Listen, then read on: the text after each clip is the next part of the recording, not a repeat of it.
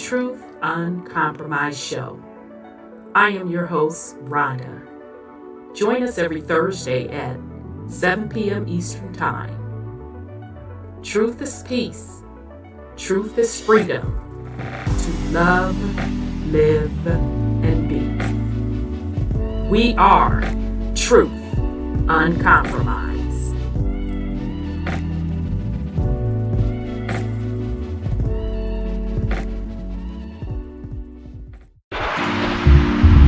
We are in the age of truth, freedom, love, prosperity, abundance, and peace.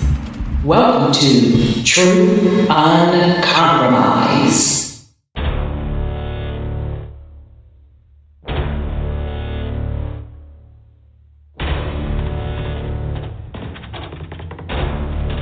You have entered into a dimension of truth, where time does not exist and illusions are shattered. The journey of truth is intense. The journey of truth will set you free.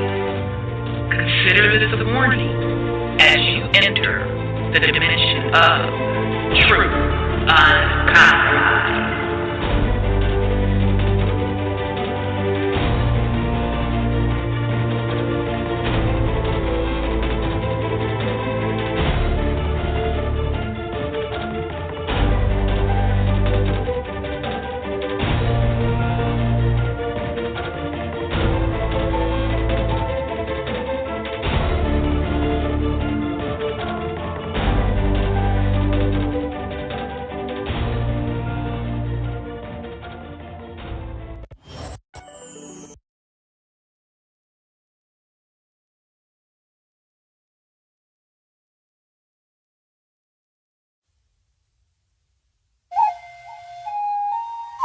Still unamalgamated.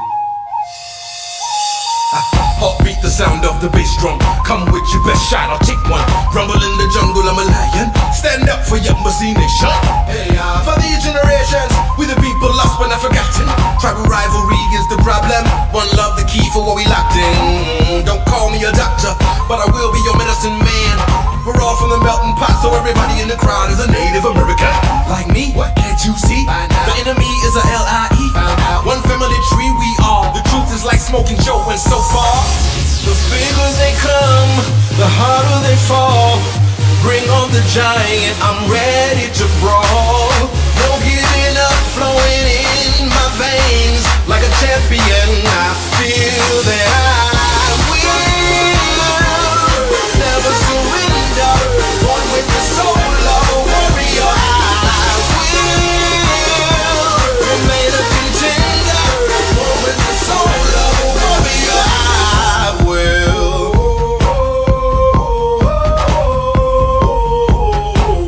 Hey yo, hey yo, hey yo, hey, hey, hey, hey, hey,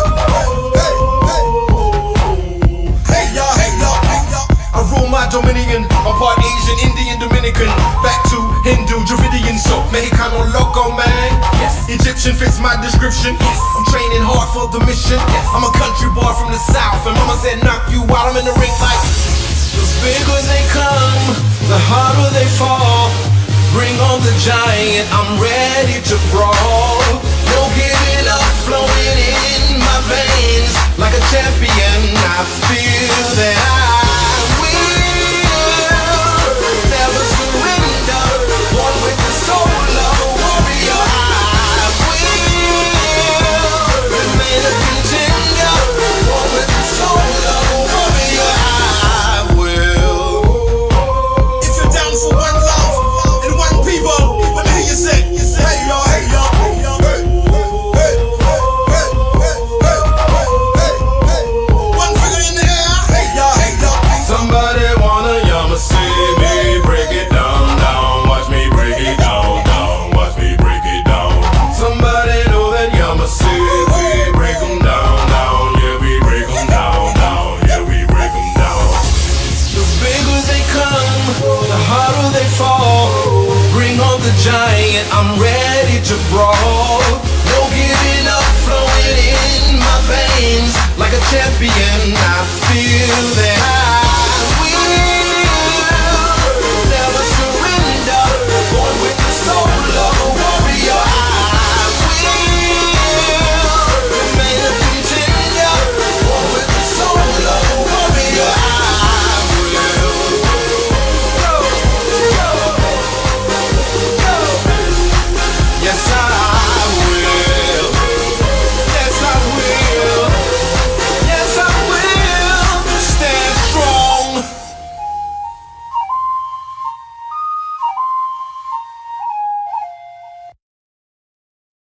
All right, family. Welcome to the Truth Uncompromised show.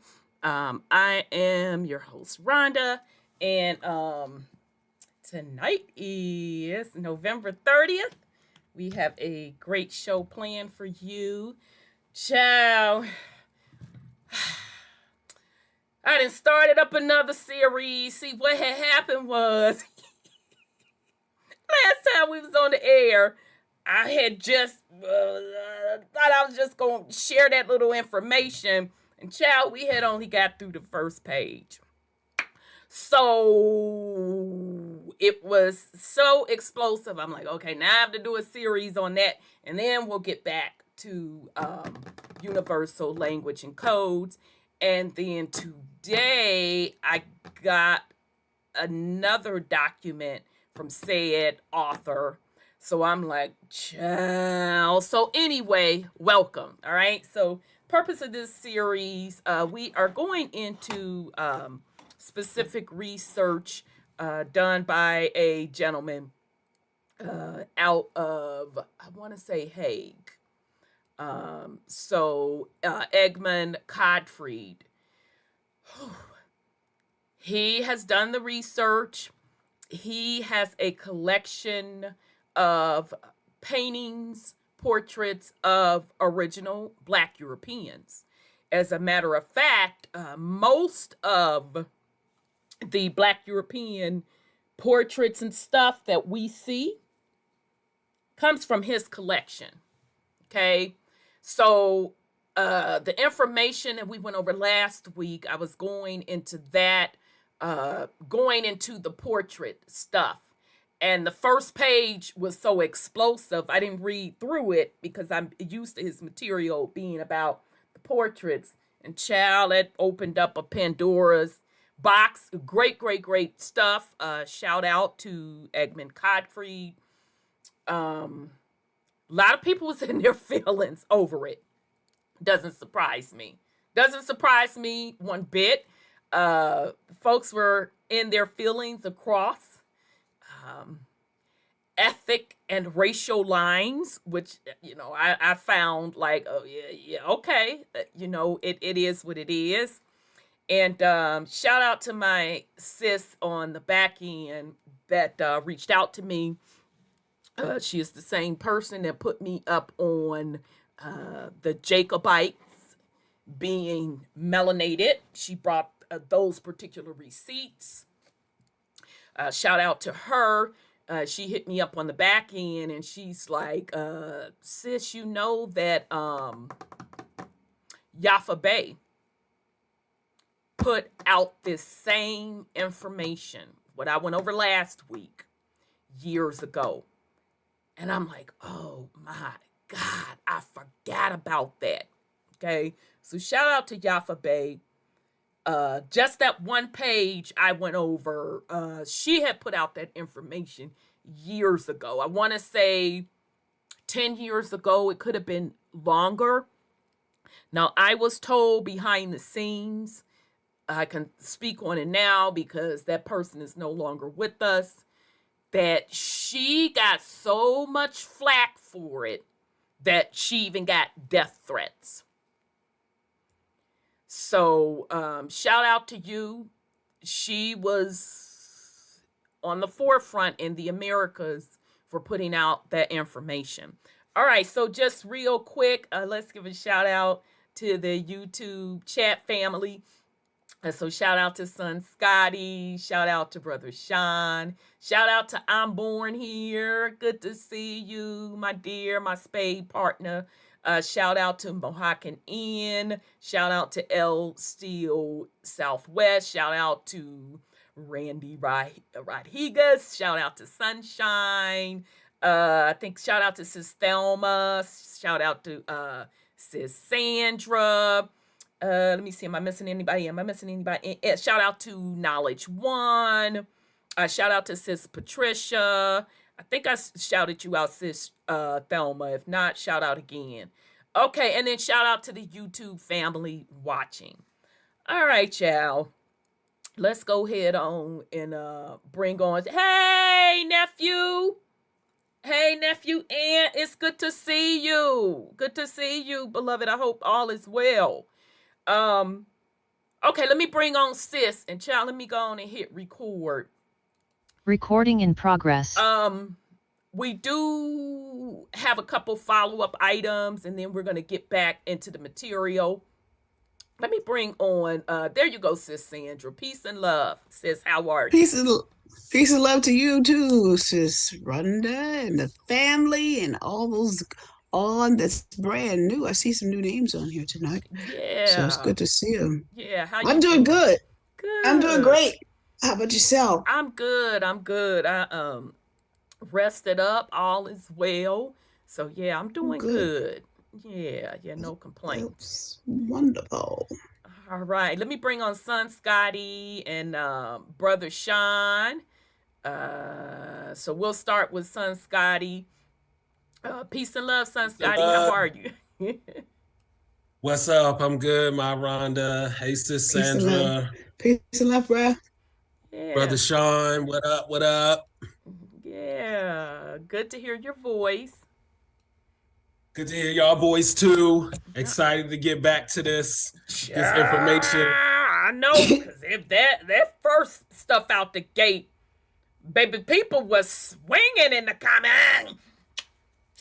I know. I was going back and forth with some people too. I'm like, God, baby, they was dank with well, I don't know. He don't have no sources. I'm like, you sure about that? Huh? Yeah, lots of pictures. I've seen some. I didn't know this Egmond Codfried dude with the pictures, like, because I was like searching. I was like, where have I seen this name before? Because this like academic website where all these like articles and journals are posted and all this type of stuff. Absolutely. He got hella different papers on so many topics that we've, kind of gone across, like dipping into with the, whitewashing because we do get into, resets, but the reset of people. Absolutely. And how that really like played into the whole, narratives that, keep coming back, the scripts that keep coming back. Exactly. So yeah. Excited, family. Yes. Yeah, me too. Yes. Me too. Peace and love, brother Sean. Wholeness and power. What's good, family? Peace and love, bro. We good. It's good to hear you. Sean, what up? Yeah. What's up? Hey, likewise. Brother Scotty, what it do, bro? Just he hanging in there. You just hanging. Yeah, I have to make sure you not be consumed and distracted. Right. Now I was just gonna say, I was just checking in with you to make sure that you ain't supposed to be on somebody's gig. No, ma'am. No, ma'am. I gotta do coin. Right, I gotta do the mama duties, because goddamn it, I was finna drop you off here, and you ain't finna be sitting up here messing up your coin. So, okay. But I'll touch on that with my get on with the fuckery. But, okay. There's a lot of stuff going on in the world now with that. It's a lot of stuff. It's a lot. It definitely is. Okay, we're gonna start off with go ahead on with the fuckery. So all right. So those of you rather, if this shout out to the YouTube family watching, if I didn't say that. All right. So those of you, if this is your first time watching us, because you pissed off the episode we just had a couple weeks ago, whatever the case may be. Okay, we always do like a news segment. And it may take an hour or two. So if you're looking at the replay, maybe you're going to have to just kind of fast forward if you don't want to hear this stuff to get to the main topic. All right. So with that said, sis Sandra, you have any go ahead on with the fuckery this week? Yes, I do. Okay, what's up? So first thing I'm going to talk about is that J6 stuff. And they got new tapes out there that shows what actually happened, because they got it from the Capitol building's cameras, and it's not confirming what that committee said. that committee allegedly altered and added what they wanted to prove in that situation. And so that's a big topic right now, and probably you're going to hear a lot about investigations against them and criminal investigations because they altered the documents. But I'm going to go into what's happening in the Middle East, and I found some gematria on that. And in this gematria, they quote a scripture, and they quote Genesis. Let's see, Genesis 3:3, I think it is, but Genesis 2:17, and it says, "The humans will perish in the day they use the shaft of harmful posterity," and that's the gematria value is 4711. And so I took that 4711 and I Googled it. Okay. And I came up with, let me turn the light on so I can read it because my ink didn't do as dark as I like. I came up with several things, but the third one down in Jewish, they have Jewish English and simple searches, and it says Hamas, the Taliban, and the Wagner PMC combined could win a war against Israel once and for all. So I said, ooh, I'll try to find out when this was published, but it's off of Google. And that's what they're talking about.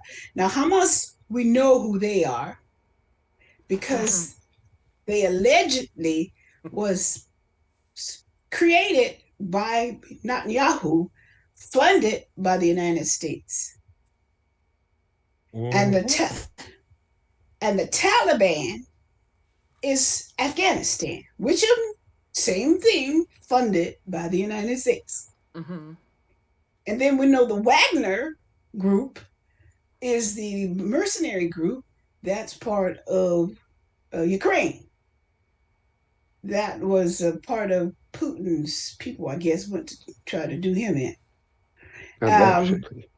Right, allegedly and supposedly. Everything is allegedly. This is my opinion. This is what I found. Yeah, baby, YouTube don't care. They went back through our videos 2-3 years ago and took it down and said because we had false medical information. That's why I'm getting off this bitch. I'm warning y'all now. I about had it. I mean, and it's their platform. They can do what the hell they want to, but. And it turned out to be the truth, didn't it? According to them, it was false. I didn't even go back and even look at which video it is. I'm like, I don't even give a damn at this point. I'm over it. Cause it's their shit. They can do what they want. I'm over it. But I'm sorry. Go ahead, sis. So anyway, the other one is a PMC. I don't know what PMC is, but PNC Bank. Huh? I said that just reminds me of PNC Bank. Yeah, because that's what I thought of, to be honest. It may be the bank. So this is what's going on now. And now they're out there saying that it's a fake regime over there. And this is why they're fighting. They had another attack today, they claim, about the Palestinians went and shot up some bus station or something and killed 3 people or so. And so I guess they're going to go back and do the thing. But they had run this research on that gematria, that verse. And that verse is the one that says, if you eat of this tree, the fruit of this tree, you will surely die. And we know that nobody died at that time. But now it's coming out for this time on the gematrias and stuff, because I think it's more AI technology that they're about to put out there with that Neuralink and the AIG technology. And so in that, they're saying everybody's going to have it. Everybody's going to be able to see reality the way they want you to see it, and that you will be like gods. And I said, oops, that kind of matches what that scripture said. What will happen to you if you eat of that fruit? But they have to do all this distraction stuff and fight each other. So that's what I found about what's going on over there. And the demonstrations and the people upset and they're killing and they're hating each other, it's all regulated. And this is what I found out about this stuff is they go back over these scriptures, they study these scriptures, they may not write them, but they study them, and then they translate them, like I was telling you, into a different format from what it says, using the Strong's Concordance or something like that to see what the words really mean and what the sentence really mean. And then they go out there and act it out, or they get it's like reading a crystal ball or the Ouija board. Is this the day to kill somebody? Is this the day not to kill anybody?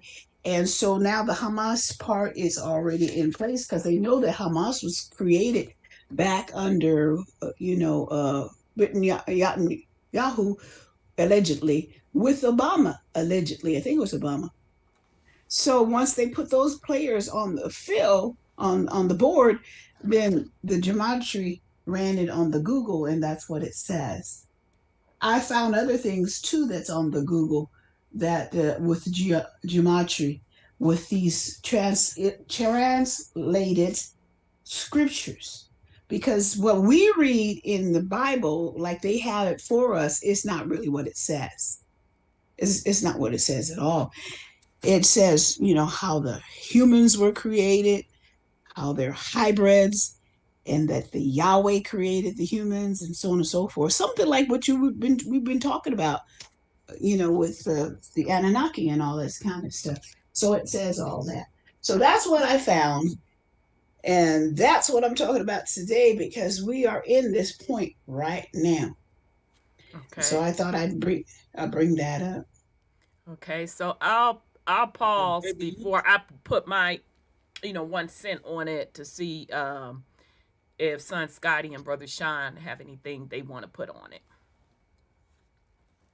Well, my only thing is they be using those scriptures. Yep.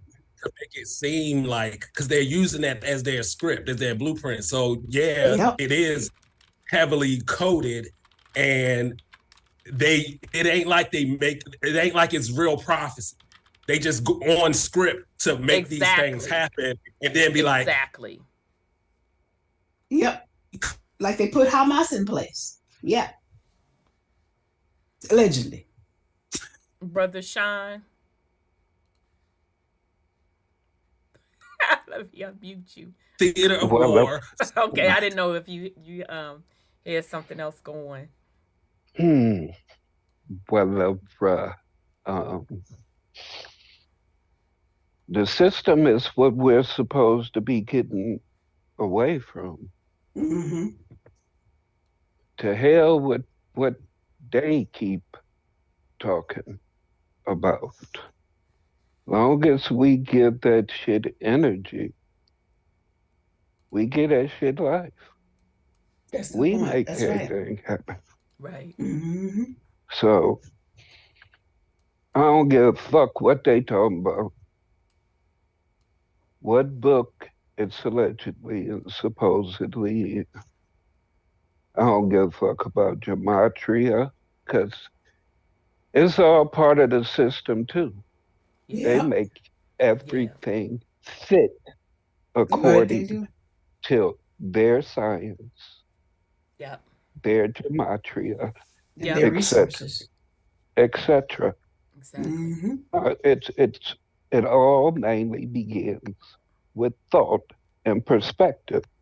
They get you to think it. They keep repeating it. You predictive programming. That's exactly what it is. Yep. Yeah. and you give it life. I mean, it's good to pay attention Right. to what's going on, but no one lets you know not to put your energy into that shit. Hmm. You see what they trying to do, you should be doing the exact opposite. Fuck what they talking about. What we gonna do? What are we doing? But I digress. No, very, very good point. Yeah. Yeah, y'all pretty much said what I was going to say. It's just the script that they're running, and when we were going through kind of the metaphysics in universal language and symbols and codes, um, that was one of the things we talked about. We talked about numerology, which is really Hmm. just gematria. Only thing is, gematria, they have a codex from a quote quote Hebrew standpoint. All right. So even the Hebrew, which is a language, that's still numerology. All language is still numerology. Okay. So we already know what that, well, let me back that up. We should already know what they're doing. Me personally, I'm, with Brother Sean. I don't give a fuck about none of that shit. And furthermore, I'm not impressed. And third of all, they ain't doing nothing that you can't do yourself. Now, with all of that said, they have been trying to, and when I talk about they, because I don't like to say they without putting specifics behind they. And the they I'm referring to is just the 1%, what they're calling the 1%, which are really low level gatekeepers. Okay. All right. So there's levels to gatekeeperism. All right. So you have like some people that they put in place. So say for example, I don't even want to bring it up because that's gonna get us off track. Okay, so you have like celebrities as gatekeepers. Oh They're yeah. they're low They, level, all right, but hmm they have people that they answer to. That's the second gatekeeper tier, and they're all tied to a quote quote secret society organization. But even all the way up through that, even to the hidden hand that nobody sees that controls all of that, they are still low level gatekeepers. Okay, all they are doing is using the natural organic science of the planet, and of course numerology is right. key, because numerology, like I told y'all, it's really the computer codes to the matrix. Okay, so that's all they're doing. They're not doing anything fucking special. They're low level gatekeepers. All right, when you get to like the ethers and you start getting at the spirit level and the soul level, you also have gatekeepers. All right, but those gatekeepers are looking at it from, so let's say for example, they're looking at the cycles that were programmed in the realm. Okay, and you can look at it from the astrological clock cycle perspective, and they're looking at, well, yep, we know this event is going to jump off. We know this is where a major reset is going to happen. All right, so that's at that kind of ethereal level. They are a higher gatekeeper, okay, than the lower ones. Okay, the ultimate gatekeepers, and this is what the purpose of the series Universal Language Codes and Symbols came into play, because each organic soul having a physical experience on this planet, you are a gatekeeper because you wrote your own fucking script. You agreed to this. You set your character up, okay? Your avatar, which you're calling your body, all of that, okay? So the point I'm trying to make, if we always look at it in that perspective, this low-level shit, you're like, oh, yeah, okay. All right, okay, and you fucking around with, numerology and gematria. Yeah, that's what they do. Okay, so player and...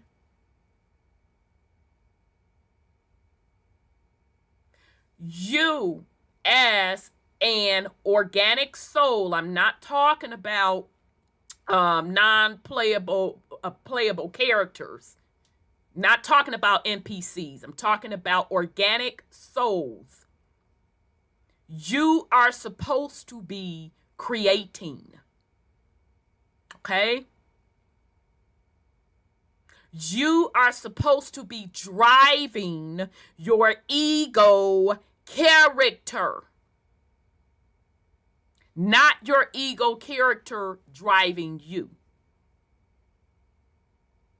And that's what has made this experience on this particular simulation planet difficult for most.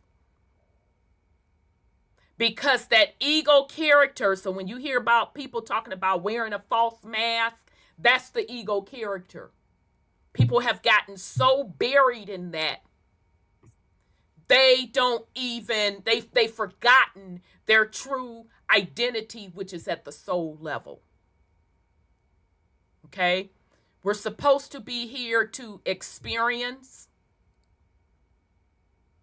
and get the fuck on.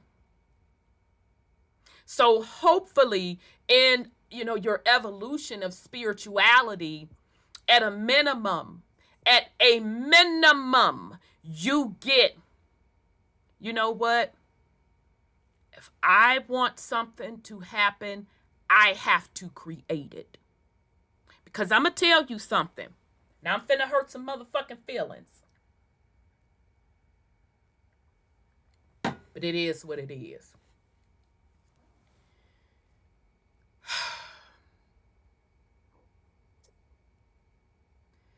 It's okay to mess around in the spirit realm and, do tarot and do those different things. And, you got people out here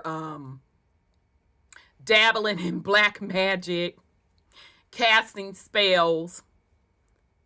Do you? But I'm going to tell you something. And I'm going to say this. A lot of you tarot readers are full of shit. Okay? Now you got some that's some bad motherfuckers. Because all tarot reading is, you're pulling the energy out of the ethers and you're getting messages. Okay? So shout out to the tarot readers that's on they shit. Okay? And when you tuned in, all you got to do is hear a couple sentences and you be like, okay, this person on they shit. This person needs some work. Okay? This is where I'm going to hurt the feelings. People that are spending their time getting lost in the spirituality, casting spells, dabbling in black magic, you're not a bad motherfucker like you think you're a bad motherfucker. Because those things are temporary. They're temporary. And then depending on your intent, you trying to throw something somebody's motherfucking way and you fuck around and fuck with the wrong one, and baby, that's your ass.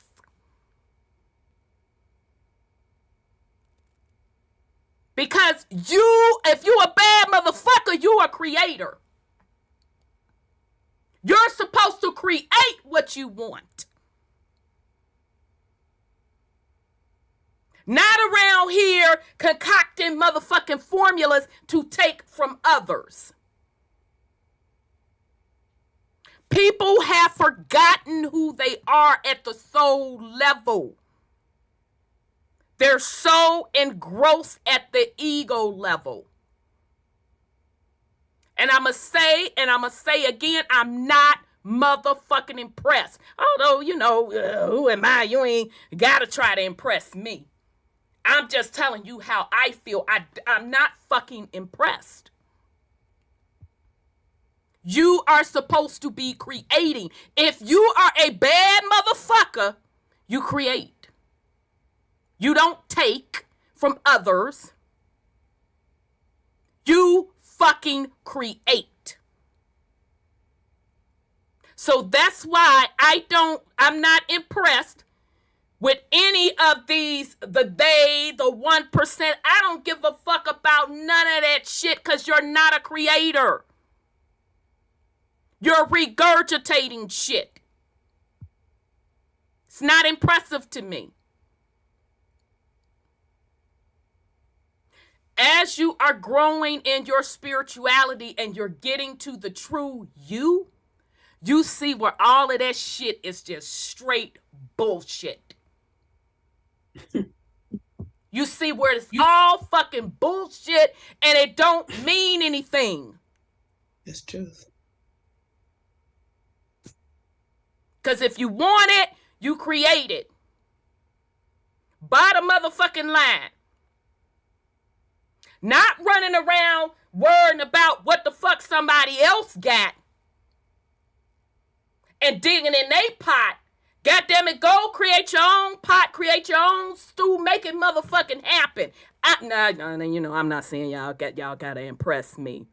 I'm just stating what I feel. I don't fucking care. Doesn't mean anything to me. I'm not fucking impressed.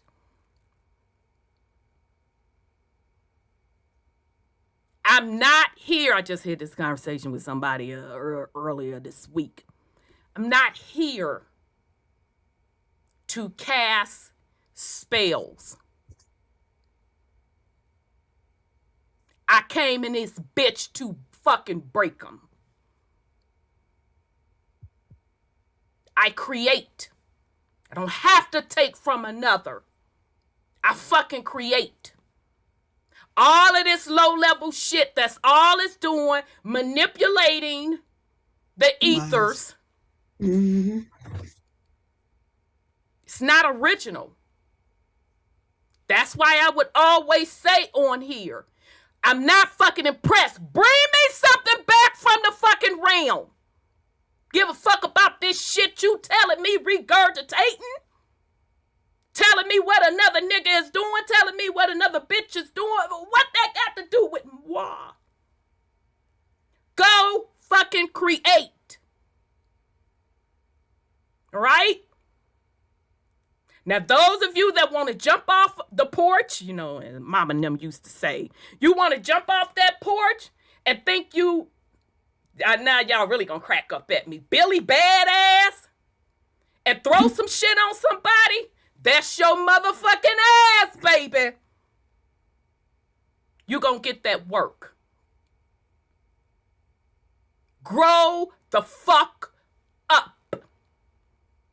I'm not here to play with people. I'm not here for the they. I'm not here for the he, she, we, coulda, shoulda, woulda. Baby, what that got to do with me? Because if we got some one-on-one business, then it's one-on-one business. But this he, she, we, they, I don't give a fuck about it. It's low-level shit. All right, well, that is, my say in the matter.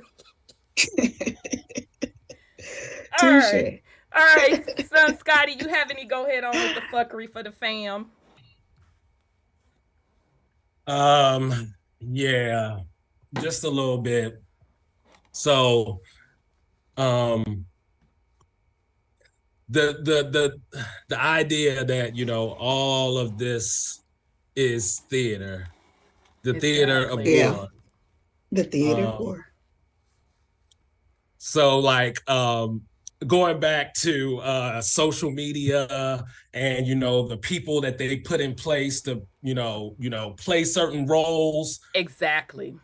I found it Influencers. interesting that so like Elon supposedly and allegedly had co-signed a post on Twitter, now known as X, that was supposedly anti-Semitic. Right. I heard that.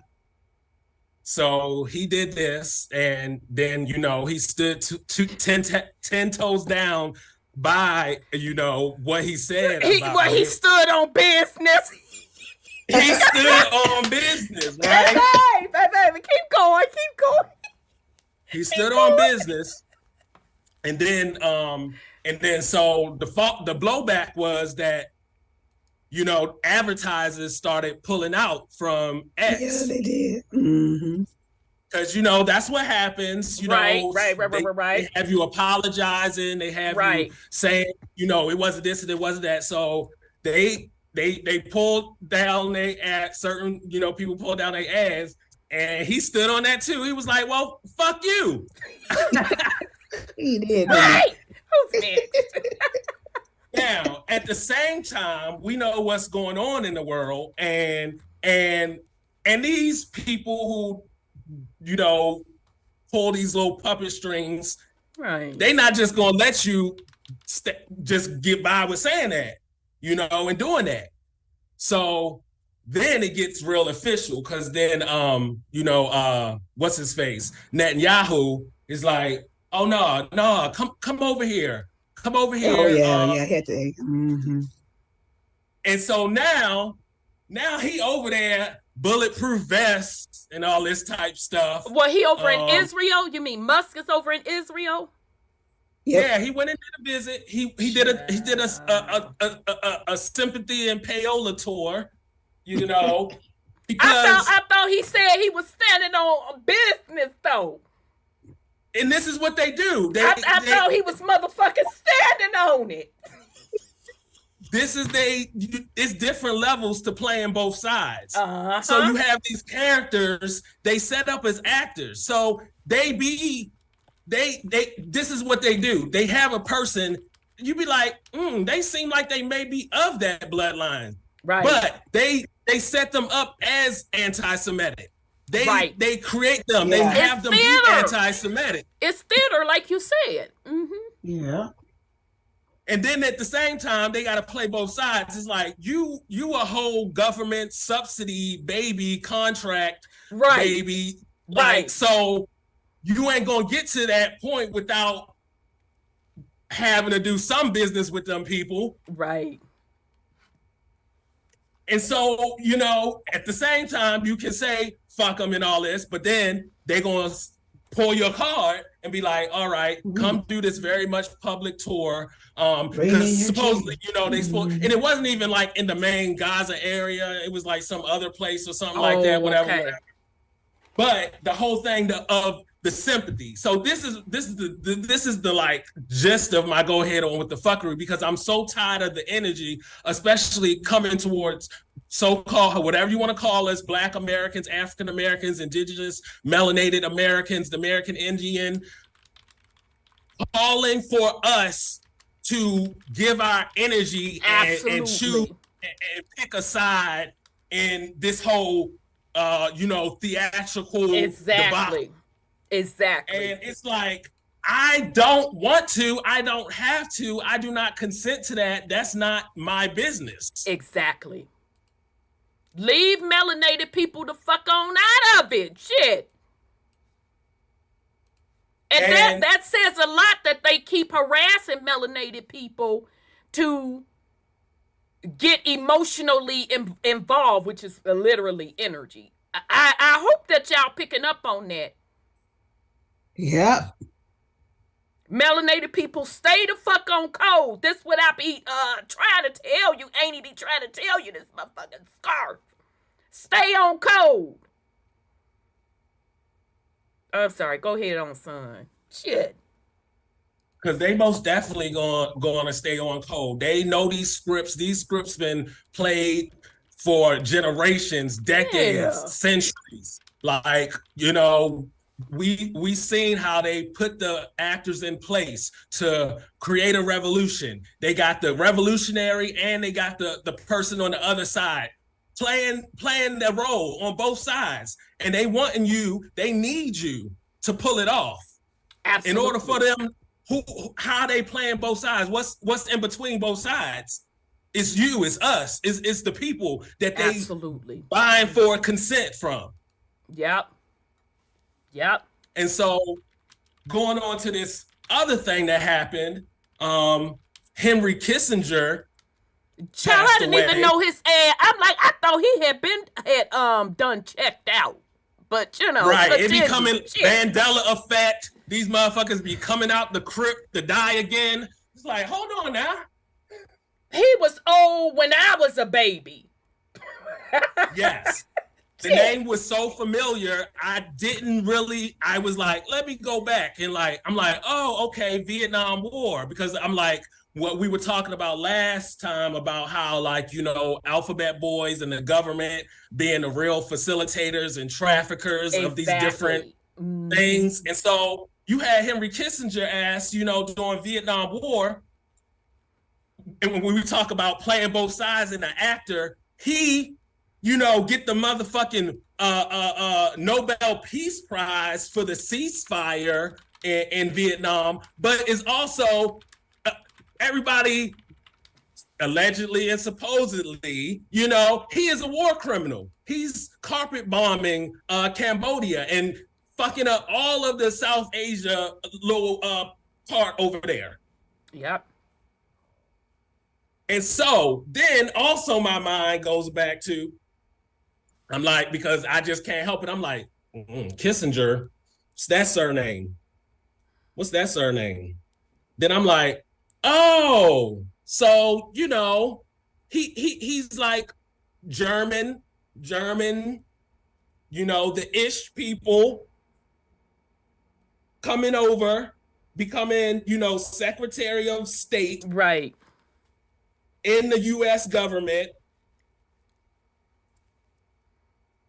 and responsible for these egregious war crimes, but in the same token, given a Nobel Peace Prize for that same war criminal event. Exactly.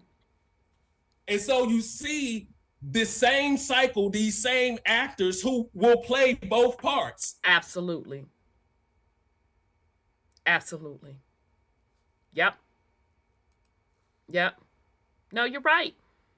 You're right. It's really all theater. That's all it is. And and I'm glad you brought that up, son, because and I can only go by, you know, talking to the elders about how they were feeling through the Vietnam War, this, that, and the third. And it was just, they were just so engrossed in it. And I think, if I'm not mistaken, that was the first war in the U.S. where they every night put on the news what was going on and this, that, and the other. So the public was really, really deep into it. Where I'm trying to go with this is, it fucked me up how that was acceptable. Although you had the hippies now that said that was against it, this, that, and the third, and then you had the other ones saying, no, you're not supporting your country, da da da da da da. The point I'm trying to make with all of that. And then to top it off, y'all know that stupid ass show MASH that they still showing reruns on. Oh my God. It just fucked me up once I got older. I'm like, wait a minute. They was running this shit as this war was going on. How the fuck was that acceptable? And they made a comedy out the bullshit. I'm like, this is propaganda. Yes, and that's the other part, the whole media, news, propaganda wing of it. Because, okay, it's a two-sided thing. They could be really showing us what's going on, trying to just be like inundate you with the fear and get your sympathy and all that. Or they could just be pulling stock footage and just making up the war in the media. And so the other part of it, they like exaggerate more of the conflict than what it really is. If you setting up both sides, if you the aggressor and you setting up the people on the other side to act like they the opponent, then you really whose support, whose focus, whose money are you really trying to siphon? Right. And distract and pull from? It's us. It's the United States. It's us. Absolutely. Absolutely. And we talked about, I don't know if it was last time we was on the air, a couple of times ago, how each one of those wars, you can link major drug epidemics to the particular wars. Okay, they showed you that in American Gangster, how they was, bringing the dope back over this, that, and the third. They showed you in the whole freeway Ricky Ross, the real Ricky Ross, and that particular thing. They showed you how the Contra stuff, how crack cocaine came in on these particular American shores. Each one of those wars, and you could go back all the way to, like, I forget which war it was, where they had, was it the Japanese hooked on heroin? And I'm like, Chinese. Was it the Chinese? Okay, Chinese. The Chinese. So I'm like, all right, I'm seeing the motherfucking patterns. Yes. Vietnam was the same way. Because that's how the alphabet boys fund all they fund their shit. Absolutely. From the drugs and the trafficking. Absolutely. So child, go on and find somebody else to play with. That's why, at this point, we see it for what it is. Now, the public at large consciousness isn't that low because their particular manipulation that they're trying to use to control this realm. It was opium. Opium. Opium, yeah. Trying to control this realm to get another WAR started. The public's consciousness by large ain't having it. We like, go somewhere with that bullshit. Yes, opium and heroin, the golden triangle. Yeah, that's what it was. They jumped off over there. They did their big one, the motherfucking the CIA and all them. Yeah, and you know who was running the money, washing the motherfucking money? HSBC. Oh yeah, the banks. So go on and find somebody else to play with this bullshit. That's why I have to keep in mind what's really important. They're just playing out scripts. It's theater. For energy siphoning. That's what they want you to do. To be so engrossed in that, because that becomes the reality. Okay? But yeah, that was a good drop. All right.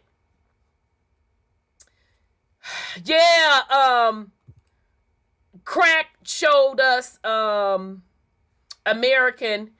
Yeah, Crack showed us the blueprint on how they get down. Yeah, it couldn't get no clearer than that. And that book by Gary Webb, I encourage everybody to read it. Because when I tell you it woke me up to really, really understand the game, I'm like, oh yeah, this shit is a wrap. It's a wrap. Do you think it's accident now that heroin is back on the rise over here in the U.S.? Fentanyl too. Yeah, but that's like manufactured, New. man made. Yep. You could tie the heroin today to the West of facing them war, the Afghanistan them war.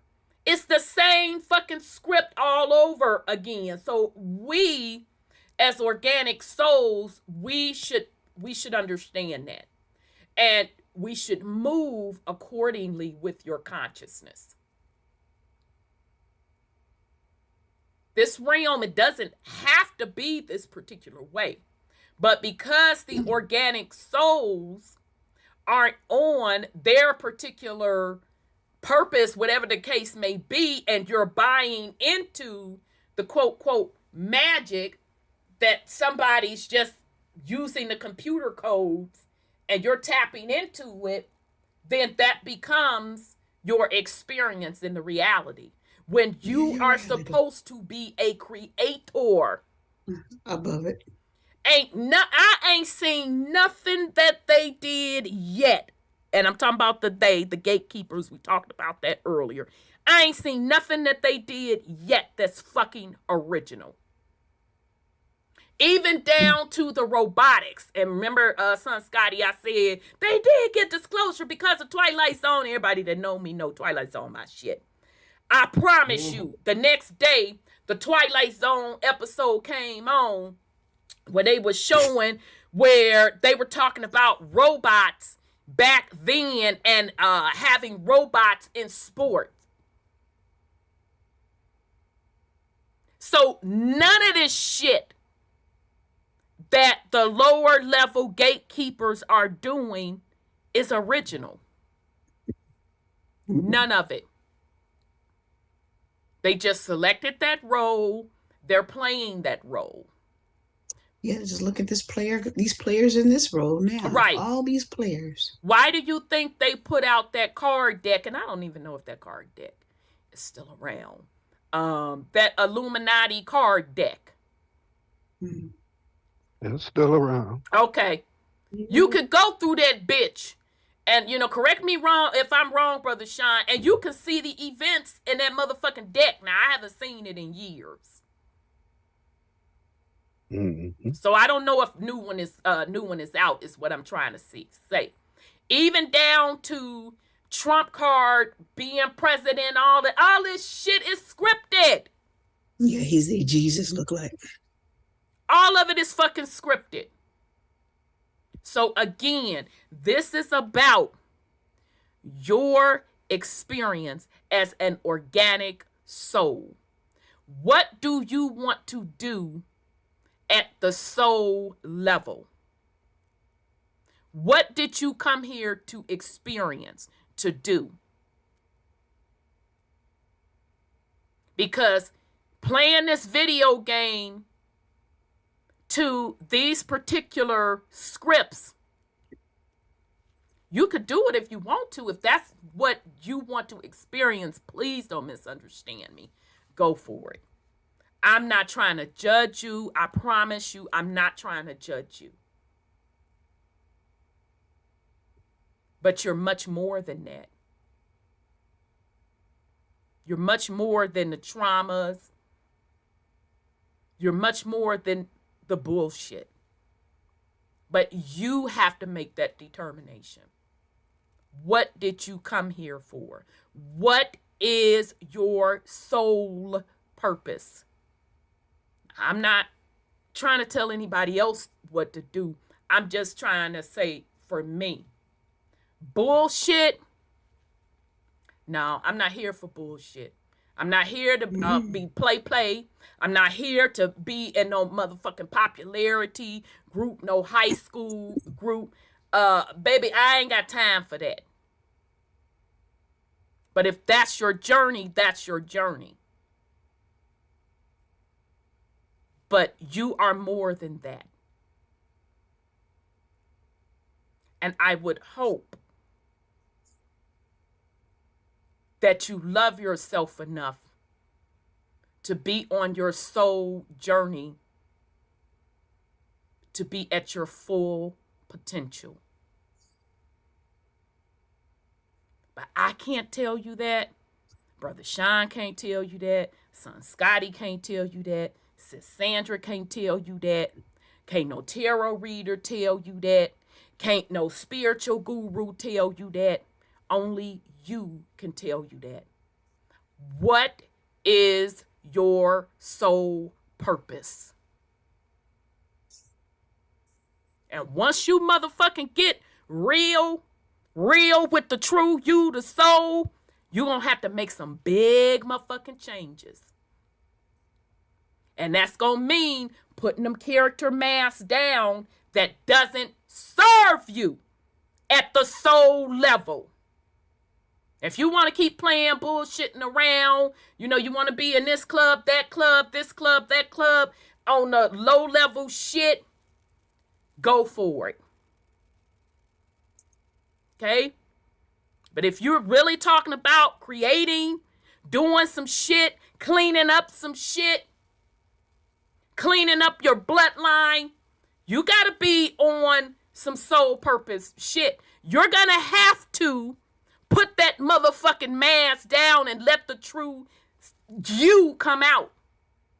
And above all, to do that, you got to be willing to stand on it.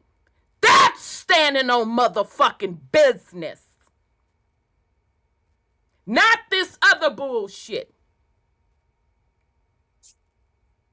Standing on business is standing as the true you and not giving a fuck what anybody think about it. Because this is your experience. This is your soul journey. You don't have to harm anybody for it. You don't have to manipulate anybody for it. And guess what? You know exactly what to do. Mm-hmm. Okay? So over here, that's what I'm interested in. This other stuff we're going over is for awareness. And this true history stuff is to get it out there and set the motherfucking record straight. All this other bullshit over here, my Cat Williams stuff. Over here, nigga, I don't give a fuck about that other stuff. Mm-hmm. All right, so I digress. Thanks, son Scotty. Brother Sean, you have any go ahead on with the fuckery? Well,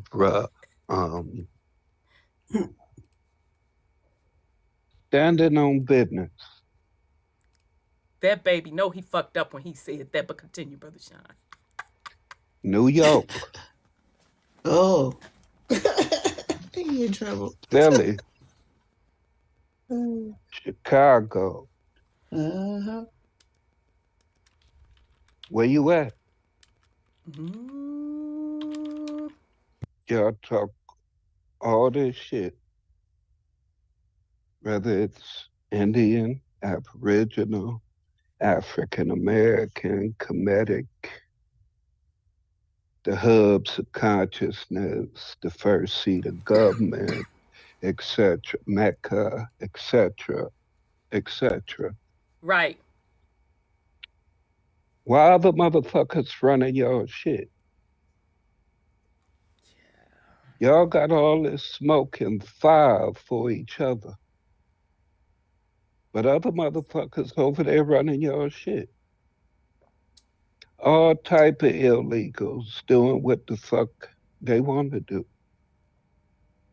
Protesting in your streets because they can't be you. But they say you ain't gonna be you. So Right. they might as well bring their shit over. They done brought their flags, their culture, their foods. Uh-huh. They setting up on your streets selling food without permits. They just doing what the fuck they want to do on your block. But you got all this fire and steam for other Indians. Another Indian couldn't even come on your motherfucking block if he didn't know somebody. You know it If a now. motherfucker ain't had no blood over there, you ain't got no business over here, cuz. What you doing over here, bruh? Right. All right. What the fuck all the motherfuckers doing over there running your shit? Chilling in hotels they wouldn't let your black ass in. Eating good. They making sure these folks have culturally appropriate food. All type of shit at your expense. Yep. And you still going hard on your brothers and sisters. But y'all stand on business. Go on, Brother Sean. Shit. Right? I mean, y'all the Fuck roughest asses. motherfuckers ever. Y'all to be respected. Y'all gangsters worldwide. They don't give a fuck. Them motherfuckers been over there wilding out. They committing more crime than y'all committing. Y'all used to have the streets on lock as far as for the girlies, this, that, and the other. They done brought all that Asian punani, all that Latina punani, all that shit over there. They ain't even looking at your thoughts no more. But y'all just let motherfuckers just come set up shop. You still in that same little area, hating on the same niggas you been hating on. Standing on business. Yeah, standing on business. But other motherfuckers running your shit. Everything here supposed to be ours, right? But motherfuckers can come here, deface statues, do whatever the fuck they want to do on American land. And you motherfuckers worried about everybody else having rights.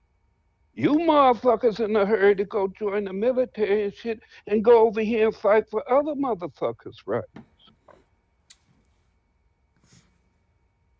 You more concerned about everything and everybody else. You more concerned with being politically correct for these some bitches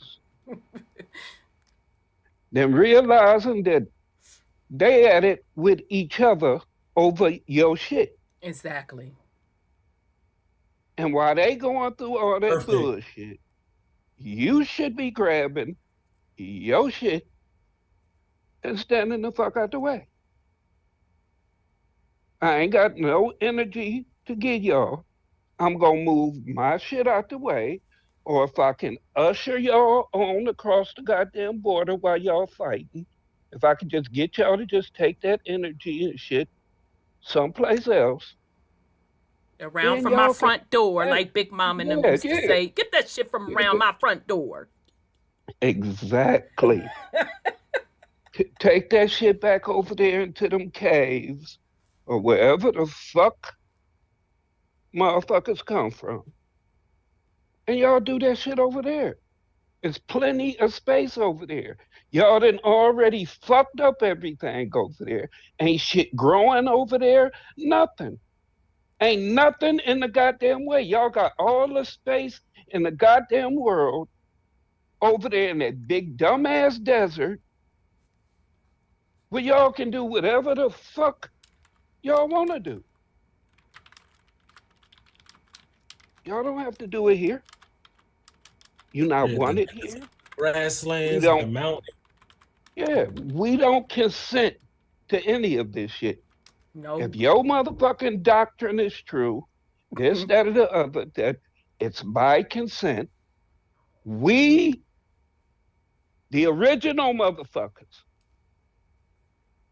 we don't consent. No. I don't give a fuck what type of deal an ancestor way back in the day cut. He ain't here. You ain't honor shit to motherfucking begin with. Right, so it's all motherfucking fraudulent. It's a reset, like y'all keep telling us, So that means shit's starting over. And we choose to start over without you, son of a bitch. We don't consent to shit about any of your fucking systems. We have our own systems to implement that don't involve you in any way, shape, or form. So there's no need for you to hear of these plans. There's no need for you to be around for any of it. Because the frequency is going to be set so motherfucking high, you some bitches ain't going to be around anyway. So all of this shit is to stop you from being you. If I can get you to keep taking on row after row, if I can keep giving you labels and giving you this rabbit hole to go down, giving you this made up as goal to go after, then I win.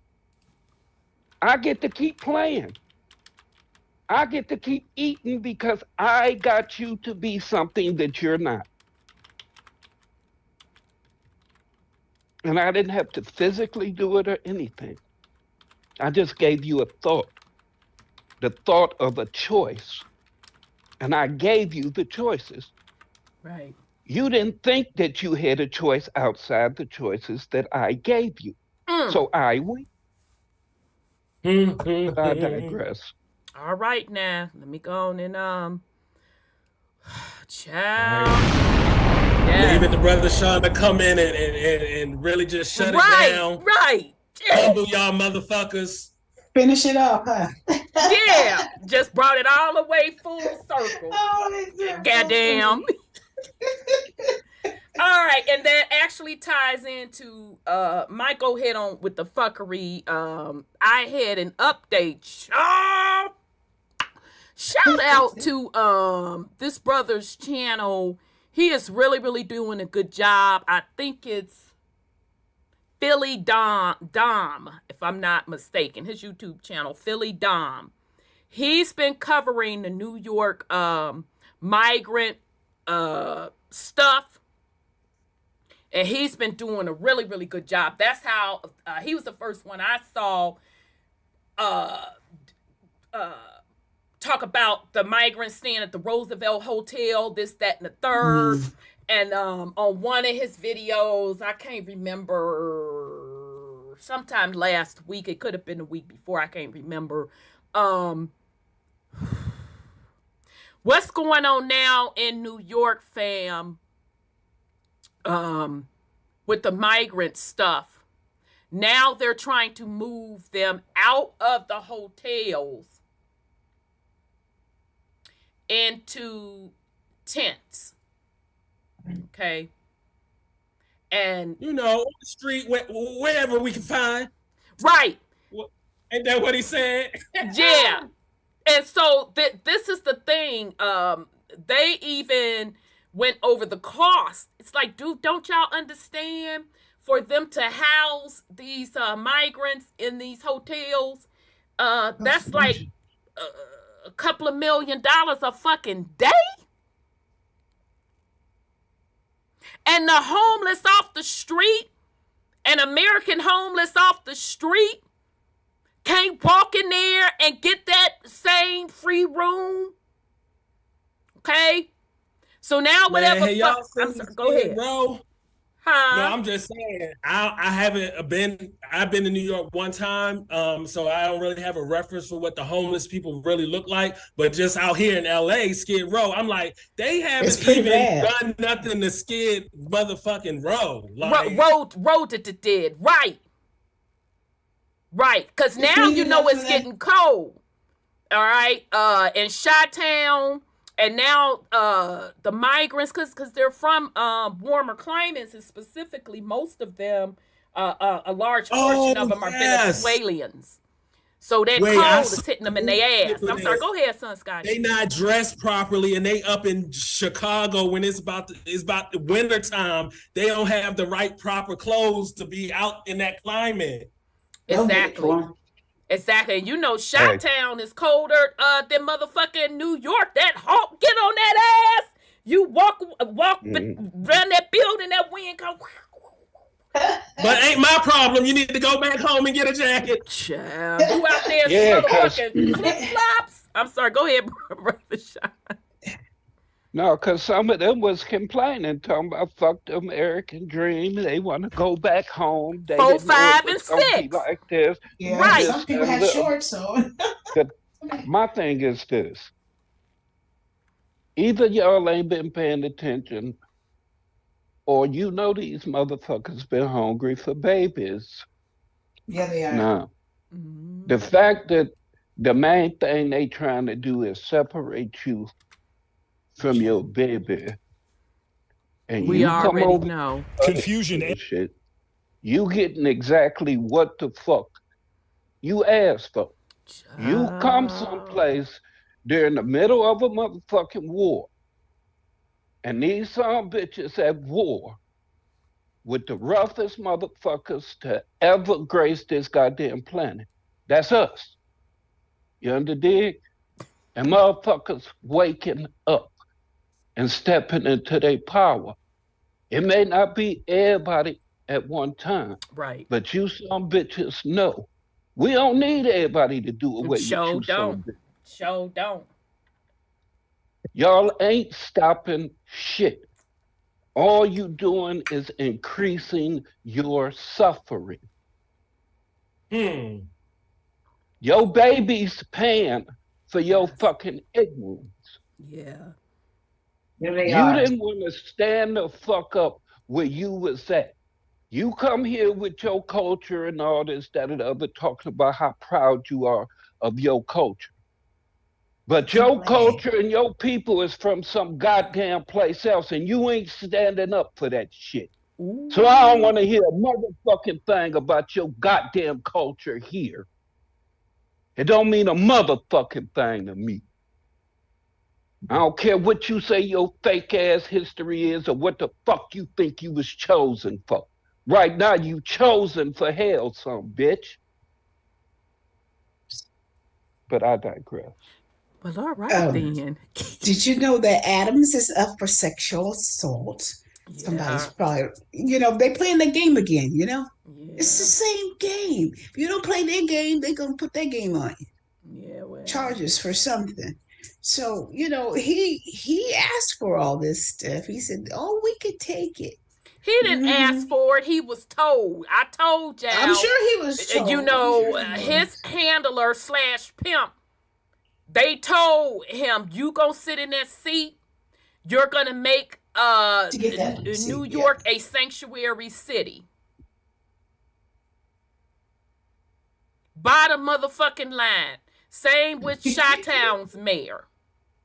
And he talking crap. He's still playing that game. Yeah, I got a video on his ass too. So, and shout out, who was saying that? KC Finest was saying about the tents. That's what I wanted to bring to the fam.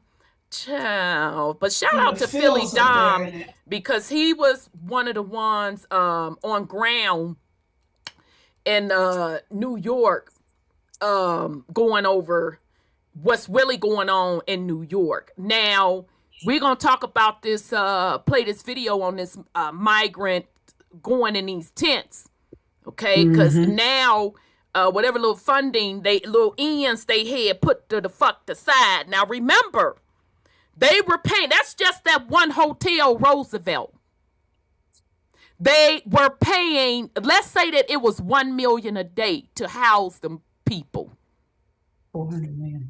I don't know how long they were there, but yet your own homeless folks can't even the fuck walk in there, and they can't get no room because they interviewed actual homeless people and they were told no. Okay. Military included. Okay. And so when people started getting wind of it at the Roosevelt and some of the other ones, because the Roosevelt ain't the only hotel in New York.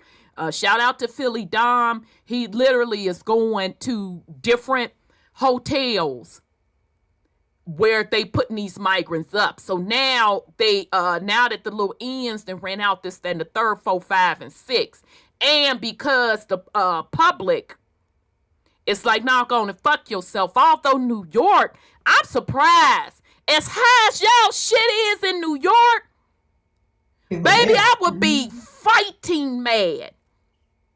Okay? But nonetheless, now they up to talking about something, they out of the money, so they trying to put them in tents. So this is off of NBC now.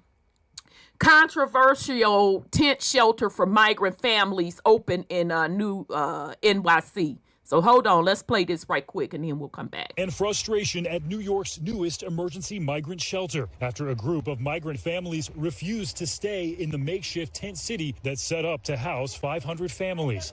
The latest effort to alleviate the ongoing migrant crisis in New York City. It's not a place where you put women and children. Over the weekend, as one of the city buses dropped off families, NBC New York capturing the moment some turned around, refusing to stay. This family saying the Brooklyn shelter is just too far from their children's school, miles away. These individuals who decided to leave, people criticizing them for not wanting to stay there. What do you think about that? Yeah, and I'm not surprised that people took one look at the setup and decided that it would not work for their family. A spokesperson for Mayor Eric Adams saying in a statement, quote, "We have used every possible corner of New York City and are quite simply out of good options to shelter migrants." Going on to say that thousands more are arriving every week. Y'all see the military? Funk asses. So this how taxpayers spending their motherfucking dollars? Adding to the more than 65,000 migrants in the city's care right now. And there are more than 200 emergency shelters in the city already. The mayor's office agrees more solutions are needed, especially for families. Floyd Bennett Field was supposed to alleviate some of those problems. Instead, some community leaders say it's creating more. It is a flood zone. Everything has to be brought in. Heat has to be brought in. Bathrooms have to be brought in. The showers have to be brought in.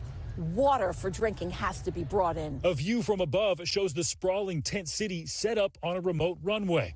Inside those larger tents, small cubicles lined with green cots. Migrant advocates have raised concerns about the layout of this facility. The bathrooms are outside the living area. As a parent myself, I couldn't imagine trying to parent even one child at that location. It's also just extremely isolated. For those who have been in and seen that new shelter, some say it's just not fit for young children, raising issue about what they describe as a lack of trash receptacles, baby changing tables, and storage for residents, and pointing out families simply require more from a shelter. There are plenty of populations, single adults or adult families that could be housed at Floyd Bennett Field. I'm simply suggesting that this is not a suitable location for families with children. The mayor's office saying they're looking into case-by-case scenarios, in particular when it comes to families with small children. All right, Stephen Romo joins us now in studio. So, Stephen, for those families we saw in your report who didn't want to stay at the shelter, where do they go now? Yeah, they're left to fend for themselves pretty much. The city asked them to sign a waiver before they went off and left. They are welcome back at the facility anytime, they said, but right now it's not clear exactly where each of them ended up going. But pretty much everyone here agreeing, Tom, there's not a lot of good options on the ground right now. Pretty sad. Okay. Stephen Romo for us. Stephen, always great to have you on the show. Ciao. So that's NBC them y'all controversial tent shelter for migrant families open in new NYC. Now, shout out to Philly Dom. Like I said, fam, go check out his YouTube channel because that's how I got put up on game on the New York situation through his channel. And he was, I don't know, I think they were walking from one migrant hotel to another, and they saw a homeless woman on the street. Asked her a bit. And so they asked her, did she know about the migrants, this, that, and the third? And she was like, absolutely. They asked her, did she know about Tent City? And she said, yeah. She said she tried to go. And they turned her away. And that's something. Blink, blink, blink, blink. Blink, blink. Blink, blink, blink. So let me get this straight. Okay. You mean to tell me you got specifications on your motherfucking accommodations in somebody else's house that you ain't paid nary a motherfucking bill up in this bitch. You ain't put nothing on the rent. You ain't put nothing on the motherfucking light bill. Goddamn it, you ain't asked to take over the cable. Goddamn it, nothing. You ain't even cleaning up in this bitch 4, 5, and 6. And you got specifications on how you want to be accommodated? Where they do that at? Because I can guarantee you, I can't take my yellow ass to your home. Anybody land.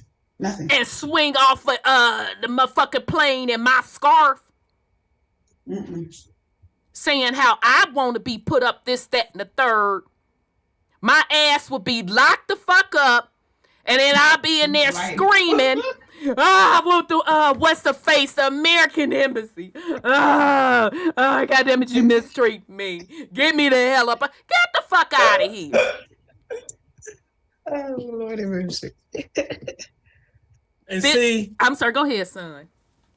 No, I was just saying it's interesting. We are seeing like human trafficking. It's like this, and it's setting it up to be like, hey, you might think these conditions are bad, but the alternative is that you could be underground traffic where you won't even get TV time on this motherfucker. Or cell phone. Have no voice. Let me tell and then you. drawing sympathy, kind of draw sympathy from the public. And again, this has nothing to do with the babies. I feel sorry for the babies.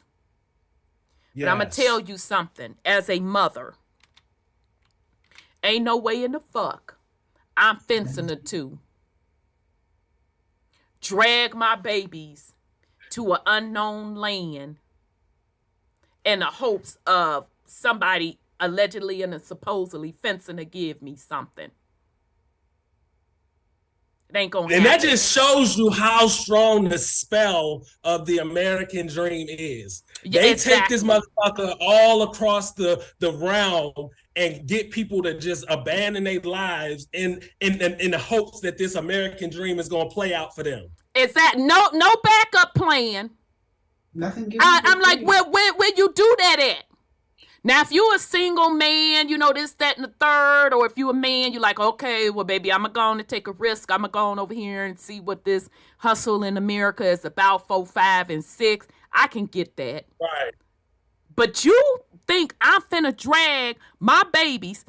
Bitch, I won't even drag my baby to another nigga's house. Who, nigga, what? No, I'm finna dig into your finances, dig into your past relationships. Bitch, I don't know you like that, because I'll kill you. I wouldn't even put my babies in that situation here. I'm definitely ain't finna drag them to a foreign land and put them in that position. Yes, sir. Oh, KC Fine is saying it's mostly men. And that would make sense. They showing us the women and kids on TV. But it's a whole and that makes sense. Because I can't see women doing that. I can't see it. Yeah, ain't no fucking way. Ain't no fucking way as a mama I'm finna do that. Military age men. Well, what had happened was, I'm telling y'all, go check out Philly Dom. He had somebody call in on his show that's a citizen here now, but they're originally from Venezuela. Mm-hmm. And he said, child, word on the street now, this supposedly and allegedly, that's what the Venezuelan born man has said that did. He said these men that are coming over here, they're criminals. Yeah, they are. They're criminals. Mm-hmm. And so, you know what I immediately thought?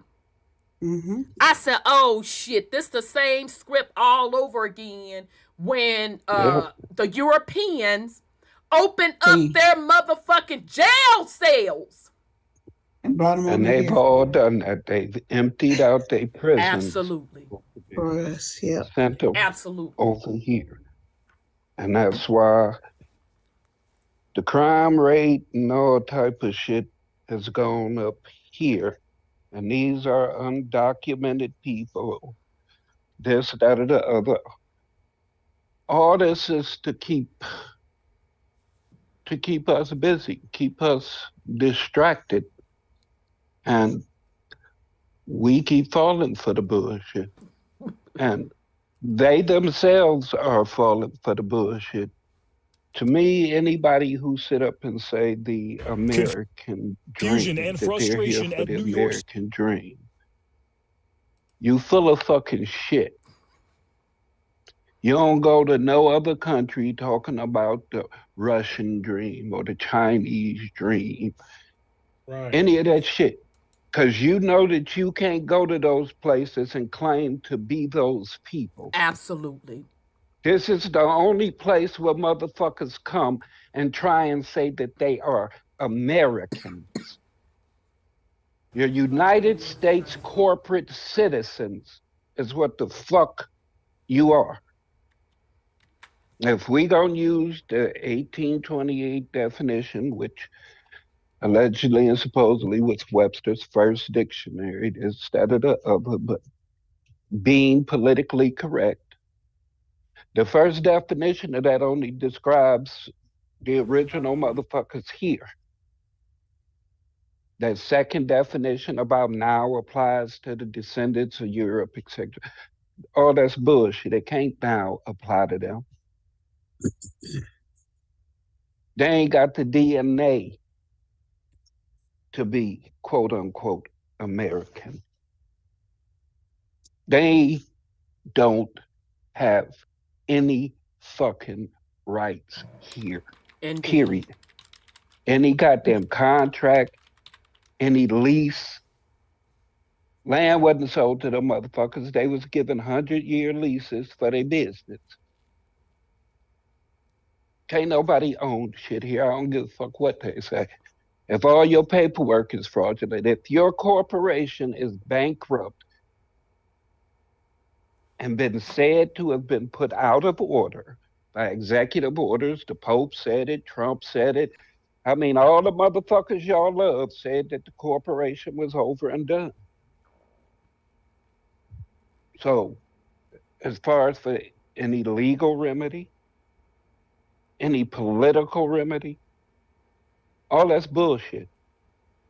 Because motherfuckers don't have no rights to dictate anything. But I digress. No, absolutely. Absolutely. Okay, so this next one. Can I ask something? Yes, on that absolutely. too? Absolutely.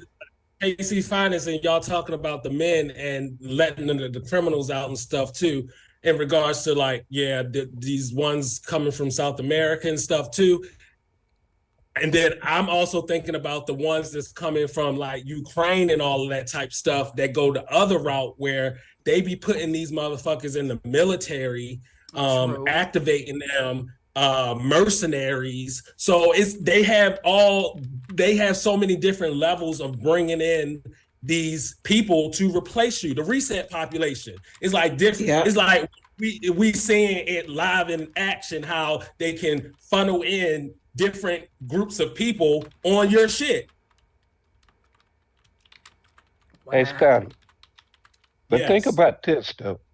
As far as for what these motherfuckers about to face in Chicago and such places with this winter Hulk coming, this ain't shit they built for. It's really not. Not at all. Not at all. It's really not. You wanted that American dream and you want to start from the bottom up. Okay. How about this time that we don't help motherfuckers make it through their first winter? So that we ain't repeating history. Yeah, because we did the do. How about we don't show a motherfucker how to survive? How about we don't do business with them so they ain't got nobody to do fucking business with? How about we be selfish as a motherfucker and start doting on each other? We don't spend a goddamn penny with nobody else. If it ain't went through everybody in the goddamn hood that you know they got a legal or lawful business that's doing right by motherfuckers. Exactly. Channel everything through them. Let's channel everything through each other. Right. It's easy enough to do. Yes, it is. You're online. You buy hot shit from each other. You go in Walmart, Target, these places, steal shit, and then sell the shit to each other. We can't keep all our business together like that. Right. These motherfuckers depend on us. Every motherfucker here depends on us. But for some reason, y'all still think that we're the minority. Y'all still think that we broke. Not at But all. the black dollar, so-called black dollar, is the number one dollar on this fucking planet. Absolutely. Everybody survive off of us. 9 times out of 10, when somebody first come here and first set up their first stove, it's in the hood. It's in the hood. It's in the hood. They be there for years. We go run into them. Yeah. And tell us the thing that pisses me off about y'all. Uh-oh. Y'all sit up and watch and let these motherfuckers hit on sisters. Y'all let sisters go work for these son bitches, knowing that they got to get on their knees and all this type of shit for these dirty, nasty motherfuckers. You don't get to see theirs. They come work in the store in the hood, but they living out in the suburbs with a status called white. You ain't gonna get to get near their women. That's correct. But you sit up and watch yours turn tricks for beer and cigarettes and shit like that, and you let that shit go down on your motherfucking watch. You weak punk bitches. But I digress. Well, all right then. Shit. Yeah, well, Brother It's called Sean. boycott. It's interesting because, Brother Sean, we saw that dynamic change. Because back in the day, when we were growing up in the 70s and 80s, I think they started coming into the hood like late 80s. But before then, it was all black businesses. And even when they started coming into the hoods, I seen brothers go up there because, you go in them stores and they're much worse now. And that's not all of them. Don't get me wrong. I don't want to stereotype here, okay? But back in the day when they would pull that, I've seen some asses get whooped, baby. And that wasn't even, getting sexual with them. That was just trying to holler at a sister. Brothers was coming at, motherfucker, you tried to holler at my old lady. You tried to holler at my niece. You tried to holler at my sister. And it was on and fucking popping. So it's been a huge, huge, huge change. I was appalled when I had to, out of an emergency, go in one of them stores. And all of that cat calling. I threw that shit on that counter. Who in the hell you think you talking to? Do it fucking look like I'm a whore? But he's right. That shit did not happen back in the day. It did not fucking happen. But I forgot. Oh, my bad. You standing on business. Oh, okay then. Fuck out of here. That's it. Yes, sir. But the thing is, back in the day, even somebody that looked like us. Nigga, what is you trying to talk to my sister for? What if the little nigga call the house? Can I speak to who is this? Exactly? Who is this? What the fuck is you calling my sister for, Exactly. nigga? That shit just didn't go down. I mean, it didn't. And Nope. then don't let one of my friends try and holler at my sister. Oh yeah, nigga, we about to fight every motherfucking day. Every time I see it ain't you, finna happen. we fighting because you disrespected me. Exactly. You disrespected my sister. You disrespected my parents. Motherfucker, we hang out together. Exactly. My parents know you. Yep. You a dirty motherfucker. Exactly. And you think I'm gonna let you holler at my sister? Shit. It was on and Or popping. my cousin. Yeah. Yep. It wasn't like We that ain't back even in the cool day. no more. We ain't even cool no more, nigga. Stay the fuck away from here. Don't let me catch you around my house either, or on the street. Period. Yep. That's how it was back in the day. That's how, and it's funny, Brother Sean, because you could tell old school, you know, people with like grew up in that old school era, because we like the last generation, Gen X. And you know, I never forget, I was getting ready to go to this event, so I was all dolled up and stepped out and was about to get in my vehicle, and this raggedy man was walking past. I don't even know where he was going, and had catcalled. My neighbor checked him. Motherfucker, we'll beat your ass. That's a grown-ass motherfucking woman. That's our little sus. Nigga, you better keep it moving, because we gonna whoop your beep, beep, beep. That nigga started running. And I just got on in my vehicle and went to where I was going. That shit did not, we telling you how we grew up. That shit didn't go down. It just didn't go down. You a dirty ass nigga. What the fuck you trying to holler at her for? That's a grown-ass woman about her motherfucking business, nigga. You dirty. Go fuck with who you been fucking with. You ain't finna come over here with that bullshit. That's why I said we are the culture. And if we let this shit pass, all this degeneracy, what does that say about us? All right. So let's go on to the next story. Well, you know how the government has probably done talked to them about us, right? Called us thieves, liars. And see, baby, this is what I feel about this. You not now see now what you not finna do. What you not finna do. Now I know I get up here and I talk plenty of shit. I get on everybody else's shit. You in the wrong. You know that shit is wrong. Get your shit together. 4, 5, 6, and 7.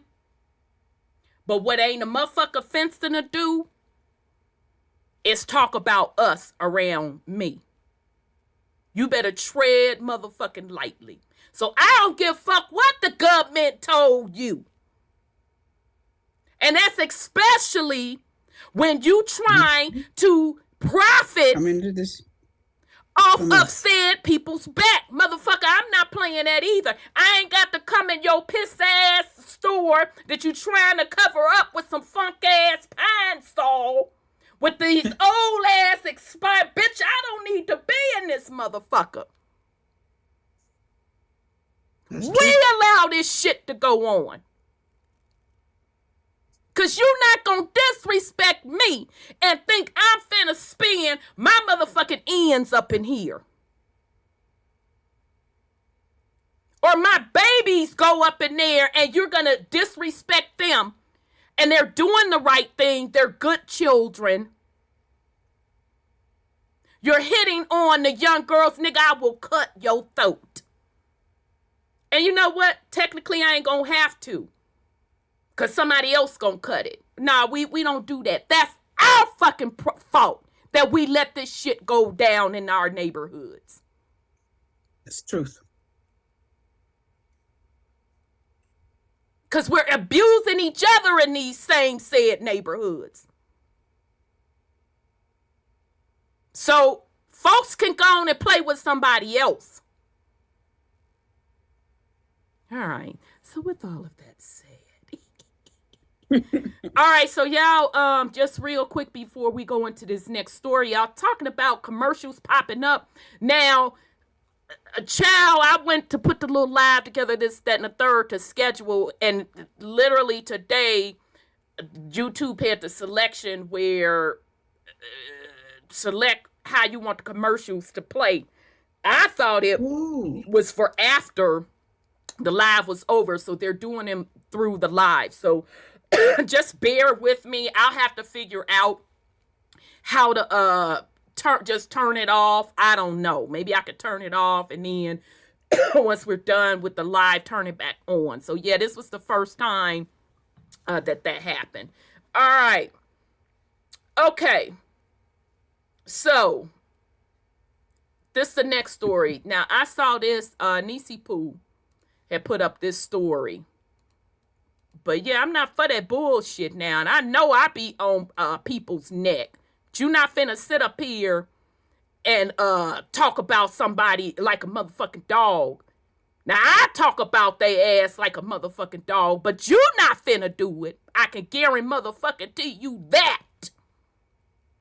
Because you ain't finna allow me to do it. To your people. Like Brother Sean say, they ain't finna allow you to fuck around with their women. But y'all stand on business, though. Remember? Fuck out of here. Go play with somebody else. Okay. So I saw this particular story on from Nisi Poo. This is off of Forbes. And it says, Chicago Mayor Johnson, migrant crisis is part of global population shift due to failed policy. So immediately, global population shift. Mm-hmm. So you are admitting that you're resetting, that you're shuffling people around on the planet? Which I said y'all was doing that? All over the world. This is no different than what we experienced before, okay? That's just why we got people swinging on us now when we say, well, you know black people was in Europe too. You know black people sat on those thrones. You know black Europeans came over here also.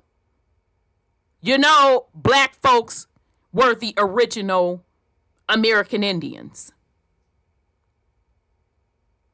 And folks want to swing on us like we motherfucking crazy.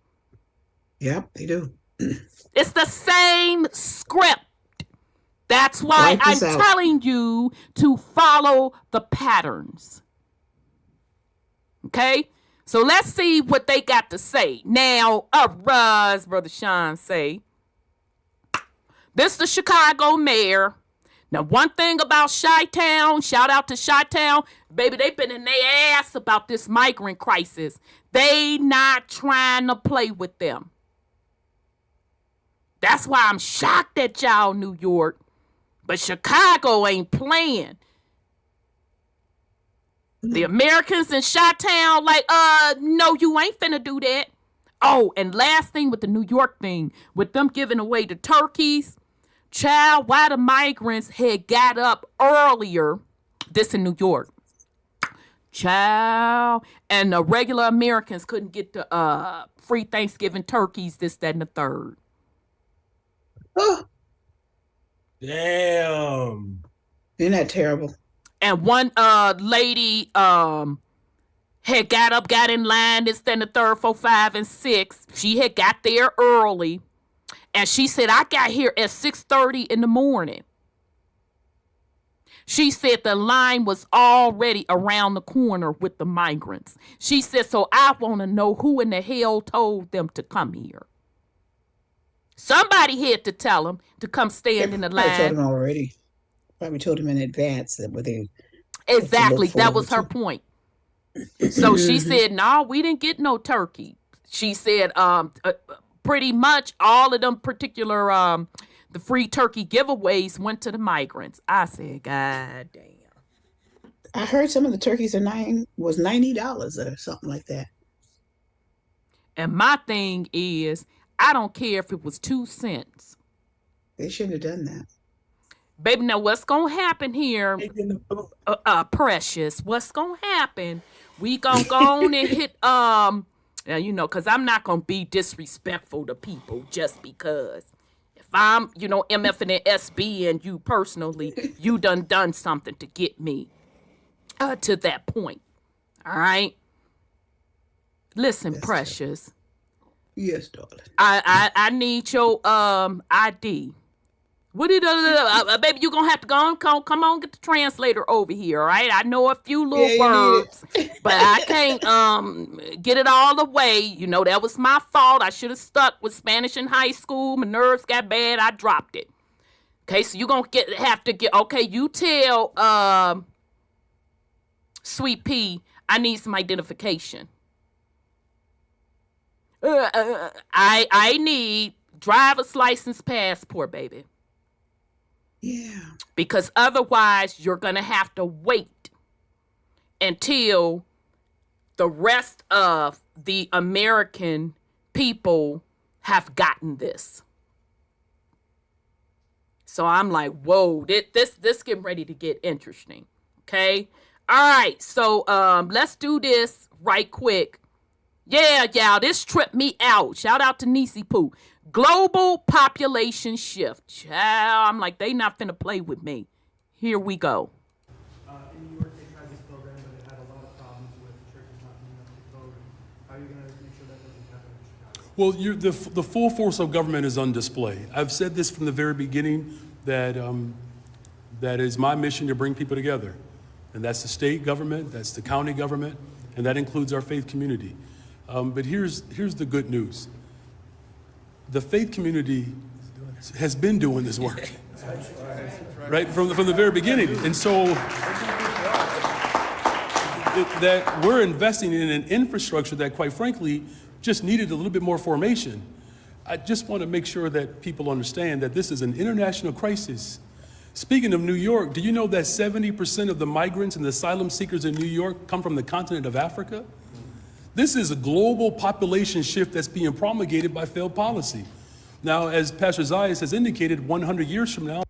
Let me back that up. And Mayor Brandon, we don't give a fuck about none of that either. You understand me? We don't care that they from Africa. So you can go on with that bullshit too. We don't give a damn. But I just want to rewind on what he said, and then he gonna put the little 100 years behind Population it. shift that's being promulgated by failed policy. Now, as Pastor Zayas has indicated, 100 years from now, people are going to read about what we did in this moment. 100 years from now. See, what they ain't finna do is play with me. Because in 100 years from now, they gonna be saying other people are the indigenous people. See, what you not finna do is play with me. Okay? They are admitting that it is a global population shift. Code for reset. Exactly, American. They plan at a minimum 100 years in advance. Okay? So you're not finna play with me, Mayor. We know what's shaking down. Y'all moving people around like you've always moved them around. And shout out to the mud flood community. Speaking on them orphan trains, which was a worldwide system. And he just fucking told you right here. So let's continue. You know, I'm sorry, go ahead, sis. This is a rewrite of history again, they're planning. Absolutely. They do this all the time. To take it to the Bible, Psalms 83. They Confederate against us. They just pulling from that script. The same motherfucking people fighting against the indigenous Americans. Exactly. All right. Let me see. His line. And what they're going to read about the city of Chicago, that the soul and the essence of who we are, we did not allow that extremism to break us. The full force of government is on display. Federal government, state government, county government, city government, the faith community, philanthropic community, mutual aid volunteers, and we did it in 6 months. To take it to the Thank Bible. Y'all, this is 3. Y'all hear them? Y'all heard? When I saw that, I said, I know they lied. I know they lied. Did he just admit that this is a global population reset? And here we're sitting up here, other motherfuckers telling us what our heritage is. This the same shit all over again. Okay? But shout out to Chi-Town. They ain't having it. They've been in their ass. And that's why I said, even with the mayor of New York, they knew. The Chicago mayor, the New York mayor, and notice they're black men. You think that shit? They always do that. You think that shit was a coincidence? No, it's all planned. It's not a coincidence. It's planned. Yeah. Do you know he used faith community? Go into the churches and get them all soften up with that theology of taking care of your neighbor. Okay, so let's go back to the original script. That's what they did before. Yeah. They ran that through like the Catholic Church them, what you call them, the Quakers them. Yeah, they ran it through the religious organizations. And I'm sitting here like, these motherfuckers doing a straight up reset right the fuck in front of our face with shifting population around. The non-government organizations are the ones who are helping to come here. They are the Catholic, whatever they call them, GNO, whatever, non-government organizations. And they are getting funded. Absolutely. The Catholic charities to bring all these people Absolutely. Here. And it's no different than what was done when the original immigration hit the country. Exactly. All you have to do is go dig the records up. I told y'all I only used... Well, you see this stuff as you're doing your own genealogy and you're checking the ship manifest, this, that, and the third. You see these things. And I shared with you all, this woman, white woman, wrote a whole book about her heritage being stewards. And she fucked around and gave the her ancestors' name and time frame. I said, okay, all right, source. Hey, sis. Yes. Thing is, the churches can't do anything but go along with it. Being 501c3 corporations, Absolutely. They can't speak up in political matters. So Agreed. They're in place doing exactly what they are supposed to do. Exactly. It's already under contract. The contract says this is the script. Exactly. You do not veer from the script. Exactly. They're going up in the hills and giving them water. The cartels are giving them water. They're giving them clothes. They have clothes stations for these people to change into new clothes, everything. And now, what is that? I'm sorry. Go ahead, Brother Sean. I'm just wondering, why does that surprise or bother anybody? The whole time that the corporation has been in effect, they have been looking out for their people. They're doing what they set up shop to do. Absolutely. Everybody else doing, all of them are doing what the fuck they're supposed to do. The only motherfuckers ain't doing what they supposed to do is us. Not part of the corporation. Exactly. Because in my opinion, I'm sorry. Go ahead, Brother Sean. I didn't mean to cut you off. It's just the fact that we think that we need the corporation. Yeah. Yeah. The USA. Yeah, because any corporation, period. Yeah. Because Catholic charities and all the that kind U.S. of stuff. corporation, we done told y'all it's a business. All of this is commerce. That's all it is, and that's even down to the the cartel. Now, in my opinion, the views expressed on this show, it ain't got nothing to do with YouTube, them, this, that, and the third. This just my opinion. Y'all don't think that them cartels ain't getting permission From the church? Y'all don't think them cartels ain't getting permission to do what they do? They pay a fee to do that. Who do you think armed them? Bombing those guys even flew with me. They part of the non-government organizations. They were flying them in too. Remember during Obama's tenure that Operation Fast and Furious when all them guns and stuff, the cartel got them guns. It went down into Mexico. Yeah. Sure did. What's that? And then they a lot of them all drive the same vehicles, like they just go shopping at the same dealership together. And right. So go on with it now. They can go play with somebody else. Dark Alliance is the book that Gary Webb did. He's no longer with us. They made a movie out of it. The movie sucked. But the book, when I tell you, you're not going to be able to put that mofo down because it gave you the exact layout of the origins of crack cocaine in this country. So again, this is Rhonda's opinion.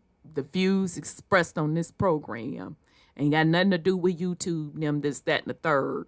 That's just my opinion. They get sanctioned, these said cartel, and they pay a fee. Okay? Right. I'm sorry, go ahead, sis. It's $10,000 a person. Out. Like, you want to be a part of this process, you better run me my motherfucking ends. Right, you gonna run the ends. Yeah, like Brother Odell said. Oh my God, I literally was just thinking of Brother Odell. Shout out to Brother Odell, our cousin from the UK. This is business, okay? The flip side of it, because remember, for every physical component, there is a spiritual component, okay? Mm-hmm. So the flip side of it is just the low-level gatekeepers, okay, controlling the energy on the planet to capture the consciousness of the people, okay? And putting spells to say, you're trapped, your soul's trapped, you got to do X, Y, Z, 4, 5, and 6. Okay? You're not trapped.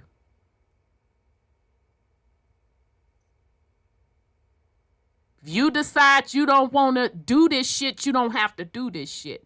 But that's your particular soul evolutionary journey to discover your soul purpose.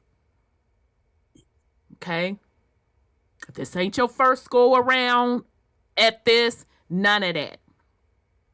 Okay? We're bringing you these things. Number one, to, of course, make you aware.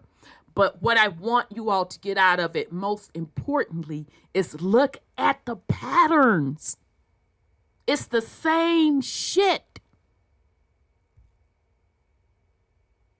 Look at the patterns. It's scripted. It's all scripted. All right. Okay, so the last thing, and then we gonna get into this tea to piss everybody else off. I'm sure we known for pissing people off. I know I done pissed off folks with what we done went over. So let's get to this. Hold on a second. Let me show purposes. And then Carter talked about the Operation Paperclip. Yes. And they brought all of those Nazis here. And they're in our government. And they're in our everything. And even with that, child, I'm sorry. Go ahead, son, Scotty. Go ahead. No, I was just clearing my throat and saying Ukraine. It's the same script. Right. Let me clear my throat. And they sending hundreds of millions of dollars over there to Nazis. This government. Allegedly and supposedly, the views expressed upon this program that ain't got nothing to do with YouTube. Them, that's our opinion. Sorry, go ahead, Brother Sean. They say that the actor president over there just bought him 2 $750 million yachts. Who's president? Zelensky? Yeah. The Ukraine president? Yeah. Baby, big pimpin'.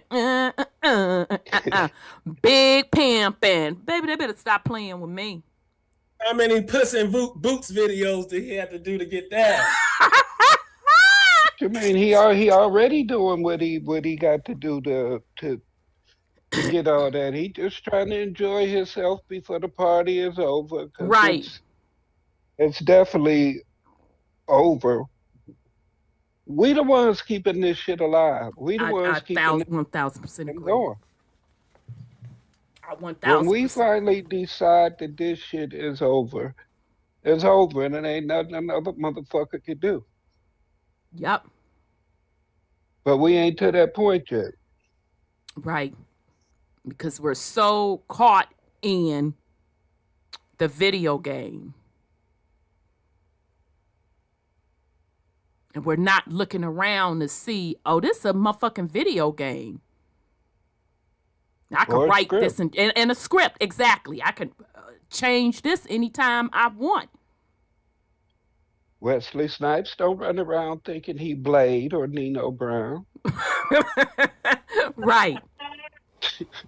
Right. When they came after his ass for taxes and locked his ass up, he knew exactly who the fuck he was. Right. He wasn't a superhero or nothing. Exactly. He learned it real.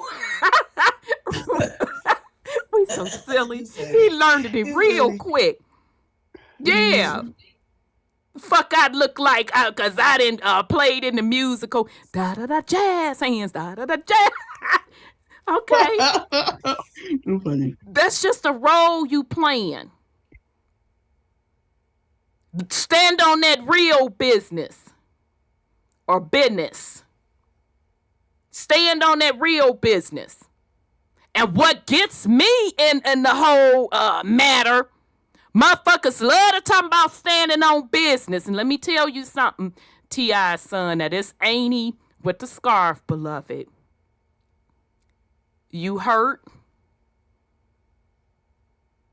You're angry of shit that went down in your childhood. And I'm glad you was able to slip that in.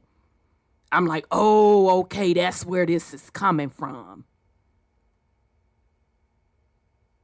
Baby, go on and get yourself some counseling and heal. Okay? I'm sorry that your mammy and them don't want to admit it. Whatever shook down, they got you feeling like you was a mistake. I'm like, oh, bless that baby's heart. Okay? Now, this ain't he being gentle with you. But I just want to say this. Baby, you not about that life. Okay? Now, you talking about standing on business? Now, I'm going to say this, beloved. I don't know this for sure. I'm just telling you what them ATL streets was saying. Yo, daddy didn't even stand on motherfucking business. as he was crossed, had his motherfucking legs crossed, snitching. Now, I don't know that for sure, okay? And your auntie apologized up in doggone advance if that's not the case. My point being, your daddy was in them streets, and even he couldn't stand on said business. Allegedly and supposedly. I don't know that for sure. So we know, baby. Now, this your auntie with the motherfucking scarf. We know you not about that life. Go get you some help. All right? So all you motherfuckers out here running around here with your persona, talking about you standing on business and shit is raggedy than a can of sauerkraut up in this bitch. Nigga, I ain't impressed. Pick up a motherfucking hammer, get the goddamn building. Get off your funk ass and mentor these babies. Stand on that business. Y'all funk ass running around here, you a man. And you got your women and children in this conditions. Don't fucking play with me. Go find somebody else to play with. Stand on that business. All right, beloved. You young. Don't throw away your life. It's not just for you. That's for any of you youngins in your teens, in your preteens, in your 20s. Don't throw away your life. Don't let these old heads pump you up with the glorification of the streets, because ain't shit coming out of them streets but death and prison. Broken homes, heartache. So if you gonna stand on business, young man, you stand on business by building something that's going to be of value, not only for yourself, but your children's children's children, and future generations. That's what's fucking standing on business. Okay? You old heads, get your motherfucking shit together. Not impressed. You glorifying these motherfucking streets. And you got these babies all fucked up in the head of what idea of manhood is. Self-respect. And everything y'all talk about manhood is in said motherfucking community as you standing on business, thugging and whoring. It's the fucking opposite of what manhood is. Babies, don't throw your lives away. Ain't shit out in those streets but death and destruction. All right. Shit. Okay. So shout out to Nisi Poo for this article. No. That was Nisi Poo had the video for the Chicago mayor with that bullshit admitting that they're doing a global population reset. Mm-hmm. So I'm minding my business. And on one of the little news programs, I think it was CBS News. I think it was the Sunday morning. That's why I couldn't pull a clip, because it might be copywritten. Child. Your old electronics are poisoning people at this toxic dump in Ghana. Huh? Children. Wait a minute. Mm-hmm. Let me make sure that let me make sure Rhonda is looking at this properly. That's why I had to go look it up. I wanted to pull the recent clip that CBS Sunday Morning and them did, but I'm sure it's copywritten, so this was the article that I was able to pull up. You mean the same Ghana that was inviting us to come? Us to come? No, bitch, I know you playing with me. Oh, that's funny. Baby, I had to go get me a cup of coffee. I said, I know they playing with me. And all I'm seeing is motherfucking dirty feet, flip-flops, run did over motherfucking shoes, yellow ass eyeballs. And it say it's in central Accra. Accra is the biggest city and it's the capital. So they want us to go back to the ghetto. I know they playing with me. And they got they ain't got these people, but these are what the people in Ghana are taking these old electronics and they're stripping out the metals or whatever and then selling them to resellers. But I just want to be clear. If this the motherfucking Ghana you trying to get melanated, aka Black Americans to go to, bitches, let me tell you one thing. Okay, I may get behind on my motherfucking pedicures. But I can guarantee you my motherfucking feet, sisters, don't look like that. And I know that's a man's feet. They usually choose the children to do that. These was grown ass men doing this. They have children usually in other countries too. No, these are grown ass men. I just want to make sure I got this shit straight, Ghana. So crazy. You inviting my caramel ass over there. You got opportunities for me. Motherfucker, how you got opportunities for me? And you got your own people in dirty ass flip-flops looking bummier than the motherfucker. Picking through trash. So how you have an opportunity for me? Now, bitch, you trying to get me over there to fleece my pockets. And see, you got me fucked up. I'm not the 1, the 2, or the 3. And fuck all of you celebrities and all of the representatives that was trying to push said melanated, aka Black Americans over there. How in the fuck you got something to offer me when you can't even offer your own people something? But let's go through this article. Yes, sir.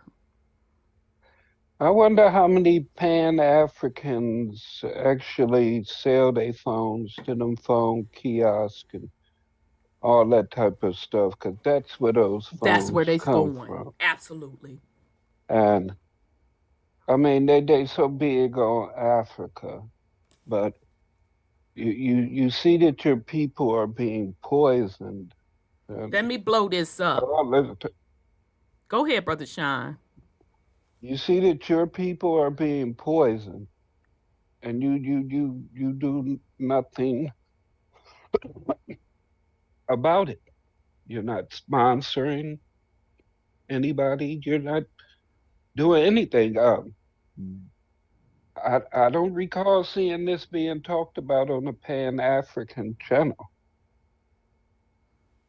I mean, there's so much stuff going on over there, but the Pan-Africans, they never discussed this stuff. No. They too busy. Just talk about Kwame Nkrumah, the university. No, they too busy in our shit. And our motherfucking be worried business. About anything. When the last time you seen them put up any type of teaching video that was talking about something that's trying to prove their connection or their greatness in Africa? They're not teaching anything. True that. All they're doing is debating and trying to prove that we're not who we are. Exactly. I mean, it's just strange to me. I mean, the US dollar goes so far every place else. I mean, they can set up dual citizenship since they're African and American, since Right. they say that they belong to two continents. Why not get your dual citizenship going? Spend 6 months here Exactly. working, and then the 6 months that you there, the 6 months worth of money that you made here can actually last you like a year. You can go down there and live like a king, according to y'all. Right. Although I'm seeing blood in these flip-flops. Blood in the run over shoes, this, that, and the third. And yeah, I'm peeping that too, how old the phones are on point. Yes, Black. Yeah. I was just about to say that. They literally so far behind, because I went there in high school. So them so far behind. And you know, like I'm not finna play that shit. I know I'm Bush Ghetto, but goddamn it, I gotta wash my ass on a regular basis, this, that, and the third. I can't do it.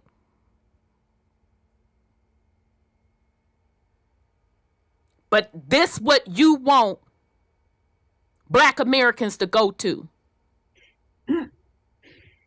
And not to mention, when they was showing the little story on CBS News now, and they was interviewing some of the people, I'm looking at these people's phenotype. I'm like, we don't look fucking like nothing alike. No, we don't. We don't have a tone in skin like them. Not the same skin tone. Nothing. To be honest, even the hair texture is different if we really want to be honest about the bullshit. Even without a perm. Right, because that's all I'm basing it on. Exactly. Yeah. Okay, but so this what you want Black Americans to come to. And I'm supposed to benefit how when they can't even take care of their own fucking people. I'm sorry, go ahead, sis.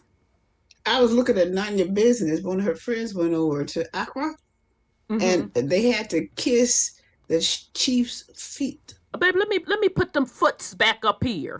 I just had to read that to you. First of all, if your feet is fucked up, bitch, put some socks on them flip-flops.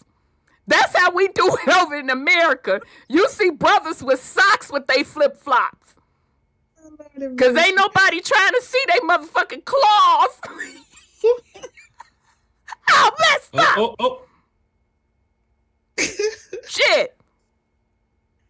Can you imagine having to kiss their feet?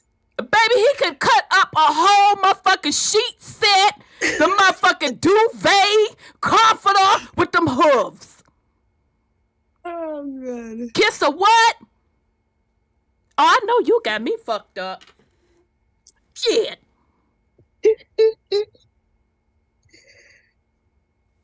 You want me to kiss these hooves? Hold on, Black Truth. Hold on and slow your roll, Black Truth. What happened? What? It is still safer to walk around a third world country than it is to hang around American Blacks in Chicago. Your chances of being raped, robbed, and killed is statistically higher among American Blacks. Oh, okay. Does the American Negro have fresh water in Flint, Michigan, or are they still begging the white man for a bottle of Poland Spring? Now, I'm going to give you that. I'm not going to argue with you on the Flint, Michigan shit and the infrastructure. But I don't give a fuck about none of that, bitch. I still ain't going over there. Let's be crystal motherfucking clear. I'll take my chances in the hood. And let's not talk about violence, because we know they with the shits over there too. Hold on, because he about to get blocked, or she, or whoever. Yeah. I bet the female is one of those weave-wearing ghetto blacks that wear fuzzy slippers and a bonnet in public, laughing my ass off. What they got to do with these motherfucking hoofs?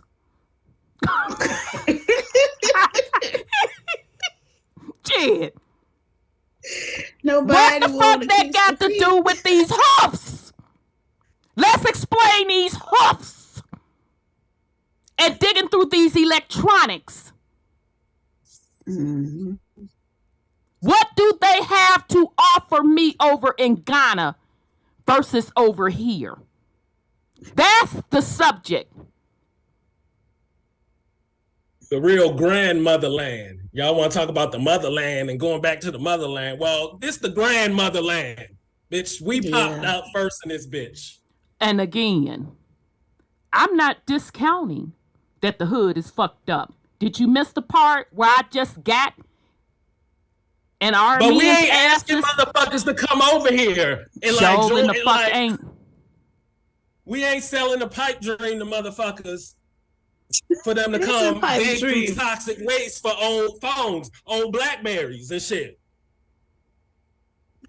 So, but I guess that person missed the part where I just got on our people's asses. Did you miss that part? Because I think I was pretty clear. And even with that, I would still take that over these conditions. Yeah, that's pretty bad. So I see that you thought you ate on that. But see, over here, we gets on our own shit over here. See how we do shit over here? We get on our own shit. We had already covered the fucked up conditions over here. And how we're not standing on business. And I say again, I still would not go over there in these conditions. Okay? So let's be clear. Because I know I be MFing and SBing and talking my shit, baby.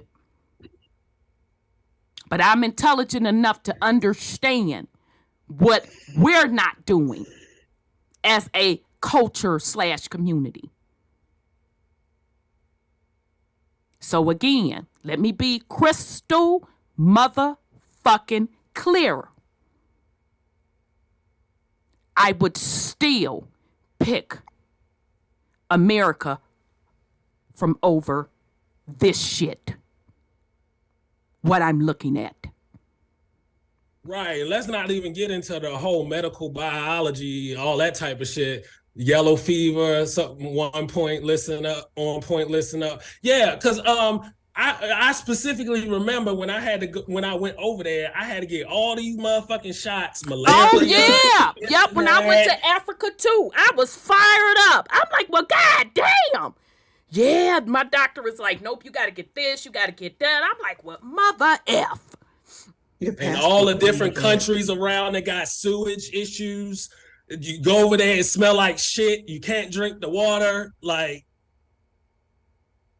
ugh. Exactly. So again, I'm not discounting at all that we shouldn't have to be dependent on the white man for fresh water in Flint.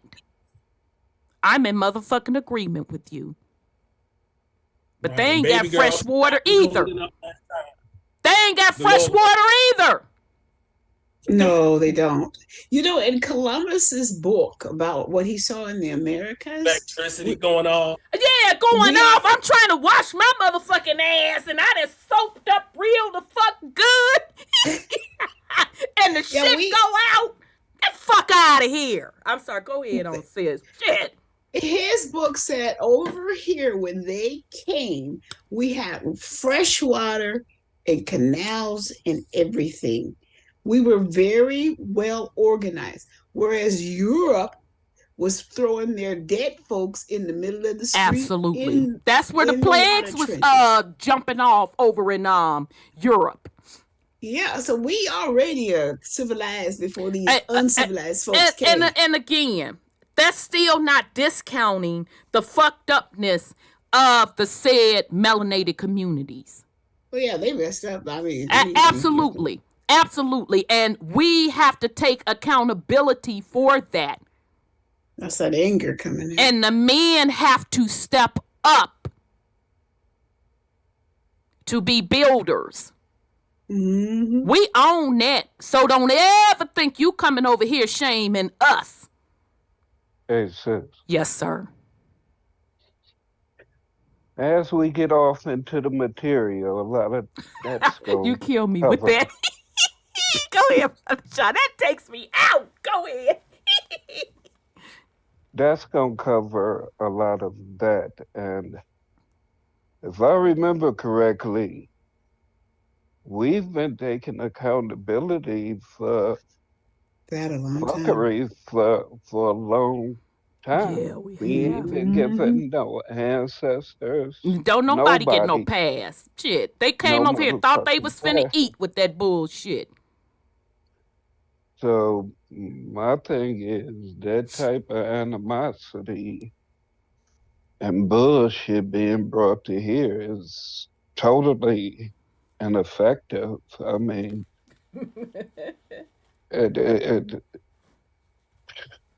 we always talking about clean up around your own goddamn doorstep. Exactly.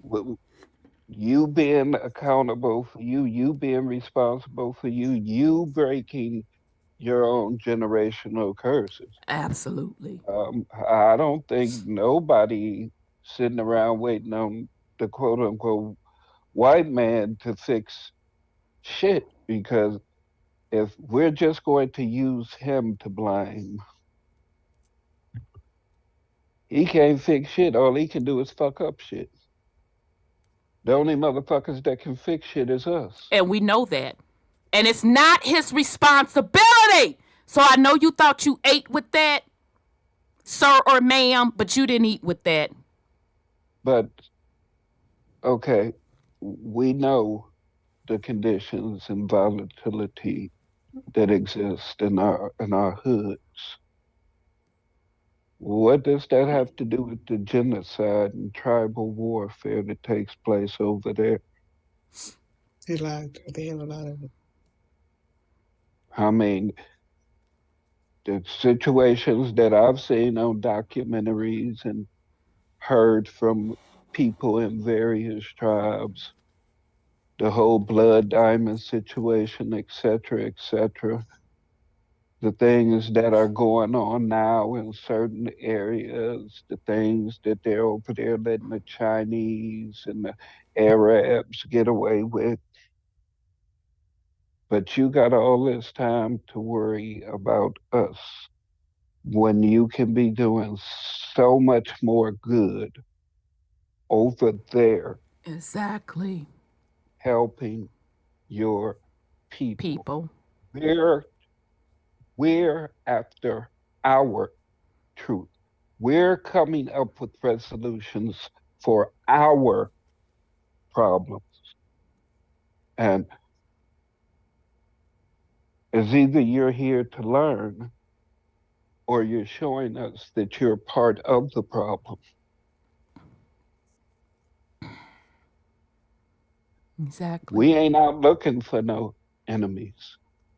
Enemies come to us and present themselves. We don't have time for enemies. We trying to get shit right. But you coming here with that negative energy on these shows that you're uncomfortable with what we're discussing over here, so you're free to go wherever the fuck you comfortable at. Right. Ain't nobody about to be going back and forth with you. Right, because they not going to do that.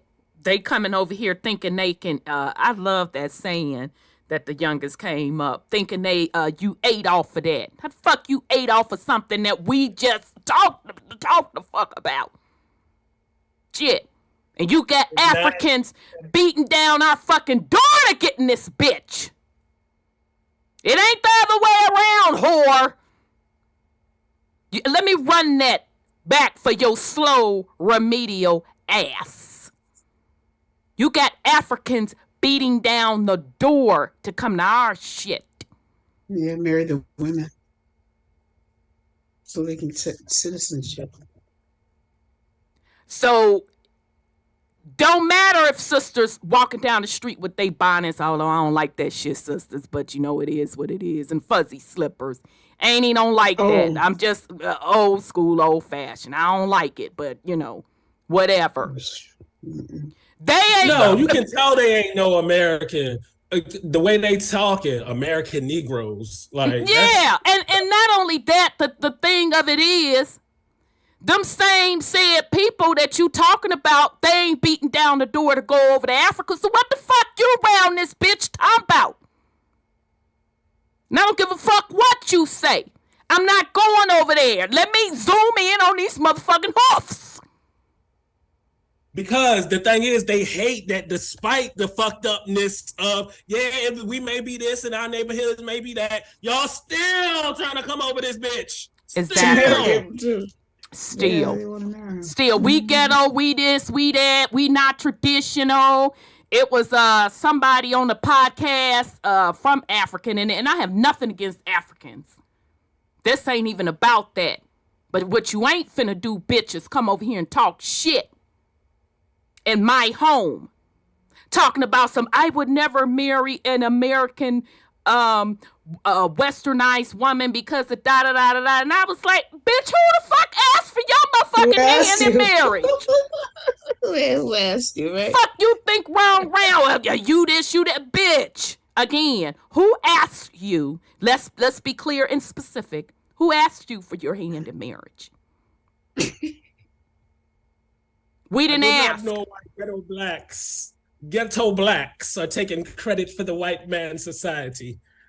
Bruh, you need to go talk to your white daddy. Because I don't know what stick around. No, I want them to stick around because I want you to know who made you.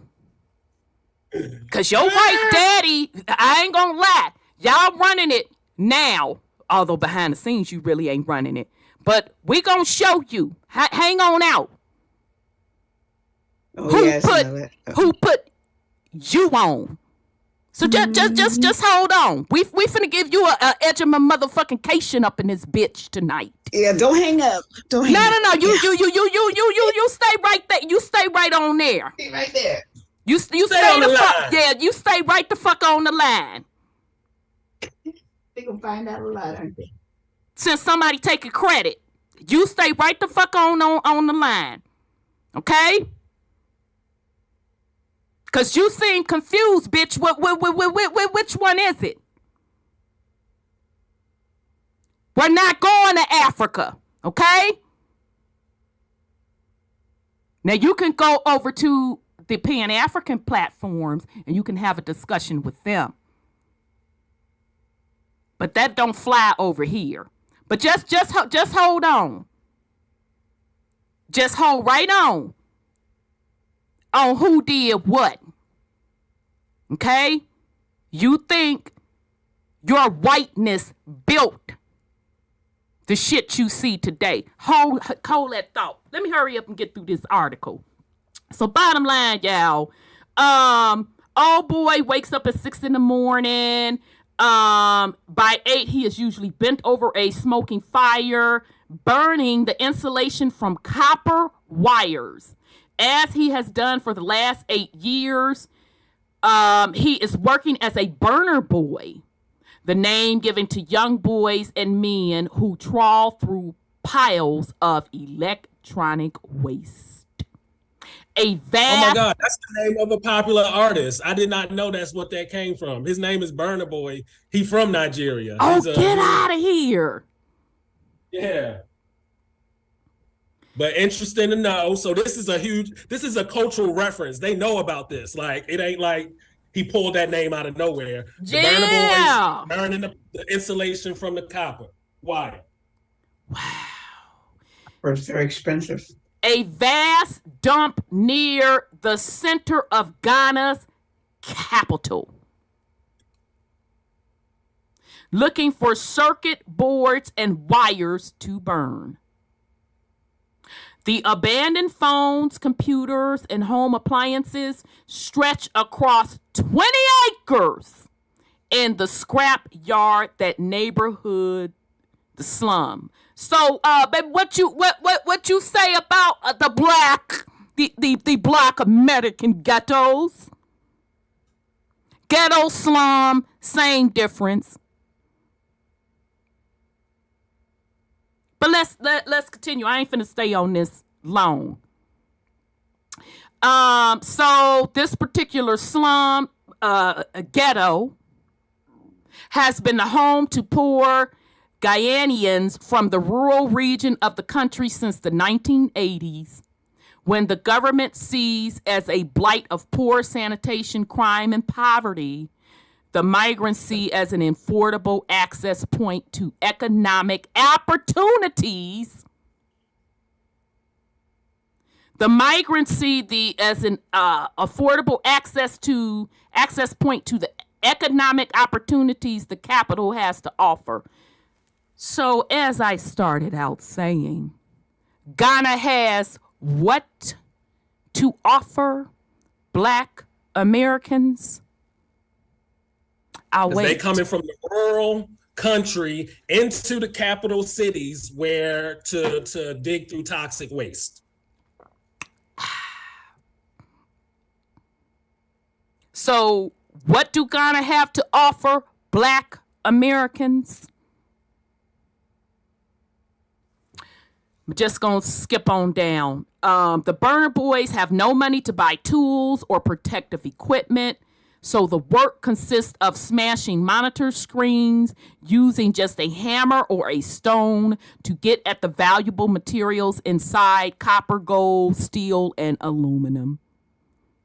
When the skies are clear and the other burners set fire to the electronic waste, melting away the plastic insulation around wires or in circuit boards to salvage the metal, the black smoke makes Ibrahim cough incessantly, and the scrapyard air smells of chemicals and incinerated rubber. So I'm going to say again. And get it straight. We're not talking about these people. We talking about this system that's set up, the government, the institutions that's creating these conditions. Absolutely. So no, don't try to get it mixed up. You over here attacking the people. We meanwhile talking about these conditions. We're talking about the conditions. Exactly. And the fact that they wanted us to go over right. there. And I wanted, what's the benefit? To give up our land. So how are you going to offer Black Americans something that you're not even offering your own people?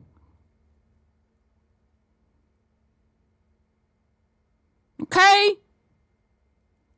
So they doing all of that, risking their health with the little toxins, this, that, and the third. I think it's that pound. I think that's 2 pounds on a good day, or 50, I'm just going to say 50 cents, yeah, on a bad one. The living wage estimate for a person in Ghana is around £4 per day. Now I'm going to say again. What does Ghana have to offer Black Americans?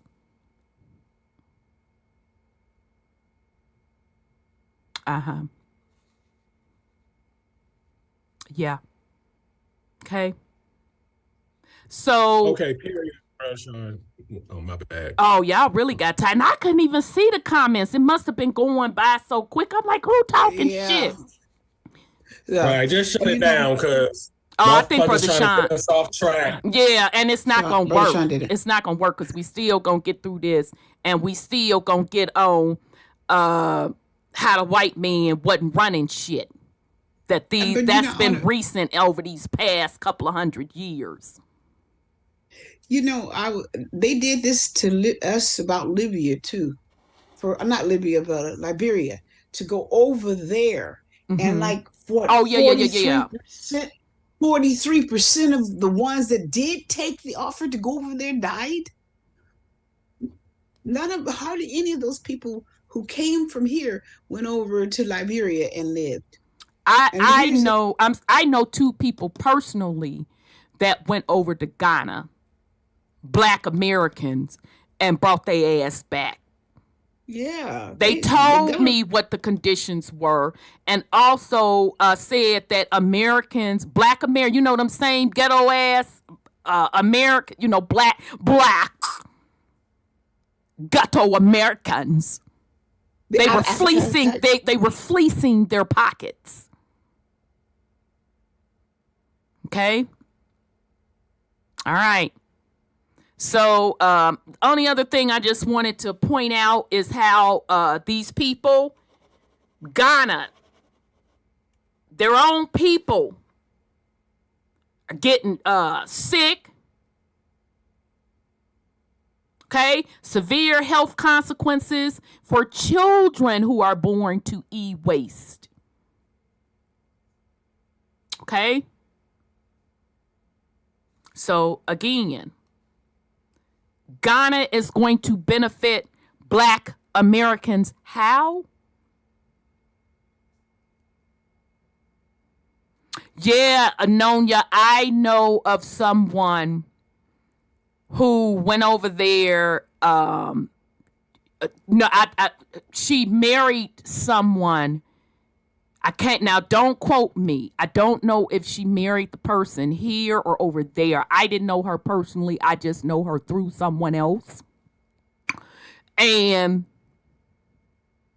her mom, she came back in a body bag.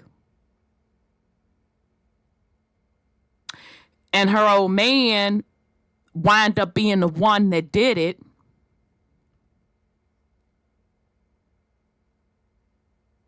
And their baby saw it.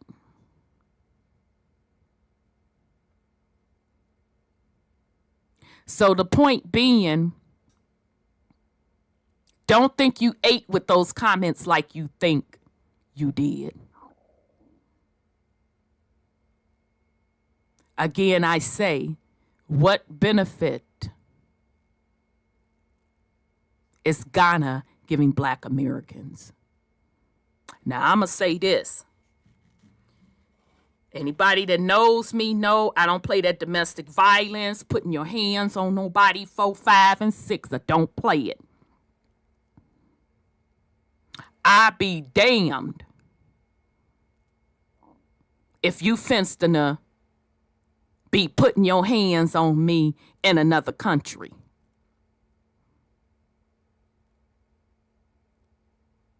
So this whole idea, this grass is greener, I'm constantly hear people talking this shit. I'm not seeing it either way. From the women's perspective and the men's perspective. Now, of course, absolutely. There are loving relationships, healthy loving relationships. My point being, it's going on everywhere. So now, I ain't finna pump up Ghana over America. It ain't gonna happen. I'm not finna pump up anywhere in Africa over America. That's no slight to the African brothers and sisters. Much love. Much love. But I'm not going to put Africa over America. Not for my benefit. It'll never happen. So I think you thought you ate, but no, baby, you didn't eat on that. I'm sorry. Go ahead, Brother Sean. What is the problem with us taking pride in who we are? For us to take pride in who we are, that means that we got to be taking a slight at somebody else. Because we don't want to identify with a people and a culture that ain't us. If we're talking on the platform where we're talking about the indigenous people of the realm, then maybe we could be inclusive on some shit. But as far as for so-called Africans, the people that I have interacted with had a nation, had their own tongue, their own culture. They didn't identify as African. Right. They knew who they were. Absolutely. They didn't identify themselves by colonial or terms of commerce. That is correct. I ain't doing business with you, so I ain't got to sit up and exchange no goddamn labels and this, that, or the other with you. I don't have to fit off into no certain narrative. I don't have to explain a goddamn thing to you, pig duck. You ain't got to be here. If you want to hear what we got to say, shut the fuck up and listen. That's the only way you gonna hear. Did nobody ask you for your opinion? It ain't a question and answer survey. None of that shit. Shut the fuck up. Ain't nobody here for that shit. Sit back and learn. Shut the fuck up. I digress. Okay, you good, Brother Sean. But I'm just cracking up that they thought they ate with that. Like, oh, you must have just dropped in the troll. Cause we gets in our own ass. We don't need you to point nothing out. So you may want to do a little bit more research when you come to troll somebody's shit. Cause when you come over here, you better come heavy hitting. All right. So, oh damn, yeah, I'm thinking I'm sharing my screen. My bad. So pay attention, what's the face, troll. Cause you think Zaddy built this shit? You think Zaddy built this shit? What you see? Alright. Damn, am I displaying y'all? Let me make sure my ass is displaying. Yeah, I should be. Not yet. I don't know why this screen. Okay, it should have kicked over now. I'm looking at my other screen. I see where it kicked in now. Here we go. Okay. Take a seat. So the Okay. Sorry.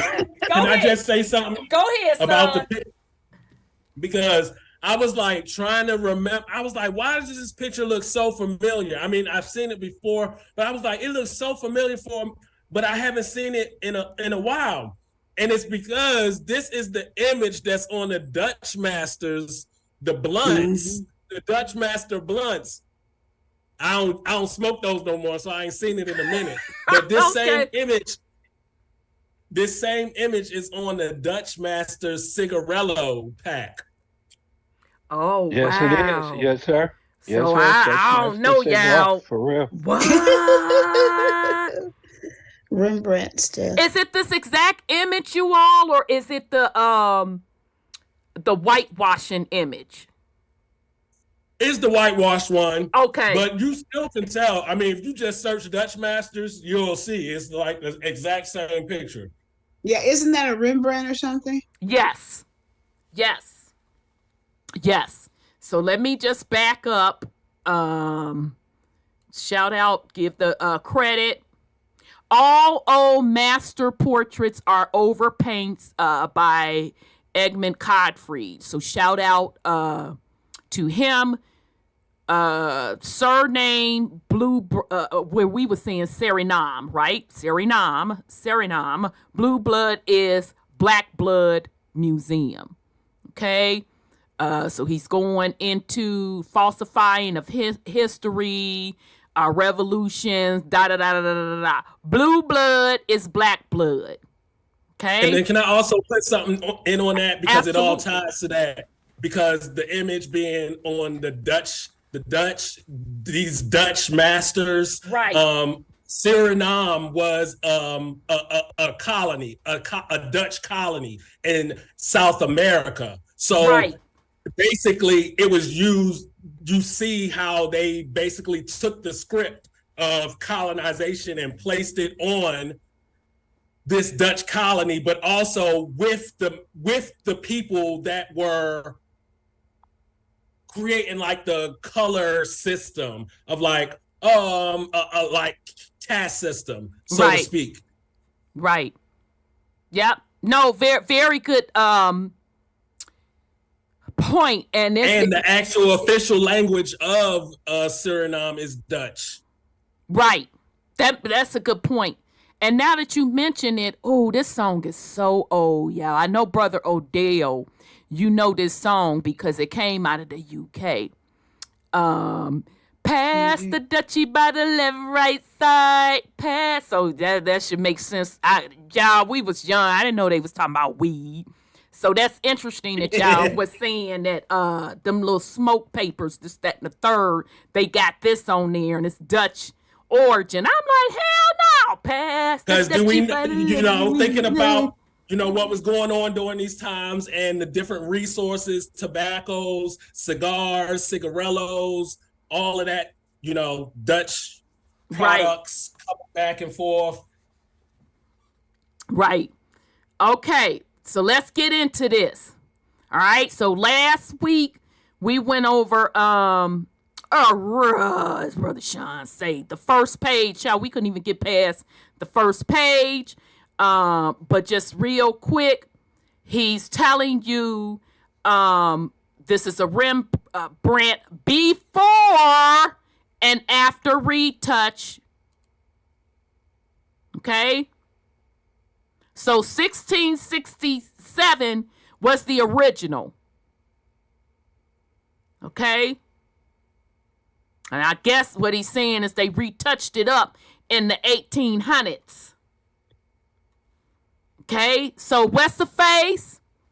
Do these gentlemen look like white men to you? What's the face? What's the face? Do these gentlemen look like white men to you?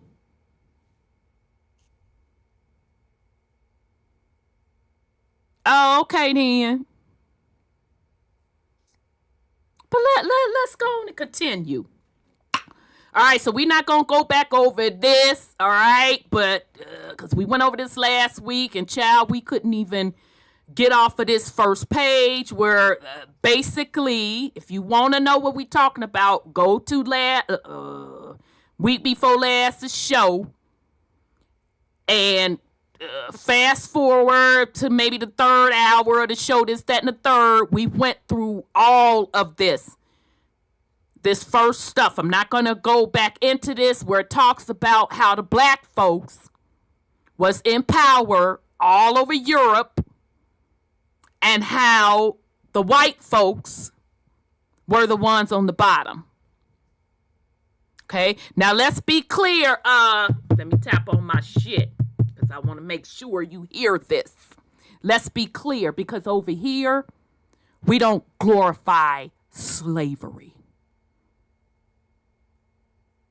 Over here, it doesn't matter who was doing the atrocities, whether it's black or whether it's white, is still wrong.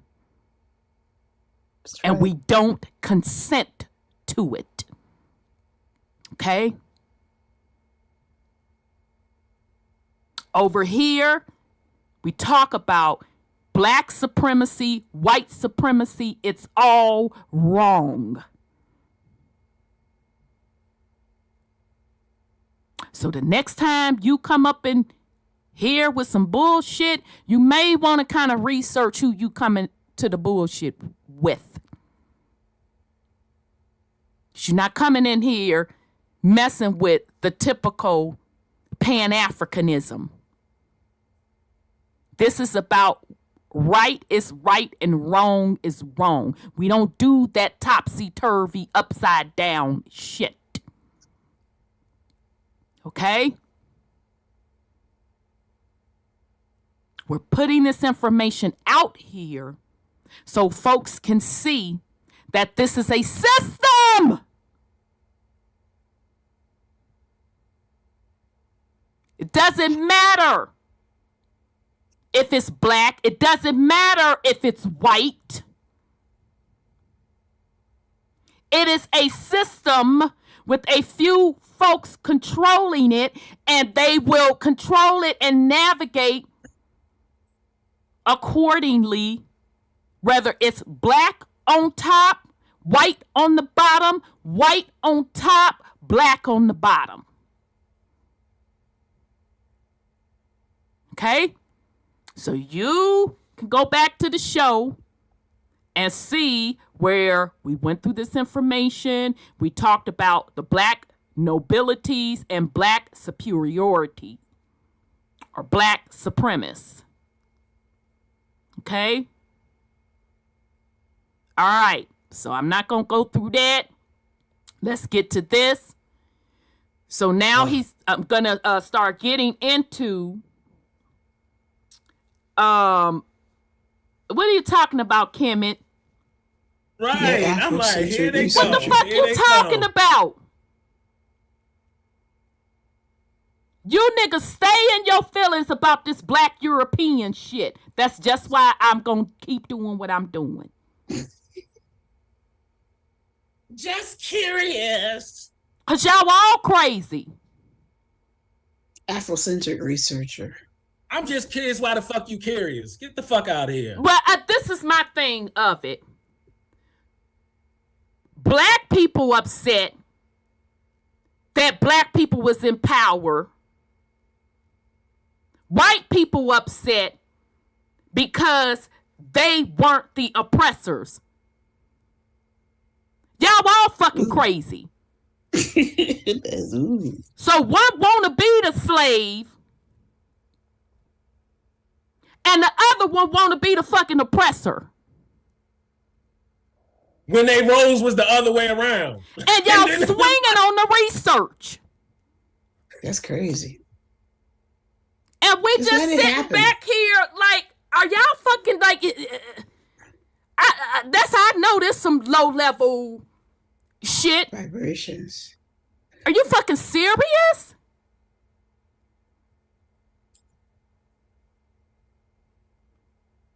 Whether or not he Afrocentric, Datrocentric, what do that have to do with the material? Wow.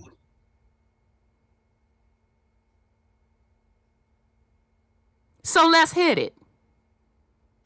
Go for it. Right, because we do big research over here. We know how to read through the motherfucking lines, cite the sources, all that type of shit. Ain't nobody over here just like, well, let me read some doctrine and become indoctrinated and regurgitate indoctrination, propaganda.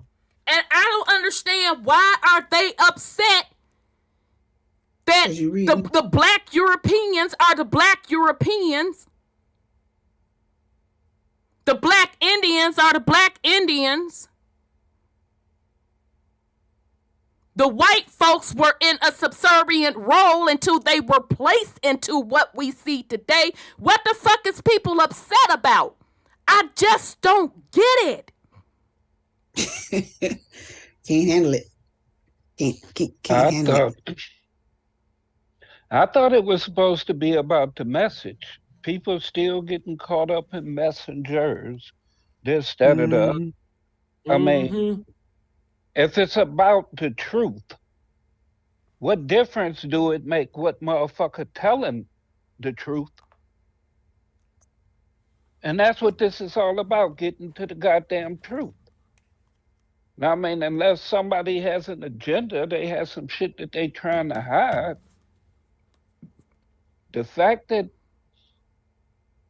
in a nutshell, everything comes back to the Americas anyway. So anything that any motherfucker talking about comes back around to the Americas any motherfucking way. But that's just me.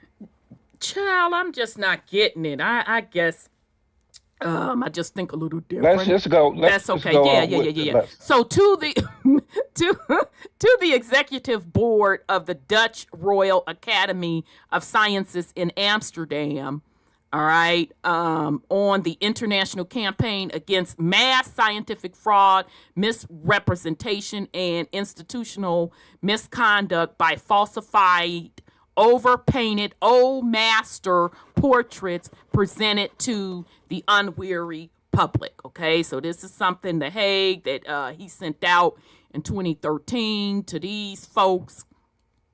This is to inform you about my discovery of a massive scientific fraud and institutional scientific misconduct through the alleged scientific management, the so-called scientific description, and by misleading the public by exhibition of falsified old master portraits in all museums. Our restorers, our museum directors, and our directors are therefore criminal organizations at the expense of the taxpayers. All old master portraits and some genre scenes were in the period 1848 to 1960 whitened. Mm-hmm. This followed immediately after the emancipation of the Third Estate in France, resulting in universal male suffrage and our own major constitutional change that took away some privileges of the nobility. To avoid relapse, the revolutionary governments decided that all portraits of the ancient regime must be painted over with beige and pink paint. So when did that happen? 1848 to 1960. Ain't that over a 100? That long ago. Exactly. And that's over a 100-year time span, right? Yep. They claimed that the paint had darkened while the painter wanted to depict white people. So all the old master portraits were supposedly restored or whitened. Rembrandt was deliberately against all evidence proclaimed to be the revolutionary painter of the Third Estate, while his figures around 1880 were repainted as whites. This is evident by a photograph of the original syndicates. This can also be derived from photos from 1934 of an retouched portrait of, and I ain't finna butcher this, y'all, Van Arison Berrien. I could be jumbling it up, forgive me up in advance. Collection. The richest family in the Republic. This concerns the true brown and black complexions of the noble or regent masters, 1100 through 1848, who were using the skin of their serfs as shoe leather. The good news is this is still highly visible by the naked eye on the faces and hands. And somebody else had put me up on game. I think it was a Moor. Okay. That's why you don't judge people by the cover. You judge them on their merit, their energy, the way they move. Because I learned a lot from some very sharp Moors. They had put me on game. As a matter of fact, it was a Moor that told me about the reparations game and why it would never happen. He was like, you think that's how that broke down? You think all black people were captured off the coast of Africa and brought over here? You think that's how that happened? You may want to rethink it again. You don't think white people were enslaved? You may want to rethink that again. Fucked me up. Okay? But another Moor told me, when you're looking at these paintings, look at the hands. The faces in the hands, because you're going to see traces of that black and brown, because y'all know how that is. It's hard to, when you repainting, to touch up them fingers, right? The facial hair. I'm sorry. Go ahead, son.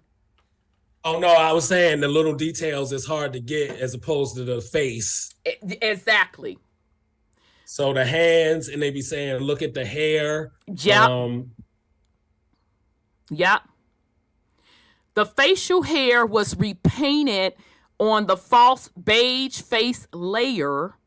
The hair lightening by blonde highlights. The skin layer was repainted around the pearl necklace, and that the false face layer is higher than the rest.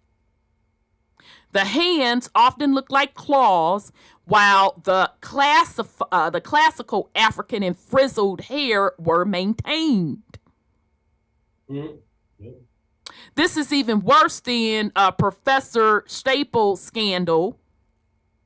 I don't know who that is. The bicycle sport doping scandal, the mad cow disease scandal, and the present horse meat scandal put together, and it's very damaging to the reputation of the Netherlands and the majority of the brown and black complexion world population. Okay, so this was an open letter he sent to The Hague. Right, so let me just go back up. I don't want to make y'all dizzy by zooming, going back up. Look like black men to me. I don't care how you lighten their skin.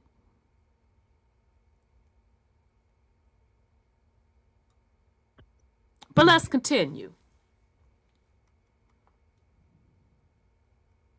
Yes, that's a great point, KC Finance. That's why they look distorted in those paintings. Face look blotchy. Yeah. Okay. All right. And then also, not to get off track too, but a lot of this too, and going into some of the other, the reset technology and stuff, I feel like this is not just painting. Like, it's giving me they had some other type technology too. Like, yeah. Acid washes or something. Yeah. Like, it's some other type of because somebody who in photography or something like that could know like how they do certain things like that. Yeah. Okay, so he's just giving you the pictures, and then showing you another some more examples. Okay. So remember, I told you most of these pictures that we see floating around about the Black Europeans is coming out of this man Codfried's research and private collections. Okay. So these are these pictures that he's showing, because I know I have personally, I got this one. I know I got the two on the end. I know I personally have these pics. Okay. So the Steel Master 1662 unretouched. Okay. So let's go through this. Oh, wait a minute, child. Let me name. My bad. I apologize, y'all. Let's see who these people are. All right. Steel Masters whitewash. Okay, whoever these Barians, Van Barian whitened. Okay, I'm going to butcher these names, so I ain't even finna sit up here and read all of this, okay? But I think y'all getting the point. William the First of Orange, 1533 to 1584, more brown than white. Okay.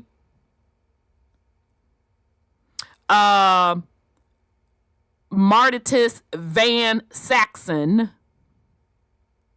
William's father-in-law, Prince Maurice, son of William I, Dorothea of Denmark, niece of Charles V, Emperor Charles V. Habsburgs. Yes. So, person that was talking all that mess, who built what?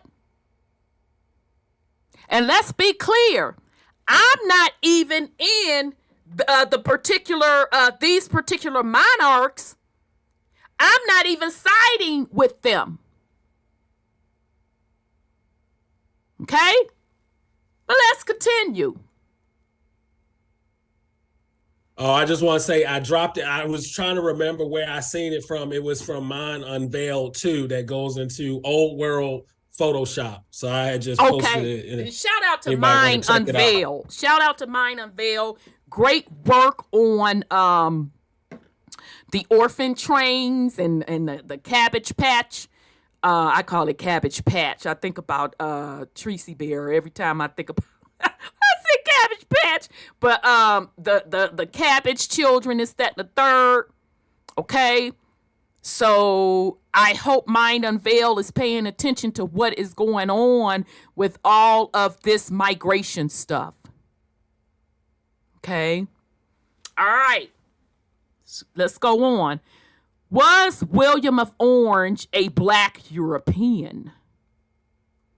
Every time you put black in front of this European, it sets people off.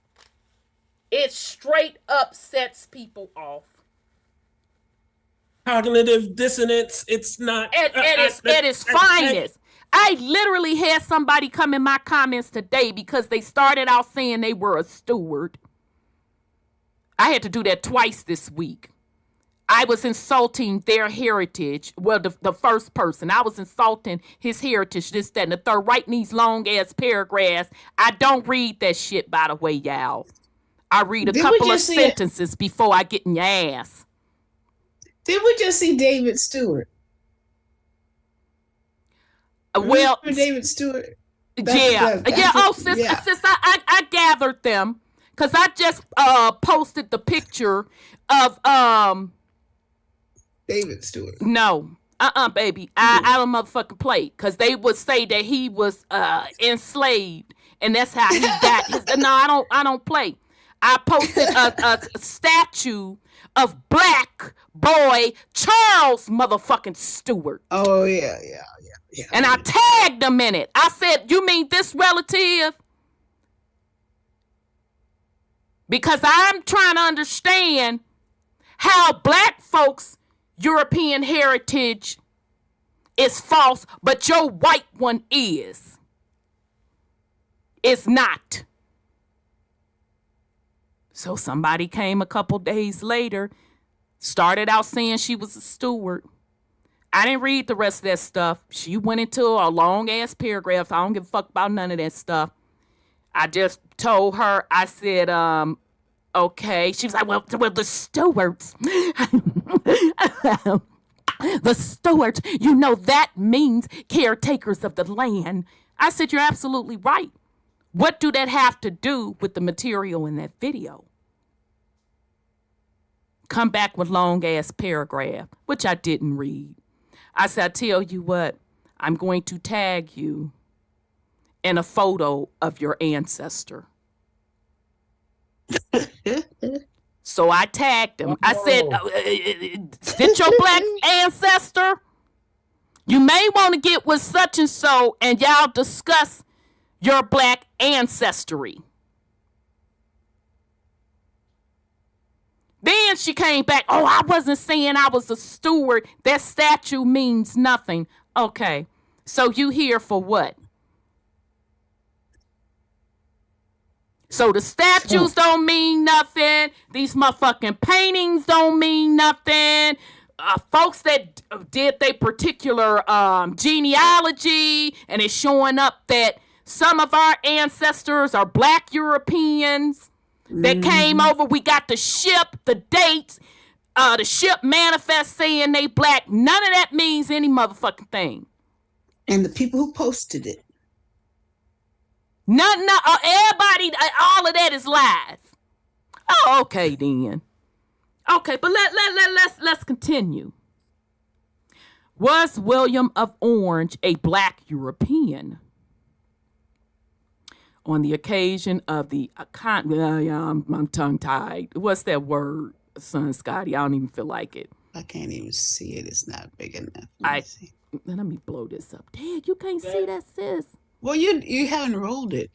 You know, I have the lady's face. Yeah, there you go.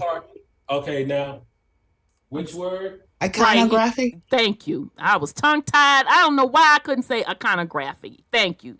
So on the occasion of the iconography of Prince William of Orange, on the occasion of the commemoration of the 400th anniversary of the birth by Berenstein, and just y'all forgive me if I'm jumbling these names. 1933. Okay, so the administration of the Netherlands Institute for Art of History, I came to conclusion that William of Orange, the founder of our Dutch royal family, was a black and colored person, a Renaissance prince who was a member of the black and colored European elite between about 1500 and 1764. They had a black identity that connected them to the African civilization of the pitch black pyramid buildings and pharaohs. Okay. Now, my opinion, let's take the Max. I want to say it's McDuffie, Nem.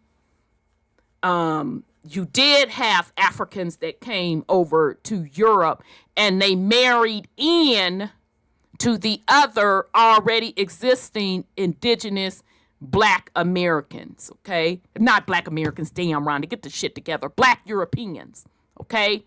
So you had like the Pits or Pics, the Pics, married in, okay? So now this is where I differ from Codfried if he is saying that all black people in Europe are all African. That is not the case, okay? They came over and married in, just like over here in the Americans, the black Europeans came over here and married in, okay? All right. See, we know how to dodge the hijack. Exactly. You know. Exactly. So the person that was like, well, I'm just curious, why are you reading somebody that talks from an Afrocentric perspective? This is how we're able to read. Okay? Because we understand that we have to pick the parts out. I'm sorry. Go ahead, son Scotty. No, I just wanted to read KW in the chat. I live in the UK and Coventry is 40 minutes up the road from me. I researched William of Coventry a few years ago and it took a good deal of researching before I realized that he was indeed black. UK education system teaches opposite though, even till today. Thank you, KW. This black identity was symbolized by the depiction of a pitch black Moor. Dang, y'all, come on.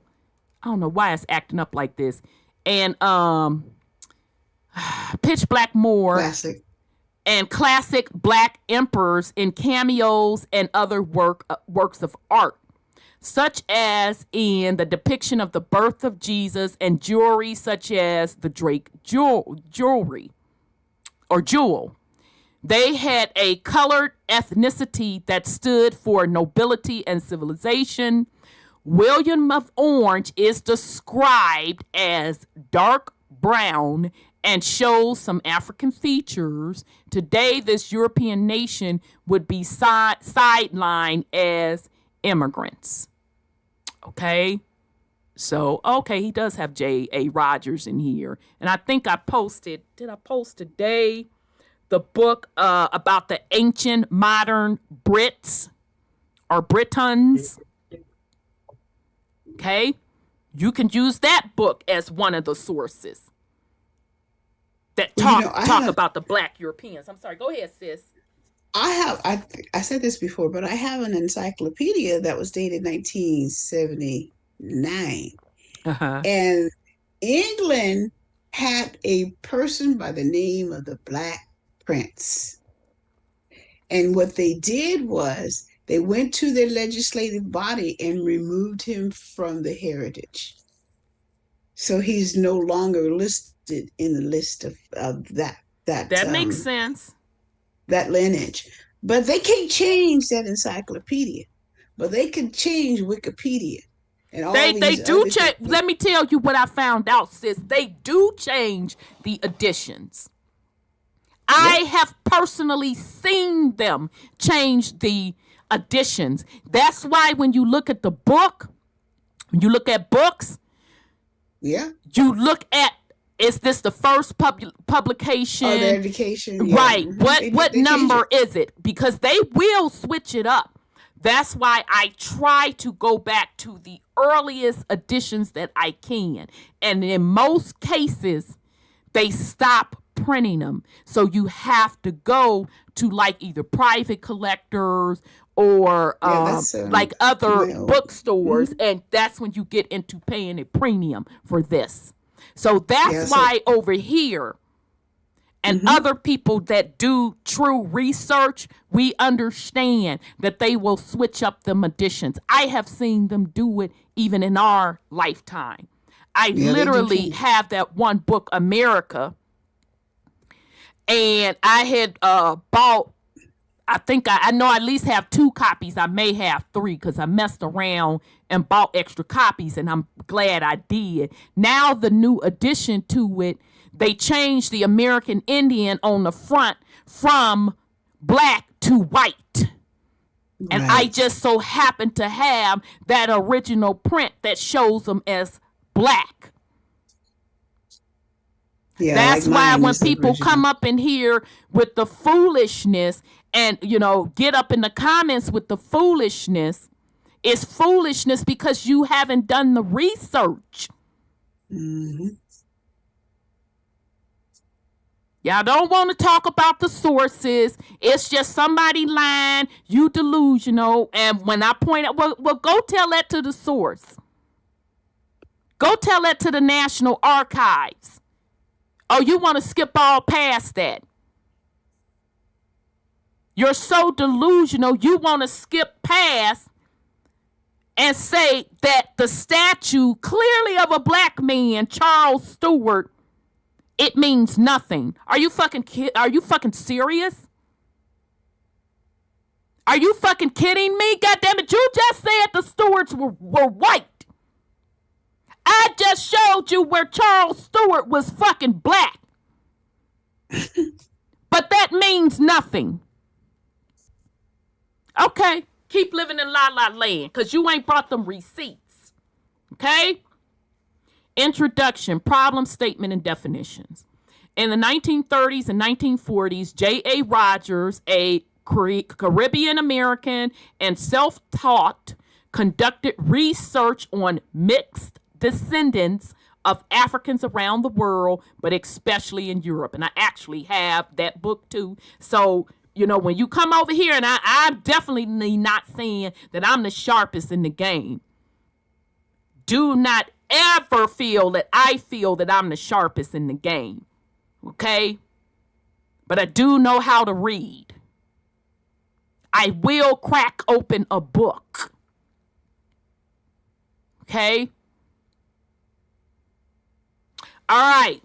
I think J.A. Rogers got the book too that go into the American presidents that was so called black. Melanated. Oh, now that I didn't know. I'm gonna have to search for that. Okay, that I didn't know. You know, the thing you just said about reading the books, our people don't like to read. They said if you want to hide something from a melanated Negro, put it in the book. Well, obviously, white people don't read either. Well, you know. Because if you coming in my comments swinging and I say, well, okay, so you saying The author is wrong, which you still haven't pointed out how the author is wrong. You saying the National Archives is wrong, the British Museum is wrong, and this statue don't mean shit. So we can't say that black people don't read, because apparently most of white people don't read either. Well, they're stereotyping for us, then, isn't it? Right.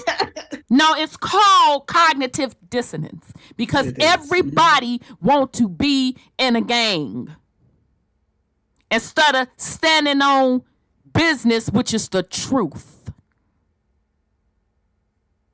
Absolutely, KW. Coins have always been minted to depict the true likeness of rulers. Whenever ancient coins are unearthed here in the UK, they hide the coins and show the other artifacts such as jewelry, vases, etc. Absolutely. I literally just, was it today or yesterday, posted a coin out of Germany. Came out of folks' private collection. And they actually, those particular coins the private collectors, they're for sale is what I'm trying to say. Clearly, it was black people. You know, absolutely, they're all in cahoots. We don't even have to go that far back. In Libya, when they went in that safe for Gaddafi, they went in there to get his gold coins that had his likeness on there so they can change it.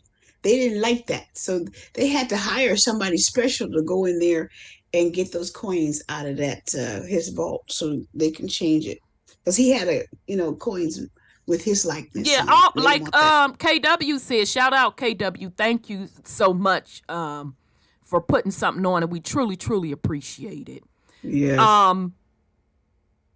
That's what they do. Yeah. So let me just make sure I'm clear. The statue is a lie. So the statue of Charles Stewart with his super fly hairstyle, clearly a melanated man, and he looked like he was a nice looking little man on the little statue, this, that, and the third. With them curls, right? Yeah. Okay, now I don't know if he had an ultra perm or I don't know if he had his shit pressed and he put it in some rollers, baby. I don't know that. But that statue is a lie. These coins are lies. What these other authors are putting out with their particular sources, they lies too. Oh, okay then. So, he was a light-skinned mulatto and wondered why he was considered black by white Americans and suffered from the politics of segregation. See, I didn't know that about J.A. Rogers. Okay, then. When he was more white than black.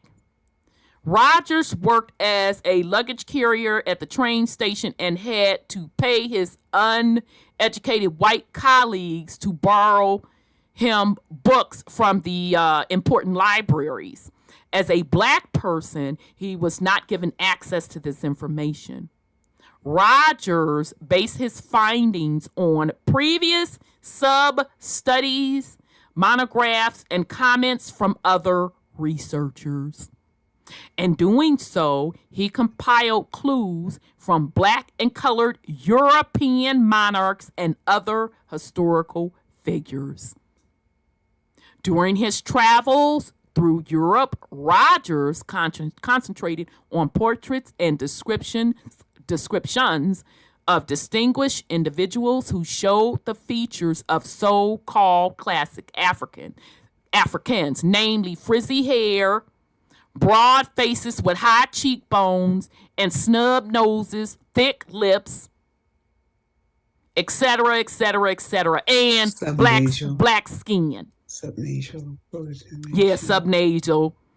I don't know what he's trying to say. If he's trying to say that their nose was spread. Flat and big. Okay, I didn't know if that's what that was he was trying to say. That's why I ain't go over there, because I ain't feel like trying to figure out what he was saying. Okay. Broad nose. Okay, that's what I thought. Yeah, broad nose, but frizzy hair, high cheekbones, thick lips, black skin.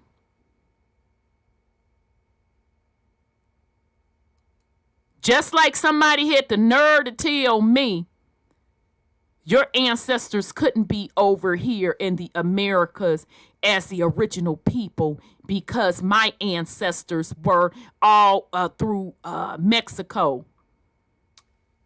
Okay. Because it came from the Spanish here. I wasn't going through. Baby, I'm not going through that. Yeah, that's right. Here's a picture. Here's this motherfucking mummy with these locks.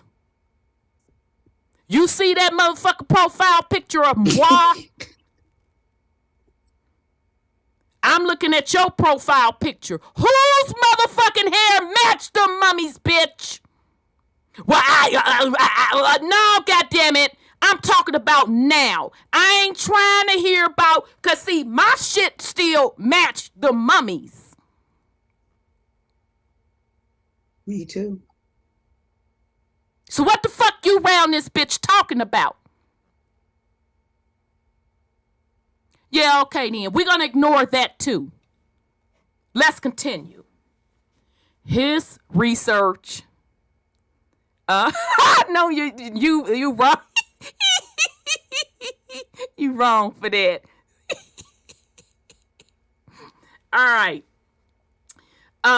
His research took place at a time of severe racial segregation in America, where the one drop theory was followed, namely to anyone with one drop of black blood was registered as black. In some states, that meant they were not allowed by law to marry a white person or live in certain boroughs or members of some clubs.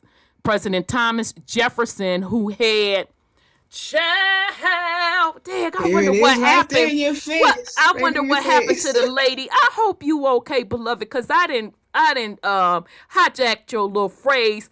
Let me clutch my pearls and gather myself. I got that from a sister when she used to get some dirt. Baby, she would say that and I would scream, and I've been using it. Let me clutch my imaginary pearls and gather my damn self.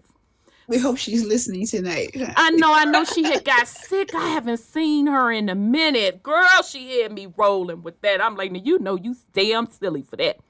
President Thomas Jefferson, who had black. Huh? Black European ancestry. Was apparently famous for his what? White slaves. Black such and so, baby that was in here trolling earlier. You said who built what when?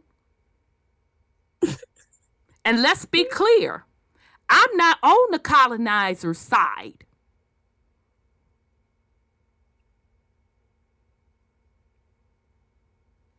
Let's continue. The common complaint, doggone it. Okay, I got to stop clicking. Yeah, I'm trying to see how to get off of that. The common complaint. Oh, damn it. Okay, there we go.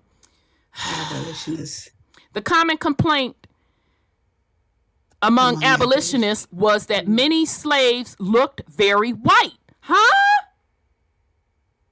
Wait, what? They look white. I thought they did. That all slaves were black from Africa.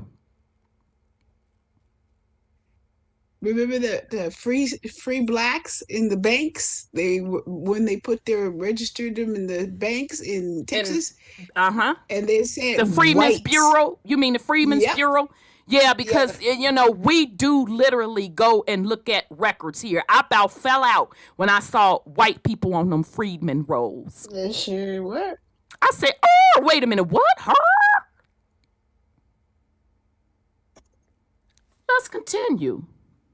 Reason why they want to haggle over the blackness of his children with the slave girl Sally, the black half sister of Jefferson's deceased wife. These racial laws were applied arbitrarily because many Black Americans who looked white and did not show a Black identity, stayed out of the sun, or bleached their hair could pass for white. Oh, that was Rogers' goal then was to prove that Blacks did hold high positions in Europe in historical times.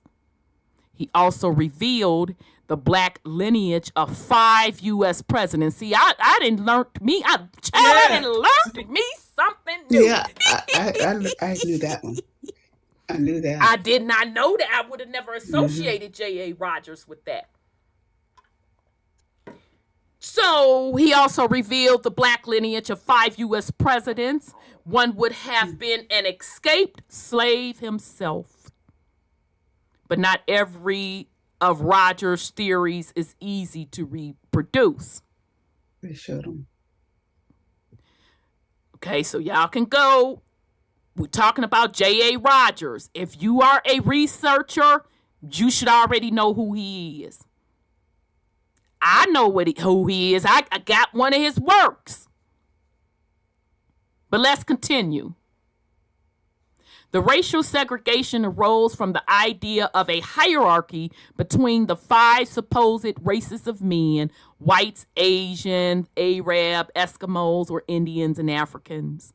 The whites, of course, were the highest rung of creation. They were prettier, and it was the God-given task of the white man, with the help of the morally pure but biologically, oh, child, I'm not going to say that. That's kind of harsh. I'm not going to say that. To civilize the other lower races. The supposedly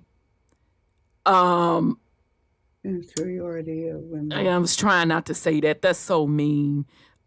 Is related to the functions of the uterus and the supposed ability of women's cycle to spoil pickled food. Oh, that's just God. That's gross. I'm gross, and I know me and y'all about to throw up. Baby, I'm sorry for that. Blacks, however, were said to resemble apes most closely, and were also descendants of the accursed Ham, which meant they belonged to the bottom of the ladder as human animals. Okay, so he's giving you the how this race stuff came into play. Okay? How the system of white supremacy was introduced, okay? But he went into even more detail. You got to go back to the part 1 of this, where he talked about who put white folks on. Okay? Rogers discovered, damn it, I did it again. I dropped the link to the book. It's called The 5 Negro Presidents, according to what white people said they were. Child, let me go ahead on and also there was From Babylon to Timbuktu, that book by Johnson, I think his name was. He said it was 2 German anthropologists that started the white supremacy thing. They started changing this stuff up on the anthropologists. Right. And you know they were directed to do that, though, because that's the resets. Yes. Yeah.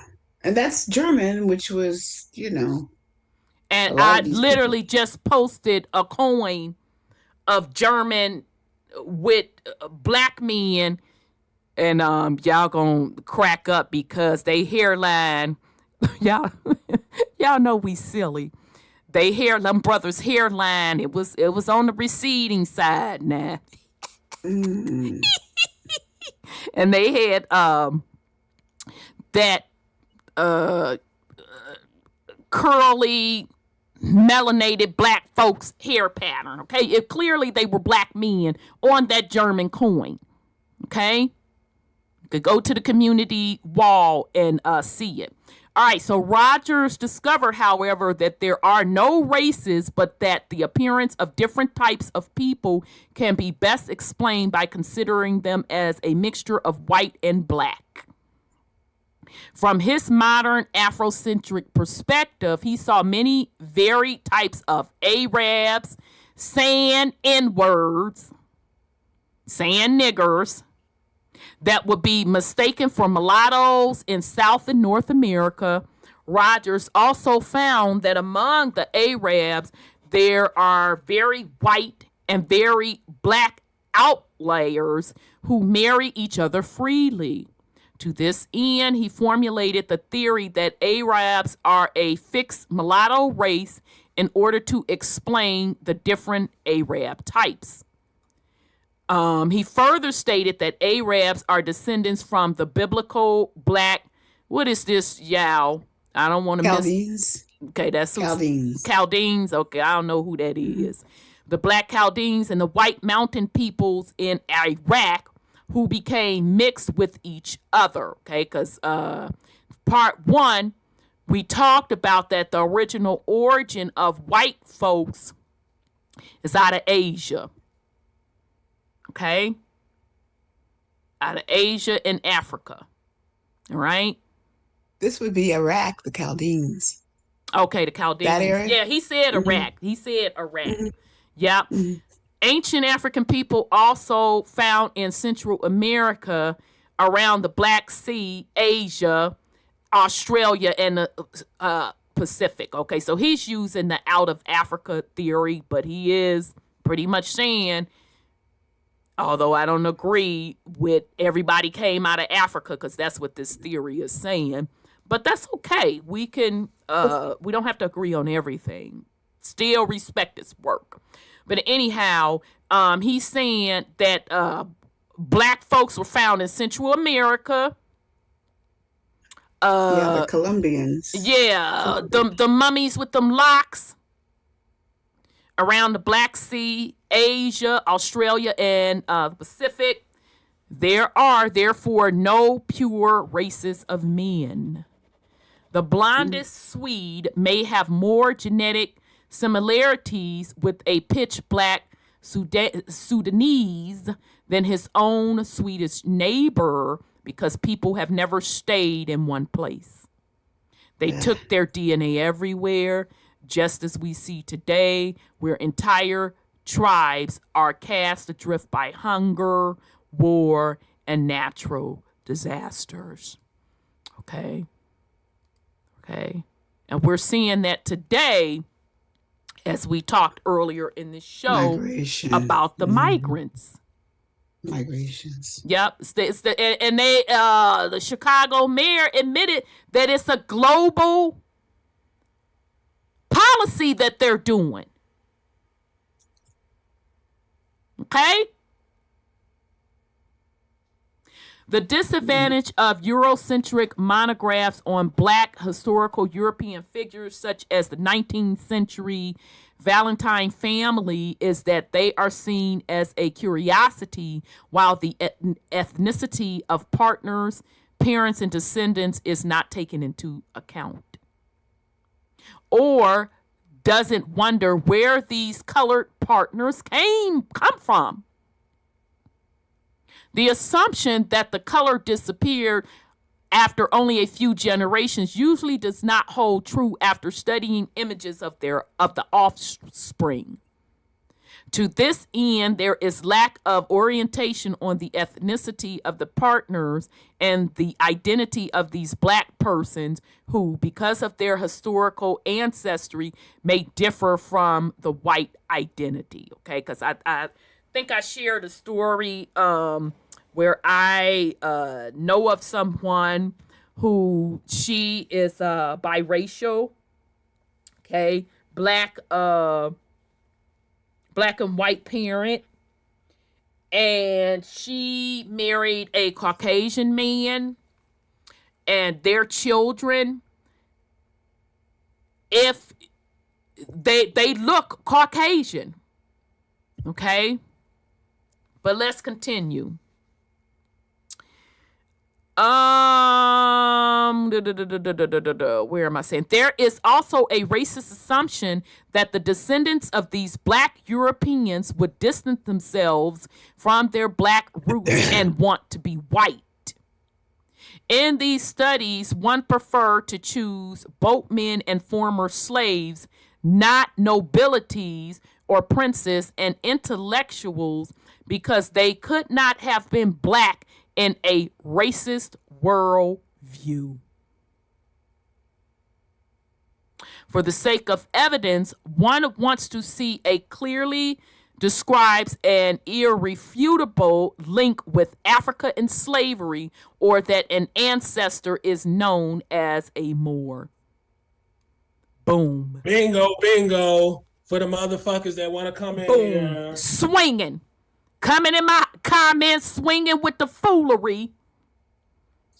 So the black statues don't matter. The black coins don't matter. The researchers of first eyewitnesses accounts don't matter. The paintings don't matter. None of that matters. Oh, okay then. It's gotta be all black people are from Africa and you were a slave. Oh, okay. You know, if you, I'm sorry, go ahead. They have what they call them, crest, the crest. If you look up your name, if you're royalty, your name will have a crest. Well, let's be clear with the crest. That's a very, very good point. All right, let me sip this water.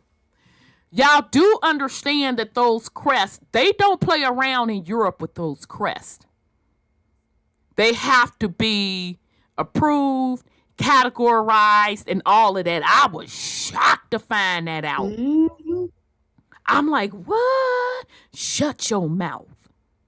Okay? So those royal nobility sigils. Yeah, exactly. They're royal nobilities sigils. Exactly. So they may change the coins, they may change a whole lot, but I think they leave the crest alone. And with the crest, we uncovered here, thanks to others' work,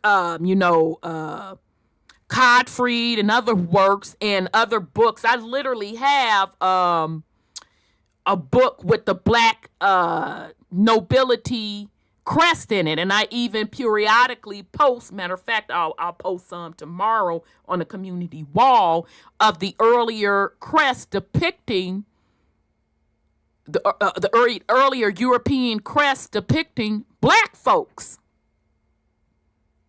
Okay, so that's a very good call out, sis. While most black and colored Europeans were not slaves, but originally came to Europe freely as traders, migrants, refugees, or conquerors.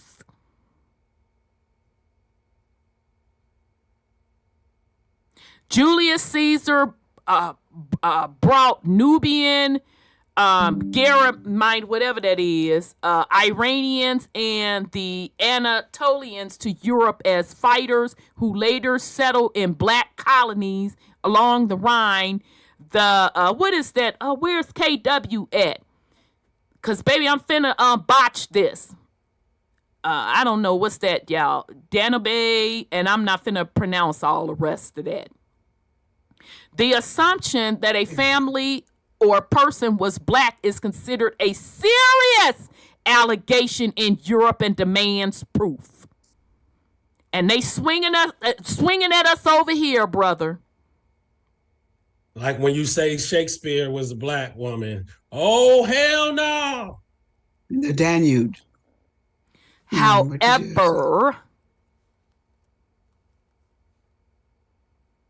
yes, KW said, black people, I'm giving you so many kisses and hugs. See, you are people.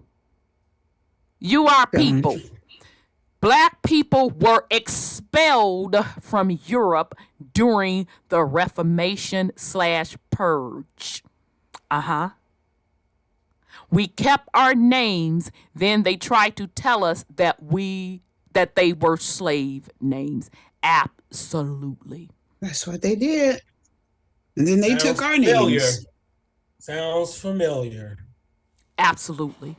And it was documented. Shout out to the sis that put me up on that 1619 what was it, 1619, damn it, I should know it, 1619, I got a video on it, but it's basically she gave the Kent. Yeah, thank you son Scotty, the 1619 Kent visitation. And in the book they have the ship manifest black, black, black, black, black, black, brown. Black, black, black, black, black, brown, white. Black, black, black, brown, brown, white. Names. Johnson, just going down the list of the surnames. They even broke down the origins of that particular name as far as tying back people to that name in Europe. Black, black, black, black, black, black, black. So I said, in my opinion, that the 1619 project bullshit that they're telling you about slavery with black people, they are a bold-faced liar. Yep, they are. It is really the 1619 Kent visitation, which was highly documented. So thank you, KW. You are people. And the African slaves that they talking about later was the white ones. Now, we're not saying that black people weren't enslaved over in the Americas. Absolutely, they were. Yeah, they captured Indians all the time. Exactly. Absolutely, they were. Okay. Right. So if you gonna come, don't come over here and play with us with this foolishness. So I guess them ship manifests didn't mean anything either, right? I guess they don't. No, they don't mean nothing either. Okay. But what's the source? Who is that? We gotta check his background, because if he not on the side of what you talking about, then that's not a legitimate source. And even with us reading Brother Codfried stuff, I'm not agreeing with his saying, and forgive me if I'm misspeaking, that everybody is out of Africa. I don't agree with that. That don't discount the rest of the stuff that the man is saying. But you know what? You have to remember, Africa was a little bit of thing. And now they made it a big old they thing. don't go on somewhere with the foolishness. They now see my nerves just get bad. Okay, shout out to the Moors. That's why, I don't down people, because you got some Moors that's on they shit. I've learned a lot from them. Mm-hmm. So Moors, hopefully y'all tighten up your game and get your name back on track, and y'all get back into the history and stuff. Do not hide stuff. Put it out there. Tell the truth. All right? Okay. So, while most black and colored Europeans were not slaves.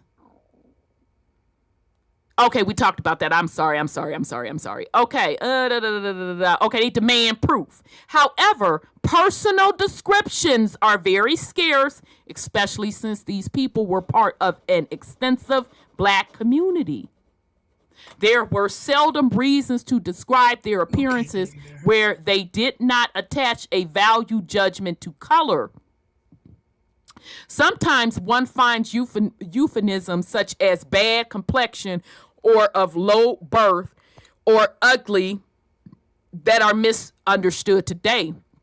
However, some family names such as variations on black, brown, or Moor, and Moor heads and crescents and family crest. See, we don't play over here, baby. We about our business.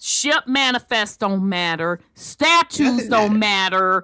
Family crests don't matter. Coins don't matter. And me looking in the MF mirror, that don't matter. My mama being black/melanated, my grandmother going on down the line, black, all the way up to the Revolutionary War. That's as far as I've gotten back so far. Black, none of that matters. It's fantasy. Oh, okay. So genealogists as fantasy and reject them while they may provide important anthropological clues. So wait a minute. Hold up. Wait a minute. So I'm not real, but these motherfucking bones, these bones is real. So you're telling me I'm not real, my mama ain't real, my granny ain't real, my great granny ain't real. We gonna keep going back to the backity back to the Revolutionary War. Damn all of that. These bones until you find a real. white person. You gotta find a white person because you don't exist. You see, there's no black. But these bones are real. Mm-hmm. Oh, okay.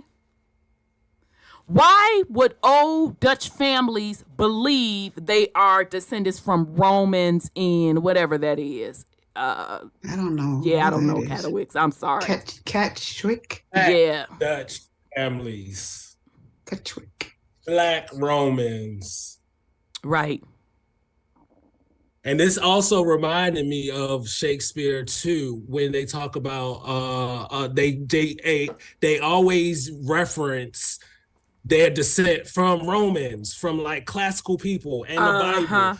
Yeah. Lineages be all like, why would they say that if, that wasn't the case? And then you start lining up and I'm like, okay, there was black here. Okay, they was black here. They was black here. Oh, okay. And then at the time when certain resets happen and certain other people are mixed in, it's like, oh, okay. It's still black. They're a little lighter though, but I still see the black. Okay, right. A little lighter. And then, it's just like, and now it's all white. It's white. It's been white the whole time. Right. It's white. It's whitey white. Well, I'm looking at them big soup coolers, them kissable lips. That's white too. That's why they do the reset. They do the reset to wipe out the races too. Remember, that's why this what is the fourth reset. Yeah, I didn't. I'll take you on that, sis, because I haven't kept count. Yeah, I think it's the fourth one. They keep doing the resets to wipe out the history of the people before, the whole history, the whole race, whatever it was. Yeah. They rename it. They rename everything. They change every book. Since the first human evolved in East Africa, okay, yeah. Yeah, see, I'm not in agreement with that. But that's okay.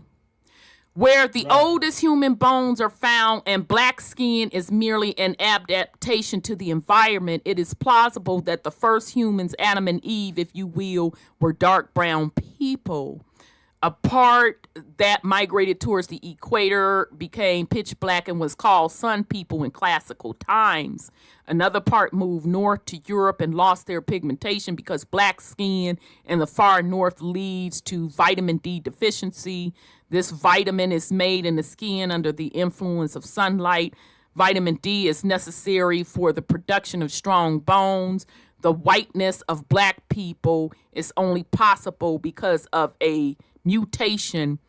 As we know, it is in albinos. And the handful of genes that determine our appearance and skin color.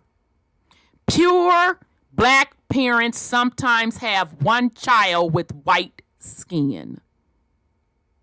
Okay, so he was giving us above their breakdown of the different races. But then he came back with, stop the foolishness. Y'all know that white skin is a derivative of albinism. Albinism. Or leprosy.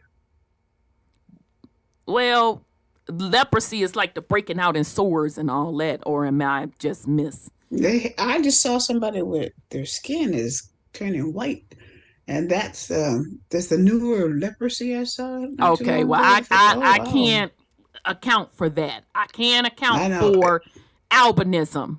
Okay. Yeah, I can too for that too. But And I've we never seen do that. know that this albinism gene is highly out of Africa.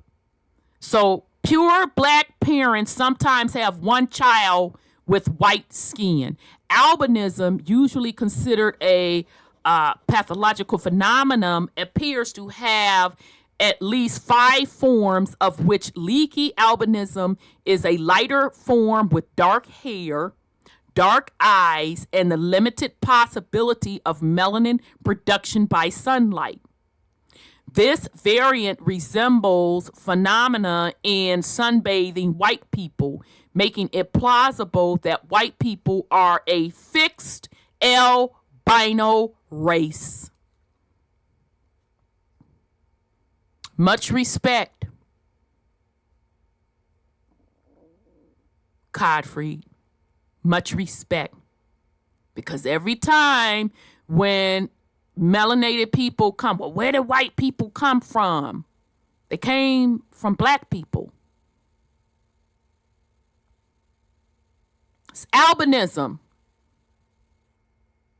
And they just kept marrying each other for what we see today as the white race. White people are a fixed albino race. Nature selected the white types that were best adapted to their sunlight poor environment. Now I don't know if I agree with this sunlight poor environment. I just think it was a genetics thing. That's an old theory that's been around a long time. That the more north you go without any sun, the lighter your skin.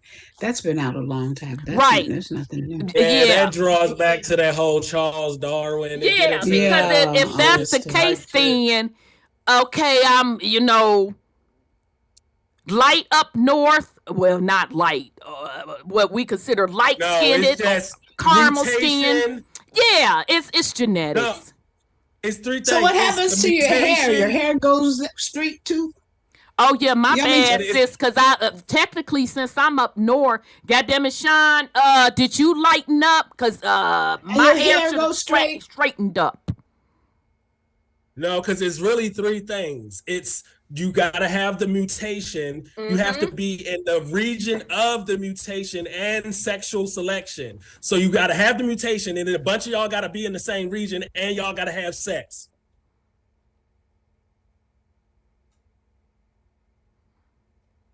Yep. Yeah, you gotta have the right hair for being melanated.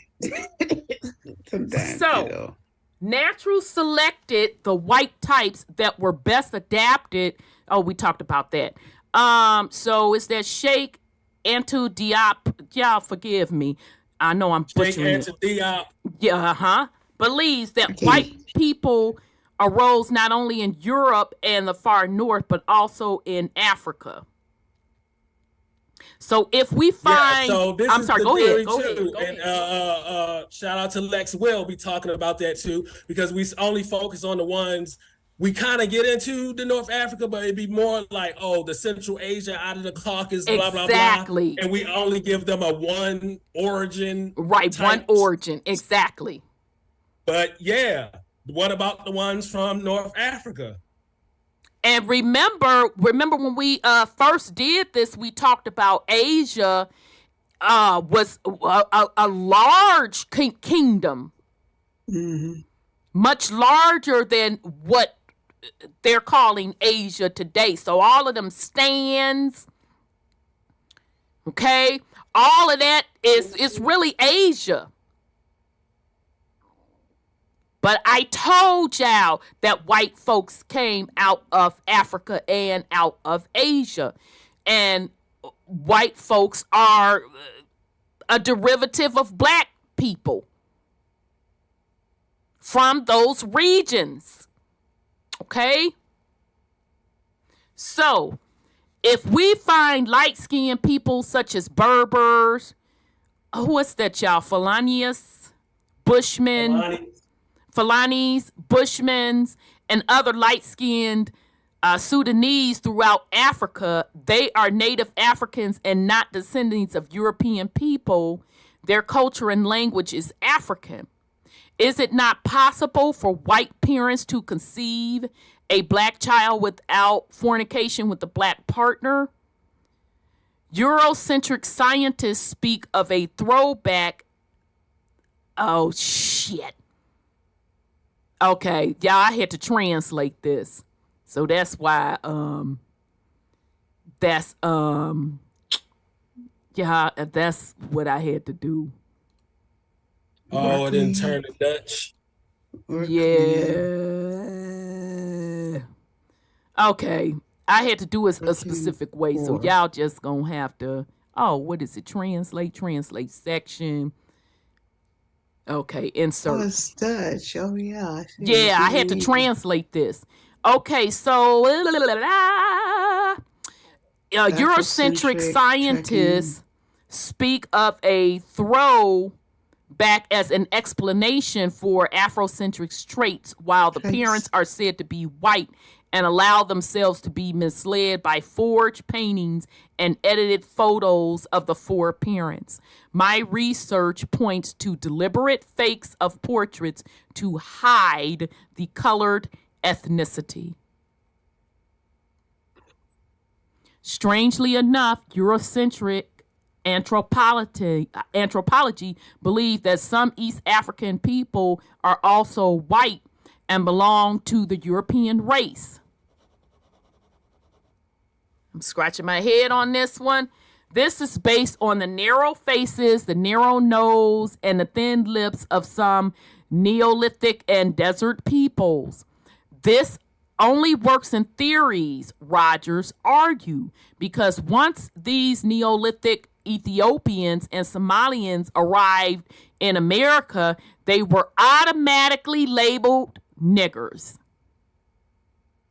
My theory is that's saying like Sorry, go that's ahead. saying like, so those East Africans, and then like North Africans, sometimes they have Caucasian phenotypes. Absolutely. Like thin lips, fine silky hair or whatnot, but their pigmentation is still melanated. Exactly. So you going on the nigger list.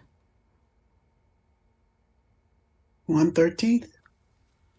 My theory is that European scientists were also aware of black peoples and black rulers within Europe, but by declaring these Neolithic types to be whites, Egyptian civilizations and all of European civilizations could claim as white.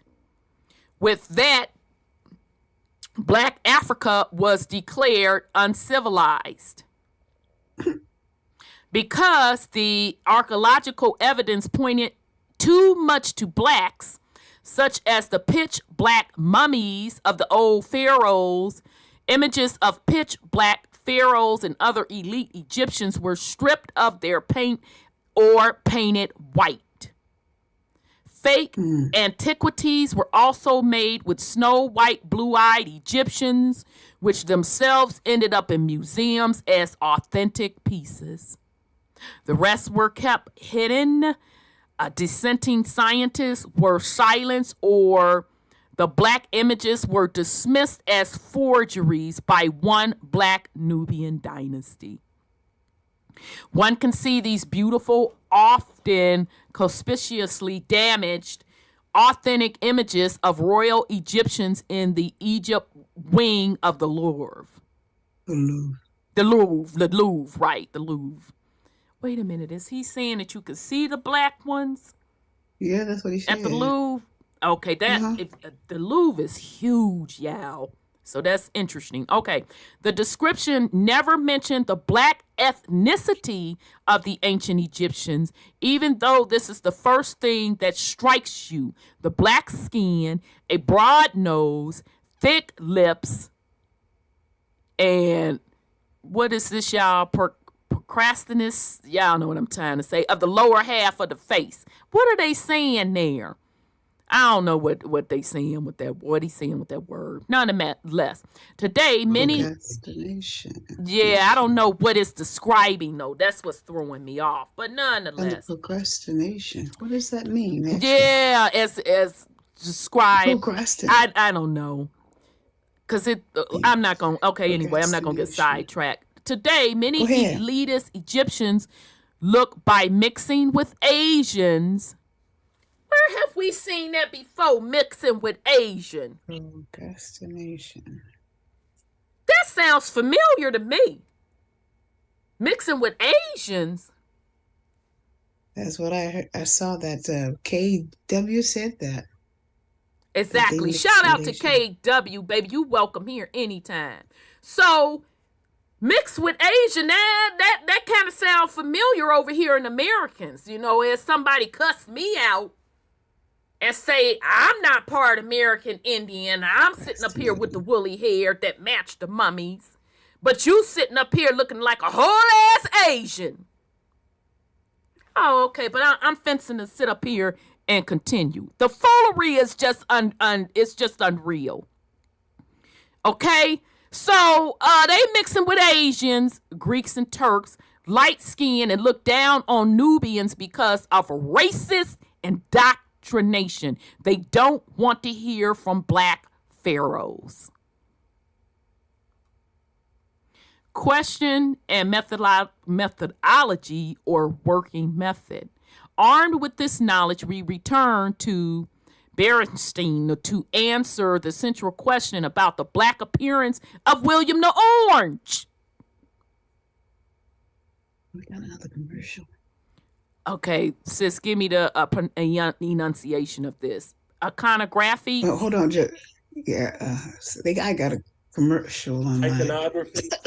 Iconography. Okay, that commercial, and I didn't have no choice but to select it. That's something new, so I'm gonna have to figure that. Okay, iconographic, and articles about the images of William of Orange have previously appeared, but his version collects the most portraits.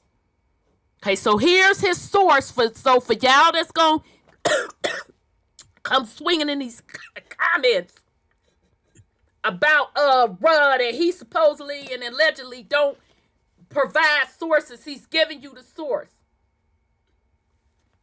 All right? So basically Blood is saying that namely 80 paintings and 200 prints that were sifted, arranged, and also printed. The sources for knowledge of the prince's appearance are twofold.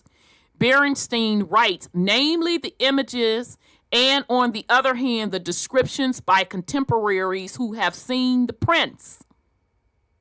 Emmanuel van Meteren, a contemporary, described the prince as he was a well-to-do man, a little taller than a middle-aged man. Bruin van Verve, I'm not going through all that, rather mager than fatty, reasonable, pious in body. What he was inwardly was, his works have proved.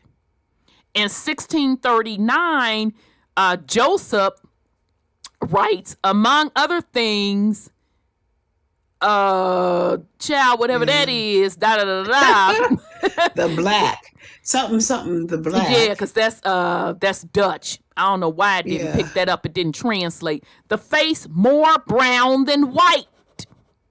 The nose more long than short. Okay.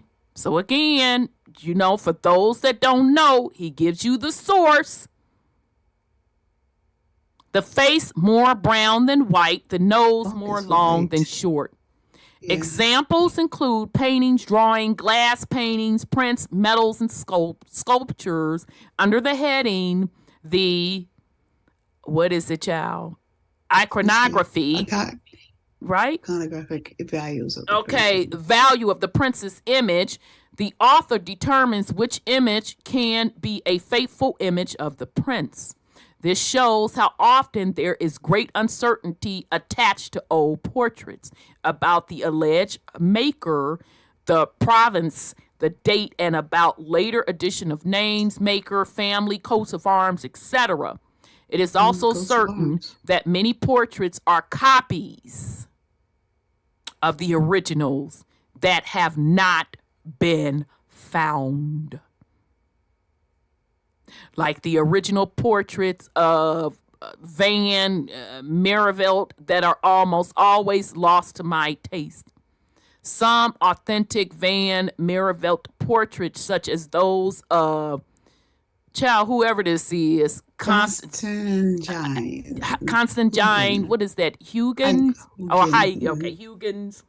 And Grotius' mother appear to have been painted over in beige. According to can I just say, yes, sir. That word, I don't know how to pronounce it exactly, but that prognostation word we were looking at. Yeah, what does that mean? It has to do with the cranial structure of the jaw. Okay. And how it protrudes or not protrudes. And so it gets into cranial jaw structures, but it's interesting just doing a search of it. It came up with the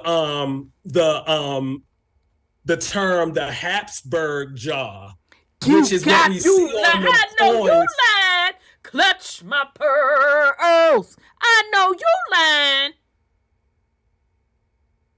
So you got these melanated people that have these cranial structures, but the pale ones have the same cranial structure, just not the melanin. Right. And I think I actually have the original Habsburg family crest, which shows melanated people. Child, now I done learned me something new. Okay. Me too. So, according to Berenstein, a comparison of two portraits of William of Orange from his youth yields then the short distance from the nose to upper lip and the somewhat protruding lips, nor do the ear nor the color of the eyes agree. Roger found that the small space between the nose and upper lip is visible for the longest time in offspring of blacks. Berenstein also states, after all, the Order of the Golden Fleece is missing from the portrait of the Hague Wardour. Oh, shit, yeah. Okay, that's something that I didn't, why didn't that pick that up? All right. Remember we did the sphinxes in Egypt? You know, the Egyptian sphinx? And they always had the noses cut off. They said when, what's his name?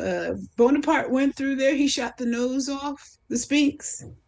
So I've heard different stories. I've heard that, and I don't know if that's true, that this is what they be claiming, that supposedly and allegedly the noses, that they're not tampering with them, that because it's a nose, over time it falls off. Now, I don't know if that's true or if it's totally being damaged, but again, I'm going to go back to the Charles Stewart statue. Baby, I don't care that nose is gone. You know that's a black man. Okay? What page are we on, y'all? We on page 10. I just want to go back up to go to this painting. I don't care what they say. I know these are black men. I'm looking at the phenotype. All right.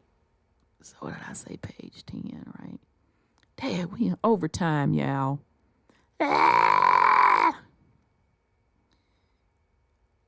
Ooh, chow.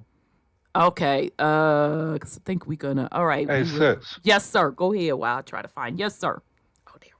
Golden Fleece. I think that was in one of them Jason and the Argonaut movies where they were searching for a golden fleece. Do tell me more. Yeah. Yeah, that's the story of Jason and the Argonauts. Ain't that what they searching for or something like that? Yeah, the golden fleece. Yeah. It's dealing with the ancient gods of Greece.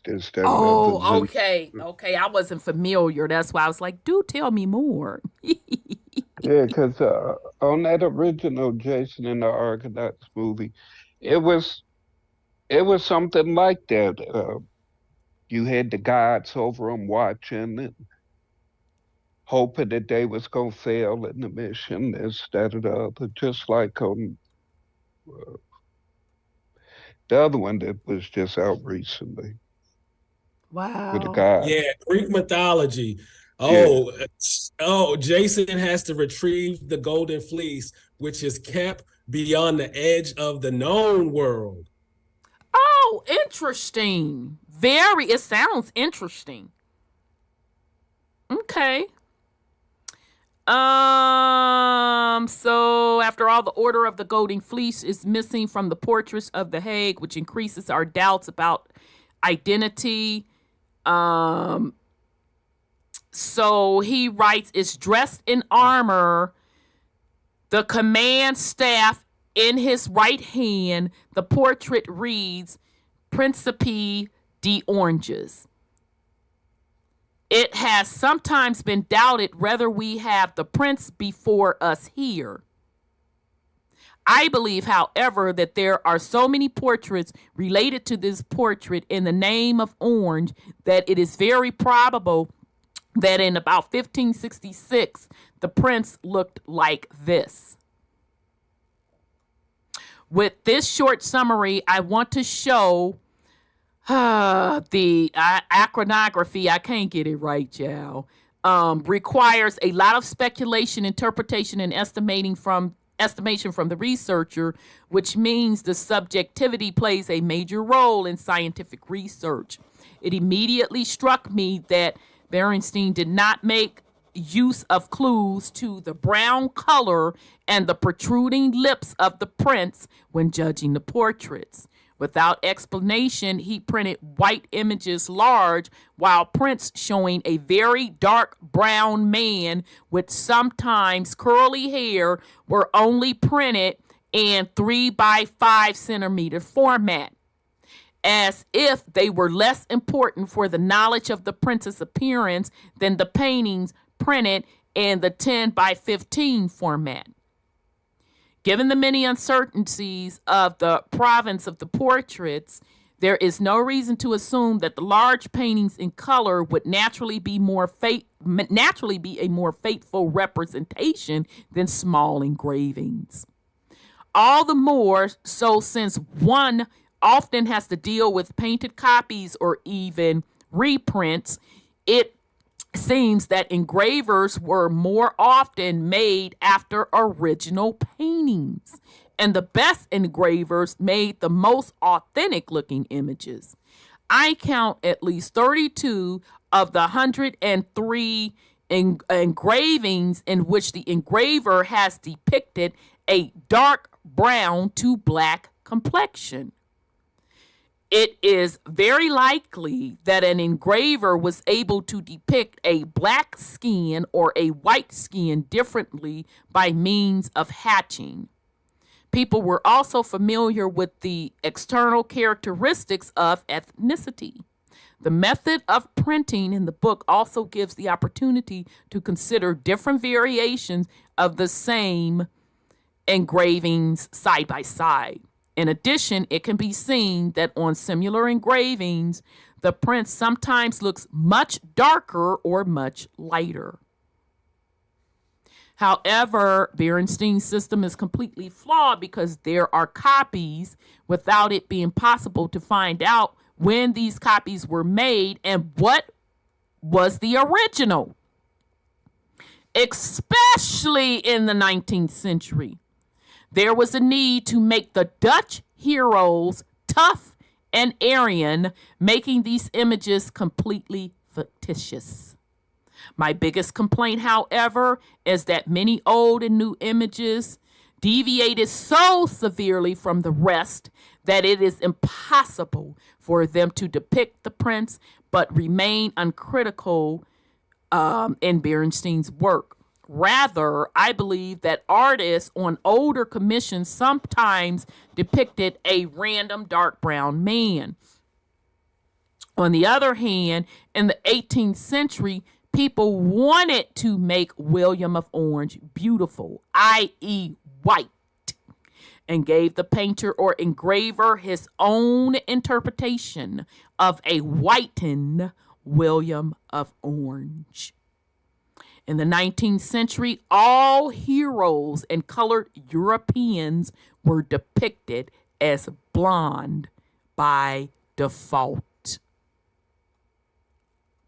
From my other sub-research, I have established that there are both white and half-white and very black portraits of both the Renaissance monarchs of, there we go, the Habsburg family and the Medicis, right?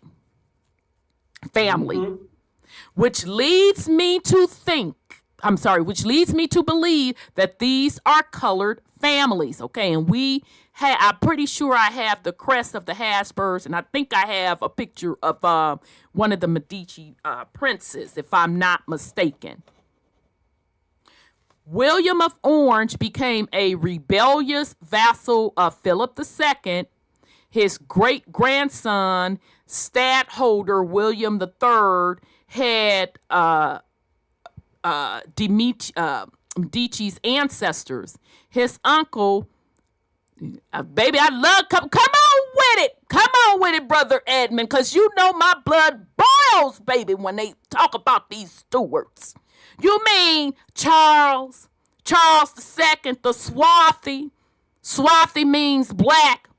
Don't come up in here talking about it means olive colored, because as we done took and told you, I do actually love olives, and I literally can pull out of my cabinet black olives, green olives. I call them kind of purple, but somebody pointed out brown olives. Okay, I got them stuffed with blue cheese. I got them stuffed with garlic. I got them regular. I ain't never seen no light-skinned olive. So how is an olive depicting white skin? Okay? Because that's the foolishness. Y'all coming into my comment section saying swarthy don't mean black, when literally Charles Stuart's nickname was the Black Boy. So don't come over here playing. So I guess none of this means anything. Blood being called a black boy. We literally have a statue of blood, a black man. None of that means anything. Even the definition of swarthy, it don't mean black. When we literally even pull the definition of that. What you say, light skin? I'm just saying.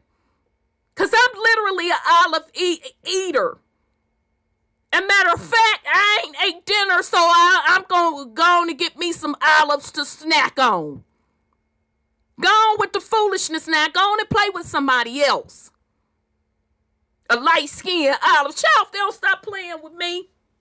So his uncle, Charles II, the swarthy Stuart, was also known as the Black Boy. I would like an explanation on the Stuarts not being black, sir and ma'am. Somebody got some explaining to do. So what's good enough? You telling me genealogy ain't good enough? You telling me the minted coins aren't good enough? You're telling me first-hand account descriptions ain't good enough? None of that's good enough. Pictures ain't good enough. But the bones up out of the ground is good enough. Oh, okay then. But we fencing to continue. All right, so Charles Stewart, the swarthy Stewart, Go ahead, sis. Because, see, they didn't piss me off with the highest level of festivity. You know, with the they found the bones, I think, of Richard II or second, I think it was. And none of those people that's in power could match his blood. And in the people's defense, they would have to give me some said proof that that's even old boy's bones. Well, I can't go by bones. No, well, this is what the scientists No. found. I get your point. I get your point. My point is, but they didn't match. That's the point. Yeah, I know that's your point, but that's also the point that they use to prove that you're not indigenous to this land. Well, I ain't in the ground yet, but I got. So I don't mess with it. What do the bones got to do with me, my mother, my grandmother, my great grandma? What that got to do with us? Because they have DNA in it, in the bone marrow. So that's what they're looking at. So you telling me my DNA is gonna match in bone marrow to somebody that's not related to me? Where they do that at? Where do they do that at? No, if you're not related, it won't match. Okay, so how's the bones relevant? How does bones trump my genealogy? No, I'm saying that. No. I'm not going against you, sis. What I need for you to understand, I'm making a point. It doesn't trump your genealogy. Nope, because it is your genealogy. And this is the foolishness. That's stupid. That even black folks have taken on. So wait a minute, you telling me coming out of my mama's womb, that don't matter? It's these bones up in this ground that matter. But I'm not finna go tell my mama that. You ain't gonna get in the grave to prove yourself. I'm not finna go tell her that, because I promise you finna get cussed out. Be like, many hours I was in labor with this big head ass girl. If you don't go on somewhere. It's crazy. That's the point I'm trying to make. So back to the swarthy Stewart, Charles, the black boy. Some of their portraits depict very black men. In the Habsburg family, the nastiness, I don't know, we messing that up. It's the jawbone shit. I'm gonna have to go on and say it because I'm country and I keep messing it up. It's almost like pronastication, you know. Yeah, but I'm gonna just say the jawbone because baby, we had to look it up. So in the Habsburg prognostic. So in the Habsburg family, the jawbone is always noticeable, which is wrongly seen as a lower overbite as a result of inbreeding.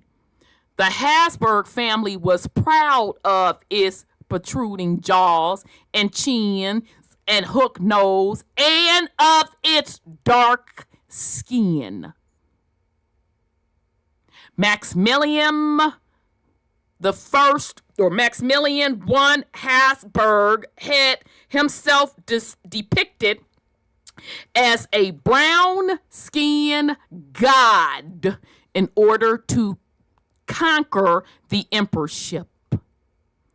Leopold, what? Maximilian, wasn't that the one over here in Spain, over here in the Americas? I don't quote me on that. I know I have the picture of him, and again, that's how I even ran up on here. Codfried's work, because a lot of the pictures that I was gathering over the years came out of these private collections and his research. So I know I have a picture of Maximilian. Okay, the original melanated picture. Leopold I Habsburg, Holy Roman Emperor, Germany, Austria, and Hungary. I have his picture too. Was described as a short, hale, black man. The dancing emperors is conspicuous by his protruding lips, but murals of his entire family in a church depict people who can only describe as pure Africans. This conjures up the images. Oh, y'all see that? Damn it. I must have skipped because I had to y'all translate this step by step. Damn it.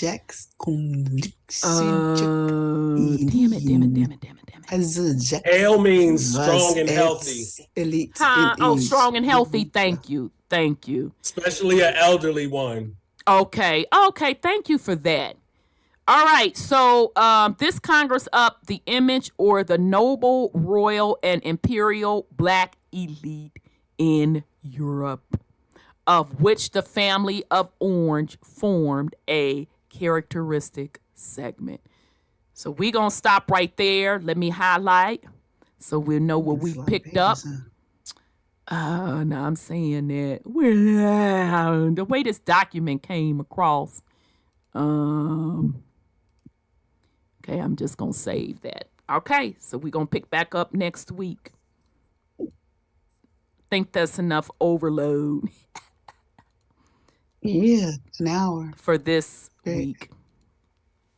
All right, y'all. So again, this is from All Old Master Portraits Are Overpaints by Egmond Codfried. Okay, so we're going to pick back up next week. The surname Blue Blood is Black Blood Museum. All right, so we'll pick back up next week. And I think as we're going through this series, I'm going to go back through my work and post the original melanated works of these Black Europeans. Although y'all that's been rocking with me for years, y'all been seeing these. Y'all been seeing me post the stuff. So that's why a lot of times you'll see me repeat postings of stuff, because people are coming new to the channel and it's their first time seeing it, although it may not be your first time seeing it. All right. So with that said, child. Whew. Son Scotty, you have any last words for the family? Yeah, man. Woo. I know it's a lot. I'm like, jumbling up words, ain't enunciating correctly. Like, that's all right. We probably would have done worse. Nah, but you know, it's the layers of all the bullshit. I know. So, man, just to keep it short, fucking dodge the hijack left and right. There's always going to be a script for something. We see that they always pulling back from shit. They not creators. It's the same shit that needs your energy, consent, and all this. And verification from tonight, when you really revealing the truth of some shit, motherfuckers come out the woodwork trying to discredit, trying to debate, trying to, all because of information. Yep. And so don't get discouraged. Right. Don't be distracted. because the shit is meant to be confusing. And they just popping up like motherfucking agents in the Matrix. To just get you off, because, you know. Get you off your square. And it shows their desperation too. Yeah, it's very desperate. Yeah, but to keep it hidden from you. Yeah, well, it's desperate when you saying that, oh, that statue don't mean shit. Or your genealogy don't mean anything. So that means they don't have to go over there to King so-called Charles and get his DNA. And let's be clear, I don't give a fuck about King Charles now. That's an example. Yeah, I know that's an example, but I'm saying all that to say, so you telling me, fuck all of this evidence, because that's basically what you're telling us. That's, and it's a matter of fact, while you edit, fuck your appearance also, broad, while you sitting up here talking crap. Even if you black is black, they don't care. Because it got to come up out the ground from these bones. Blink, blink, blink, blink, blink. What? It came off the ground. They still didn't take it. And I can't even put that all on quote, quote, said the white system, white supremacy, because black people running around there with this shit. Indoctrinated. They've been your genealogy don't mean shit. Well, hell, nigga, what the fuck do then? Your ancestry don't mean nothing. That ain't your aunt. These bones up out this ground say that the da-da-da-da-da to the bloopity bloop bloop bloop to the bloop bloop. Oh, okay then. Well, you match your motherfucking identity to them bones, because I will not be. So thank you, son Scotty. Sis Sandra, you have any last words for the family? Good night. That was a lot. It's like good night. Good night, good riddance. And then they gonna tell you that everything we just said don't matter. So, you know. Child, I was done when old girl told me, because the stewards are white and I'm being insulting, and I tagged that ass in the black boys statue steward, and she had the motherfucking audacity to tell me that didn't matter. I said, baby, I'm done. I just came back with, why are you here? Because at this point, you fucking just playing.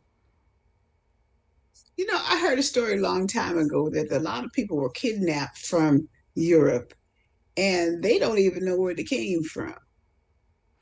That the scary part about all of this, people refuse to do their genealogy. That's on the white side and on the black side.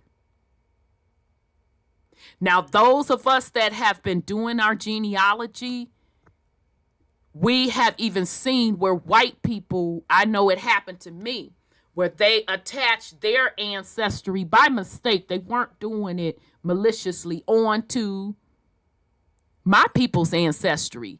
And one of my particular relatives' cousin caught that, was like, baby, this is the black so-and-so.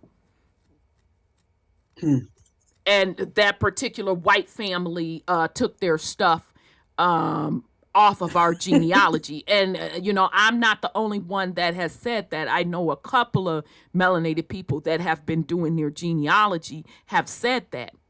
And that's why I say, white people, you need to be doing your genealogy also. To find out who they are if they want to. I think they may be afraid to. A lot of people are afraid. That's why black people won't do it. Yeah, they're a lot afraid to find out the truth. That's why they won't do it, because it's easier to say, we was brought over as slaves on the boat. What ship? When? I don't know. Baby, what part of Africa? West Africa. Baby, I need a little bit more specifics. Work with us. You got some relatives over there or something? You guys should be getting in touch. No, because that's easier. Not to do homework and do all that genealogy work. It's easier to just, let me just buy into this pre-built fantasy, this little mythology, the shit that ain't even real, that's just like built and you just like plug in. You're like, okay, yeah, slave from Africa, Africa, yeah. Yeah, it's easier to take the low road than the high road, huh? So that's what they're doing. They're just ignoring the possibilities that they may find out something they don't want to learn. Because once, it's hard to train the fool because once they get into what they want to be, they're going to be that person Or the forever. cognitive dissonance, Dissidence, yeah. that we speak on. It's really no need for folks to be running around here saying generalizations of who they are. Yeah, it's there's no need, and quite frankly, you have no argument. You have lost your standing when you can't run your genealogy. You've lost your standing. Well, you lost yourself because you have to find yourself before you can correct what you are or aren't. To know oneself is to really be progressive, but they don't want to progress. They want to stay. And that's their business. If you want to, stay with whatever narrative you feel that you are, that's none of my business. All we are saying is, don't cross over telling me who I am. Right. Keep that over there. Because that's when I'm a hand you your ass. Is that's all we saying. Nobody telling you ain't gotta believe in it. Like, go ahead, believe in that all you want to, but then you cross the line. You come over here and you try to spit that shape your life. Try to educate somebody, and no, it's not that. Like, who invited you? Right. Or who the hell is you to tell me who I am? Mm-hmm. That's all we saying. We gonna mind our business on this side. You gonna mind your business on your side. That's whether or not you melanated, whether or not you white. Mind your business. Mind your business. All right. Yeah, well, I'm gonna say good night to everybody. All right, the chat, you guys are tough, and Brother Sean, Brother Scotty, and Sister Rhonda, y'all guys are tough on this stuff. Really. We appreciate you, sis. We appreciate you. Yes. Brother Sean, you have any last words for the family? As the material unfolded, he cracks me up with the No, go ahead, sis, because I'm interested on how the material will unfold. Baby, that takes me out. Go ahead. Go ahead, Brother Sean.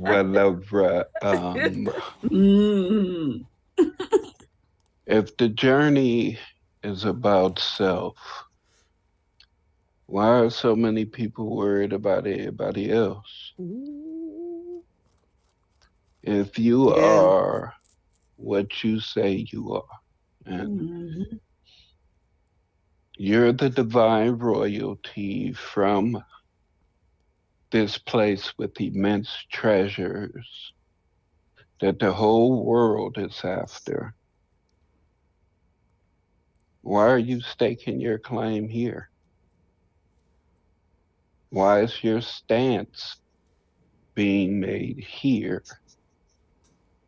in defiance of those who can prove where they come from? Y'all still ain't came up with no proof from that theory. We could talk about bones forever. People been traveling. Bones. Go ahead, I'm being silly. People been traveling forever. It's been wars forever. No telling who bones you gonna find where. But if you like playing with bones, they got catacombs full of bones that they have neatly stacked up. Absolutely. Millions of bones for you to go choose between. And not choose. Try and find out. Yeah, so you can try and find out where over there did you come from, if that's where you honestly believe that you come from. Why not go over there, see what type of connection you have with the land?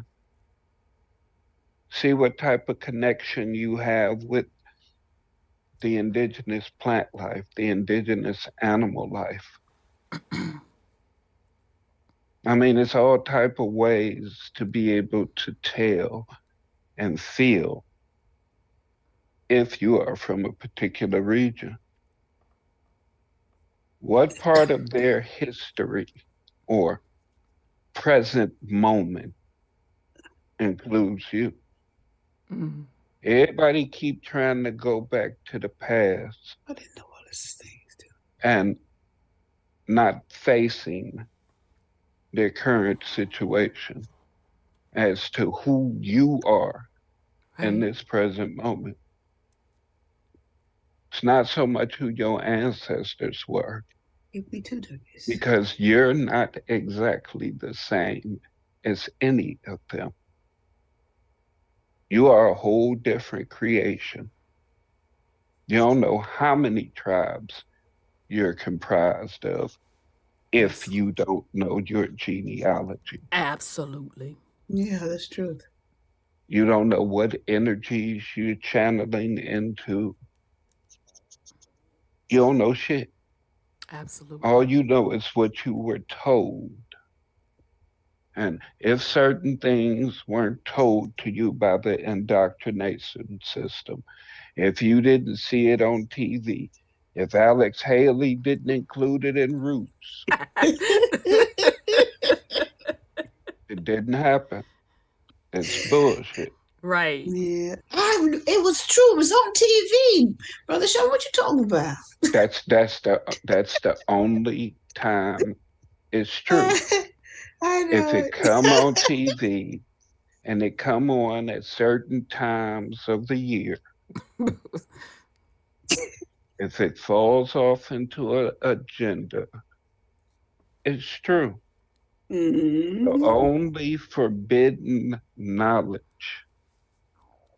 on this entire realm seems to be who the indigenous people of the Americas is. Right. You could talk about anything else. Anunnaki. Yeah. You could say you come from the hollow earth. Right. You can say that you're a reptilian. Right. You can say that Yakub created you. You can say anything Absolutely. and everything. Absolutely. But being indigenous to the Americas. That's deep, and that shit is real. So y'all can continue to hate. I mean, it's a waste of your time and energy, because nothing you say is gonna change a motherfucking thing over here. No. See, we about that work over here. See, we about that healing. We about correcting stuff. As I said earlier, don't a motherfucker get a pass over here. Sure don't. If one of my ancestors was on some fuckery, I don't consent to that shit. Sure I'm not don't. trying to carry that torch. That's right. I didn't sign on to that shit. I ain't right. benefit from that bullshit.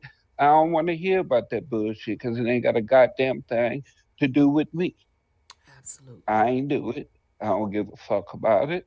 I don't want Carry it. the weight. And I don't want y'all here. If you feel as though you don't belong here and you hate the land over here so much, even though the land ain't done a goddamn thing to you, it's a system, it's a corporation that you caught up in that got your mind and your life all fucked up. You've been surviving off the goddamn land. The land been taking care of you motherfuckers while you sitting up talking about how much you motherfucking hate America. But this the goddamn land that's been feeding and sustaining your punk ass. Right. But I love y'all. Wholeness and power. So disrespectful. Come up in Big Mama's house, disrespecting up there, telling some you don't like this, you don't like that. Now y'all know she gonna bust you dead in your head and throw you the fuck out of her establishment. Same concept. Okay. Now somebody in the comment section, and I tried my best, I could not get to your comment, brought up that they have Black European ancestry, and they said that they kind of put out there that if their ancestors had participated into any of the foolery, the colonization, slavery, that they apologize.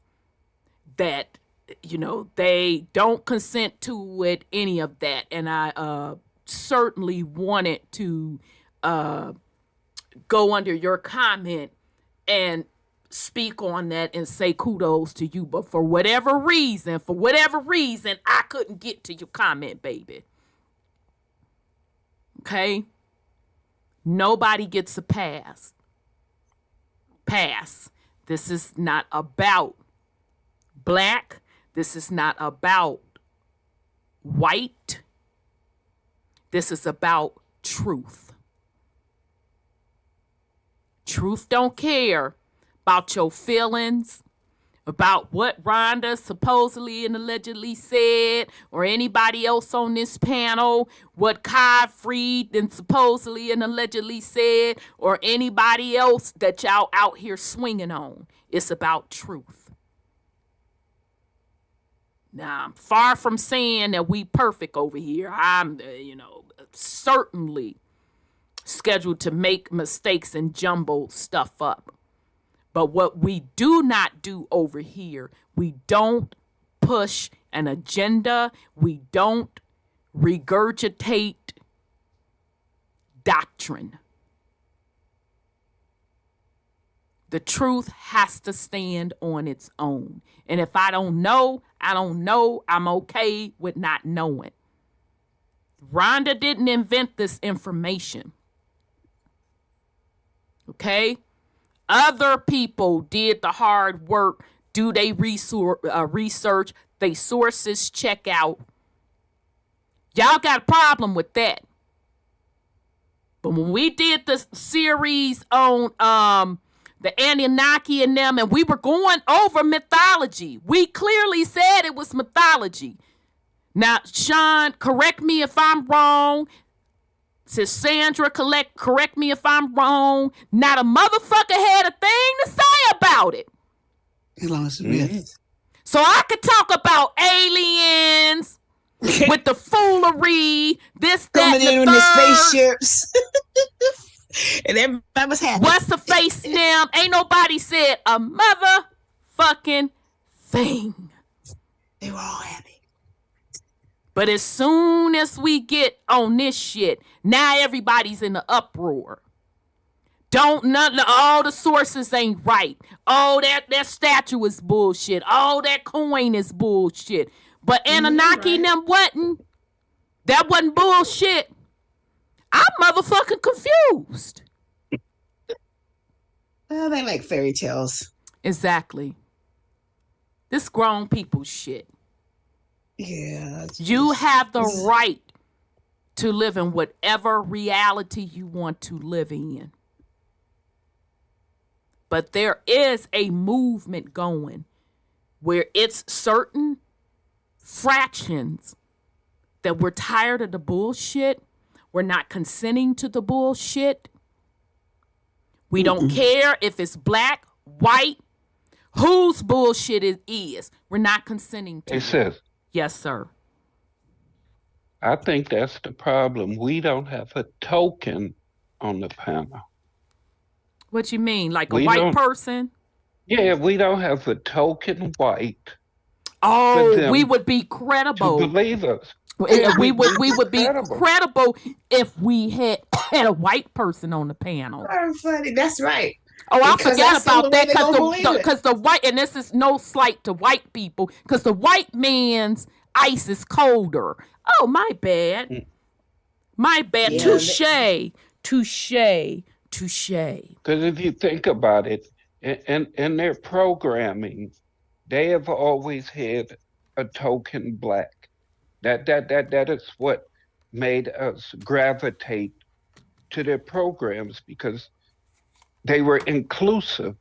They always made sure that there was a token around so that we would have some type of hope of attaining the American dream. I mean, They just wanted it right there.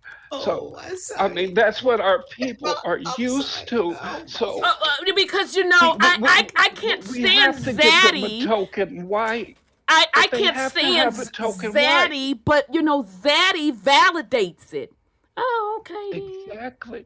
They have to have a token white. They have to be near that white status. They have to be near whiteness, or it isn't true, because the white man didn't say it was true. The white man wasn't there to hold our hand. The white man wasn't there to let us know that there is light at the end of the tunnel. But the white man is the devil. Come on, make up your mind, boo. You confused. Wait, is the white man the devil, or is he the savior? And poor white man, baby, I don't even know why y'all want to take on that responsibility, because y'all probably confused. Yeah, what am I? Am I the savior or am I the devil? That's a Superman. Go on with the foolishness. Go on and play with somebody else. It's not about any of that. It's about the truth. The truth stands on its own. Okay? So we wish everyone well. I definitely want to thank my panel. So I want to thank son Scotty for joining us tonight. Okay? All right, he's off from work. Thanks to Sandra for joining us. Okay. Thank you to Brother Sean for joining us. Thank you for providing the platform for us. Oh. Thank you to the YouTube chat. Y'all be in there dropping some stuff. Y'all know it's all love, okay? All of y'all dropping in it. And KW from the UK, baby, please come back, okay? Because I loved your input that you were given. We love our brothers and sisters over in the UK. I call y'all my cousins and them. So shout out to the YouTube chat. Shout out to the YouTube family watching. We appreciate you, okay? And shout out to the trolls, because you do understand that when you comment on our stuff, you help the algorithms. I didn't know if you knew that, though. Okay, but let me go on and give you a hand clap. Okay, shout out to the trolls, because it ain't going to change nothing. So with that said, fam, wish everyone well. I, wish you all peace in your soul, that you truly love and honor self, and you can walk in your purpose. Because at the end of the day, that's what this is about. You gotta walk alone. You're worth it. Okay? So with that said, fam, we out of here. We'll be back next week. Child, I told you I'm trying to get off YouTube because they're getting on my nerves, and now we done striked up another series. Damn it. But anyhow, it is what it is, fam. We'll be back next week. We're Truth Uncompromised. We're out of here, fam. Peace and love. Peace and love. Good night, Peace fam. and love. Okay. Why am I messing up, y'all? I be the main one. Child, that's what I get. It get late and I get to where my stuff? Yeah, that's what it is. I'm sleepy now. Here we go. Peace and love, fam.